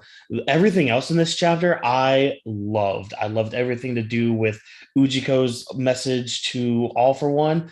I love this handsome All For One that we're getting right now. Like, okay, what's up, dude? But and then all the stuff with America, and because all that stuff just makes sense to me because I could see this happening in our world. I could see countries being like, okay, let's side with him because he is the strongest. Like he has the power. Let's side with him. Let's that way we don't have to worry about being destroyed by him. Come here, Shigaraki Sensei, be our leader and all that. So everything else in this chapter was great. That last page, the theme is there. I get that.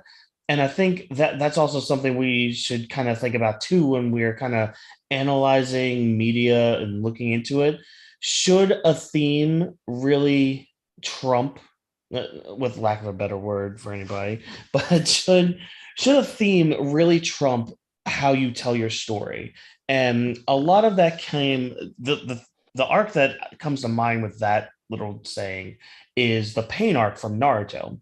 There was a great message in there about ending this cycle of hatred and all that, and which is great. Now there was a lot of death in that arc, and a lot of people sacrificed and lost their lives because of it. And at the end of the arc, it was taken back because Pain uses power to bring all those people back, and a lot of people don't like that because okay, there was no consequences to everything, blah, blah, blah. I mean, there still were because of the incident that was happening, but there was a lot of discourse and there was just a lot of discourse with it. And I think that's coming here too, where it's just like there's a theme here. Yes, I get it, heroes using their powers to save people and all that stuff, but is the theme so important that you're willing to make this risk with your story? Because, and I think it was said way earlier too, like, oh, Horikoshi left this big cliffhanger to get everybody talking about the series and all that stuff. Well, that's great and all. That's great in the short term of things. Because everybody was talking about MHA during that little break, and everybody was wondering what was going to happen and all that stuff. And that's great, everything was trending, but that's the thing, that's in the short term. Did this really benefit your story as a whole? And again, I'm not going to be able to see that, and none of us are going to be able to see that until the story ends. So I just wanted to throw that out there a little bit, and also just kind of prepare yourselves too as MHA fans, because the internet is not going to be nice or kind to any of this. Just let them have it. I mean, we can clown too on other series as well, so just let people let people just be. I mean, it sucks, but I mean, again, when Horikoshi cooks and things seem a little better, then all right, then take it back those Mickey Mouse memes you were trying to do with MHA. But otherwise, I mean, I really like the chapter. Again, I gotta wait and see with Bakugo. Sorry if I went on a couple soapboxes there, but I mean, just gotta think, just think a little bit more. That's all it is. Just think. And if Mirko dies, I will be a sad bunny fan. All right, real quick, I do want to corroborate something that Watkins mentioned here, which is that the way people are so reactionary online is partially a result of the streaming era, because you need to understand that, like, and social media's integration with other platforms, because like not only back in the day, but like I would say like even in like 2009, 2010, leaks discourse was not really like a super huge thing like this. No, because a lot of people talked about their manga and anime interests specifically on manga and anime sites. It's been in the past couple years, especially, that people's media takes and all this other stuff have integrated over into mainstream social media. So, and you got to think, like, there was, like, you weren't binging anything back in the day. You were week to week. You didn't really have a choice. Yep. Most, like, this whole, and so people have gotten so many things dumped on them in bulk while still getting to experience some things week to week. It's led to bulk expectations of weekly experiences. I want y'all to think about that just going forward in the next, bulk expectations for weekly experiences, and how it's led to some of the snappiest, most reactionary takes for a long time.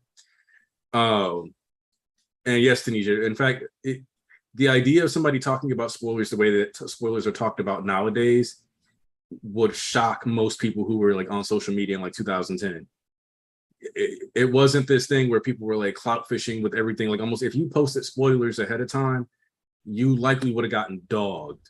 Yeah. Like, people would have called you an asshole. Like there were specific times that people didn't even talk about the chapter on like sites and all that until the chapter dropped. Like nothing was brought up until it was Everything actually was out. respectful. Yeah. And so then that's when I say like that integration, and what it also kind of comes down to is that, and I don't want to sound like an old man yelling at the clouds. Do it. But do it, please. The way in which millennials integrated and interacted with social media versus Gen Z kind of always growing up within it heavily alters like how your internet etiquette is formed. Because we kind of like had like some discussions about internet and like what's appropriate behavior online. Whereas now we have people constantly question if it's bad to do certain things that we normally would have been like, yeah, don't do that online. Like the amount of like every time you see somebody being like the FBI couldn't have got this out of me, understand that that is a post that likely wouldn't have been made 10 years ago. Unless it was in like the depths of 4chan or like the depths, deepest, darkest parts of Reddit. Actually, Anarchy, can I mention one thing? Oh yeah, what's it's up? Only 30 seconds on. It actually is what Walking said. I'm really glad that he is on the same page as me. Where I like it's easy to get caught up in the slander that's on Twitter. And although like we're in a very weird time with this chapter where everyone is going, oh, my hero is Mickey Mouse. It's doing like the fans of that insulting my series, so I'm insulting yours. It's easy to get caught up in the hate where you feel like you want to respond and defend your series, which is absolutely okay. But try to remember that this is a weekly series. It is a slow burn series as well. So we have to wait until we get the full scope of the situation where we know that Bakugo is coming back, but the repercussions and the consequences are right there. It just going in from now on, just try to be more, I wouldn't say optimistic, but don't give the haters what they want. I can guarantee you Naruto would never have survived in today's era. Like, nope. Like in terms of slander, like even years after, it's been catching a lot of flack. No, none of these series. Like if Alabasta happened now, and you got that nuke scene. Yep. Mickey Mouse ears on One Piece, no matter what happens, all the way up to Marineford. Yep. Even in Marineford, you would have had Mickey Mouse ears getting slapped on Ace. If Tabata could win people back with the Lucius reveal, Horikoshi can definitely win people back. Trust me, he definitely will. Which, that being said, Volk, final thoughts? Yeah, it's a weird chapter because like for 2/3 of it is like it's fantastic. It's absolutely like it expands it off of one and it expands on the current global political situation, and you get a better idea of how Shigaraki, if he were to win here, would advance his plans. It also gives further credence to East's cope theory of a part 2. I bounce back every week. I want more out of this series, and I think he can do it, but he also seems kind of exhausted right now. So I'd be open to MHA being returning monthly. But anyway, the Bakugo stuff, I mean, it happened. It is what it is. Like it definitely drags the chapter down, but you and I have talked about this, Aniki.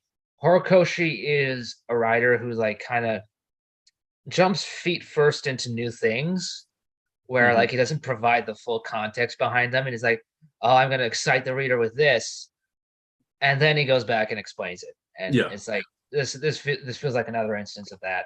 I'm interested to see if there's any second user connections, because also, you know, like Shigaraki saw that little vision, and I'm gonna say this, like it looks like Bakugo's coming back, but like even though I would have rather not doing this at all and just keeping it alive permanently, I love happy endings, man.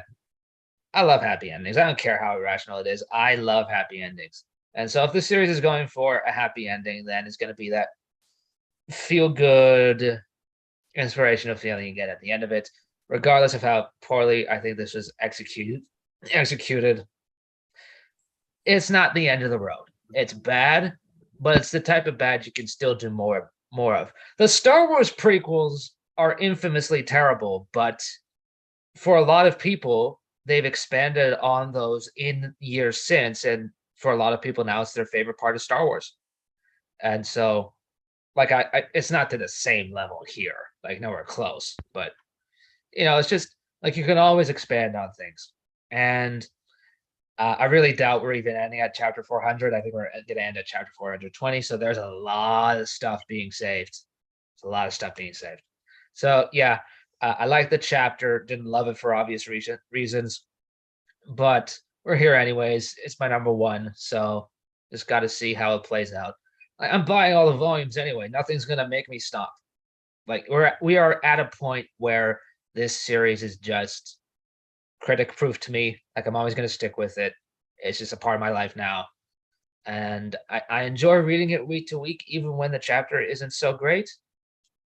I will say this, I'm more anxious for chapter 365 than I've been for any chapter in the series because, either we're zipping away or we're getting more context behind this. So, yeah, that's my take. All right. Sister Sayez, final thoughts. I think I'm going to start with the easy part, or at the top of the chapter. I really like the Ujiko AFO thing. Two important characters have been around for a long time and have been involved in just about everything that happened, but we really didn't see much of them actually interacting so far. So I really, really like to see some more context on their relationship, and they really have like this bromance going on, and I love it. So really, really enjoying this part. I enjoyed AFO getting rebound, getting revitalized, getting his new young form back. Like his new design, I am obviously a bit worried because my boy is there, and I am at this point we are reaching a point on the story where the villains are becoming more and more strong, powerful, both with Darby coming back and with AFO now, and with whatever's going on with Shigaraki. So at this point, I'm becoming more worried. I'm going to remain positive. I'm thinking positive. He's fine. So I am hoping that everything is I am still trying to think positive that Endeavor will survive this. But I am worried about Hawks. At this point, I am actually more worried about Hawks than Endeavor, because I am kind of afraid that this whole old generation dying for the new one theme will transcend the current Shigaraki fight and also play a role in the other fights that are currently taking place. So I am kind of worried that Hawks will die for example, Tokoyami. But other than that, and even including that, really like what's going on at that scene. I like what we see in the USA. As Thomas said, I was one of the people who wasn't really a big fan of Cassie. I'm still not, but I can appreciate what she means thematically to the story. And I think overall, in terms of themes, this chapter was really, really good, bringing us back to some of the core themes of the story for a long while, like protecting the future, as opposed to the heroes, to the villains trying to destroy the future. One of these things that we've kind of talked about, and I really like just the image of heroes sacrificing their lives for something important, for somebody else, trying to save somebody. I think that's ultimately what a hero is supposed to do, not necessarily the dying part, but the fighting for something good, fighting for something important thing. So I like that, and I also like that in regards to Edgeshot. Now, in regards to Bakugo, when Bakugo supposedly practically died 2 chapters ago, I said that I can't really judge this chapter just on its own. I have to wait what's going to happen next.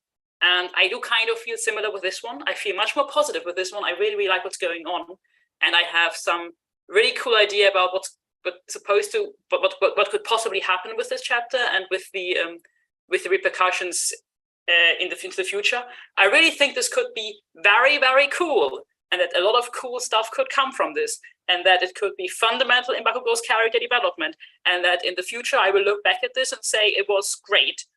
But I don't know if that's really going to happen, so I can't really, at this point, judge the chapter as perfect just based on what I hope is going to happen in the future.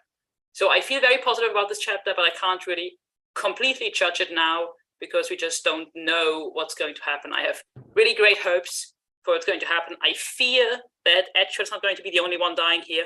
I have a lot of fear for Mirko, a lot of fear for Machinist, not quite so much for the big three, but even they might be not necessarily dying, but getting very seriously injured. But since I don't know if any of that would actually happen, I can't really judge it. So for me, it was a good chapter. But I am mostly looking forward to what's happening in the next few chapters. All right. Archbishop East, take us home. I think I covered everybody. Is he still here? Yeah, I had to make sure everybody's quiet. Yeah, I better not make no noise back there. I told you. All right. We're gonna do this quick because we've been here for a long ass time. America, some whole ass niggas. The all point what you go see was gas. Everybody covered everything throughout the entire chapter. Not finna run it back about go. I told you how I feel. Let's do like this. I'm gonna keep it real quick and simple. You at the club with your nigga and your nigga acting up and you doing shit, but it's your nigga and you gonna call that nigga out. You gotta call a spade a spade. He oversold to death. Just to revive it back. Y'all gonna say, oh, for the greater good later on. He could have definitely not have sold this shit the way he sold it. And the way he did it, you could have had the nigga injured. It did get help. Like, oh, he needs medical attention faster, but could have been done 1,000 different ways. But hey, I'm not here to keep on harping. If the allegations fly, the allegations fly. It is what it is. Spade is spade. I'm still gonna ride this nigga to the grave. Don't mean I got happy with everything. I already told y'all. But some niggas don't listen when I say I'm not a fan of everything. But that's neither here nor there. Also, niggas out cope about part 2. There's evidence that suggested. I'm just not changing my stance because there's nothing that made me change my stance at all. So I already said I ain't even cope. I'm just not changing my stance because I stick to my guns. But I already said I'd be fine. Of course, you found a way to justifiably give every villain a decent ending and satisfaction to their character. End it here. But you know, everybody don't be here all the time. People don't listen to what I say sometimes for some bad reason. Also, again, to tap on that. When I say about the villains, I'm not saying they need to rule the world. I'm saying this destruction needs to happen here because they need to learn to peel back. They need to revamp everything. That's the point I'm trying to make. Because at the end of the day, the heroes win, no matter what, nigga. That's the point I'm trying to make. But niggas be so much of hero stance that they don't acknowledge that, like, oh, the villain stance, I realize the heroes gonna win in the end. But the heroes need to, the new age, all this shit needs to happen. They need to realize something. They need to grow. They need to learn lessons. That's the point. And nobody talking about Metal Liberation Army. Ooh, that's the future the series needs. No, nigga. The heroes gonna win in the end. But they need to have growing pains. They need to see the new light and all that because they're still young and naive. And the old generation, they just talked about old generation. Like, simple as that. S. Little, you asked me about, last thing I'm gonna say, S. Little asked me about Ghastly. Does anybody remember that off the top of their head, or I have to go find it? Because I had it, but I lost it. No, I found it. No, you good. Oh yeah, S. Little, Ghastly. You asked about Ghastly. Shout out to Shad's manga only. This is his theory. Like I said, I'm gonna take credit for other shit. So he came with this gas. The Ghastly Crumbtini is a horrific book which uses deaths to teach the alphabet. In my mind, Ghastly already feels like more like a J.J. Kager, etc. kind of villain. Just has more excited than anything. So he kind of uses kids and shit like that, like as their death. You know what I'm saying? So it says I for Ida or Ida, who drowned in a lake. K for Kate, who was struck with an axe and it has bloody imagery all across. So that might be related to Ghastly's quirk, cursing kids, some shit like that, maybe dolls. I don't know, but you know, Horikoshi be on some sick shit sometimes. But all right, we've been here for long enough, man. Appreciate y'all for coming like y'all do every fucking week. I'm tired. I know y'all tired. We're gonna see what happens with the dice roll. I'll be here to the end of time because I ain't changing. No matter what happens, I'll be here to the end of time with this nigga. So I already made my grade. We gonna die together. For humanity, my shoulders be ride, nigga. Fuck you talking about. It's East, nigga. What it do? And I'll catch y'all later. All right, y'all. As always, I appreciate every single person that came through, all the regulars, all the people who decided to come in and do commentary, even Fish who disappeared randomly. Loved all y'all. As far as I'm concerned, this chapter is not nearly as offensive to me, but I also was a lot more mentally prepared for Bakugo to potentially live. And I kind of, you know, a lot of the stuff that I thought was kind of funny, now I'm like, okay, so yeah, this is why. Because it was going to be wasted if that's the path we went, and we're not wasting it. Do I think that a lot of what people are concerned about right now is going to be really hard to swallow as a no stakes scenario, especially if we have, you know, a dead Ed shot Gina's taking more damage in Mirko, where it'll be like, well, we did lose 3 pros for 1 person to keep living. And that's just like an objective balancing of the scales. And I'm looking forward to that. But I don't really got much else to say. I enjoyed this chapter. I think next week is going to be a very interesting time in the fandom, especially if we do lose like Mirko and Gina's, because it's going to be hard to push Mickey Mouse memes while people are getting ripped to pieces. Just saying. So just kind of think about that. Don't worry about what's going on online. Focus on your own enjoyment. Try to stay, and genuinely, if you do not need it, which none of you do, do your best to stay away from both leaks and scans this week, because you are going to have a lot of discourse that, whether it's somebody trying to do a quick reactionary hot take to insult the series, it's all just people like some clout farming. So what you have to do is not reward that behavior. Don't click on those videos when you see them. Instead, just give them a down, like maybe, tell them not to show you this video anymore, stuff like that. Stop rewarding those people and let yourself have an actual break between this stuff. This stuff comes out once a week. You're allowed to take some time off. Do so. Play video games. Go outside. Read another series. Do something else other than wait for leaks. Touch some grass. Place a bag, my nigga. Like, get some money. At a bar. Eat some dirt. Read your Zakura family is Get about some to get an anime. bitches.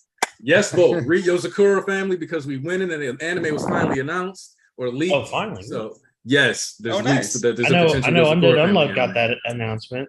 Yeah. About that. I Undead got a feeling Unlucky anime too. I got a feeling that What? and Sakamoto Days are going to be pretty big series when they get anime. Niggas don't know about Sakamoto Days. Niggas don't know about Sakamoto Days, man. Ain't fire so far. I can't I'm wait not to gonna go lie. fucking read that shit. Oh my God. So yeah.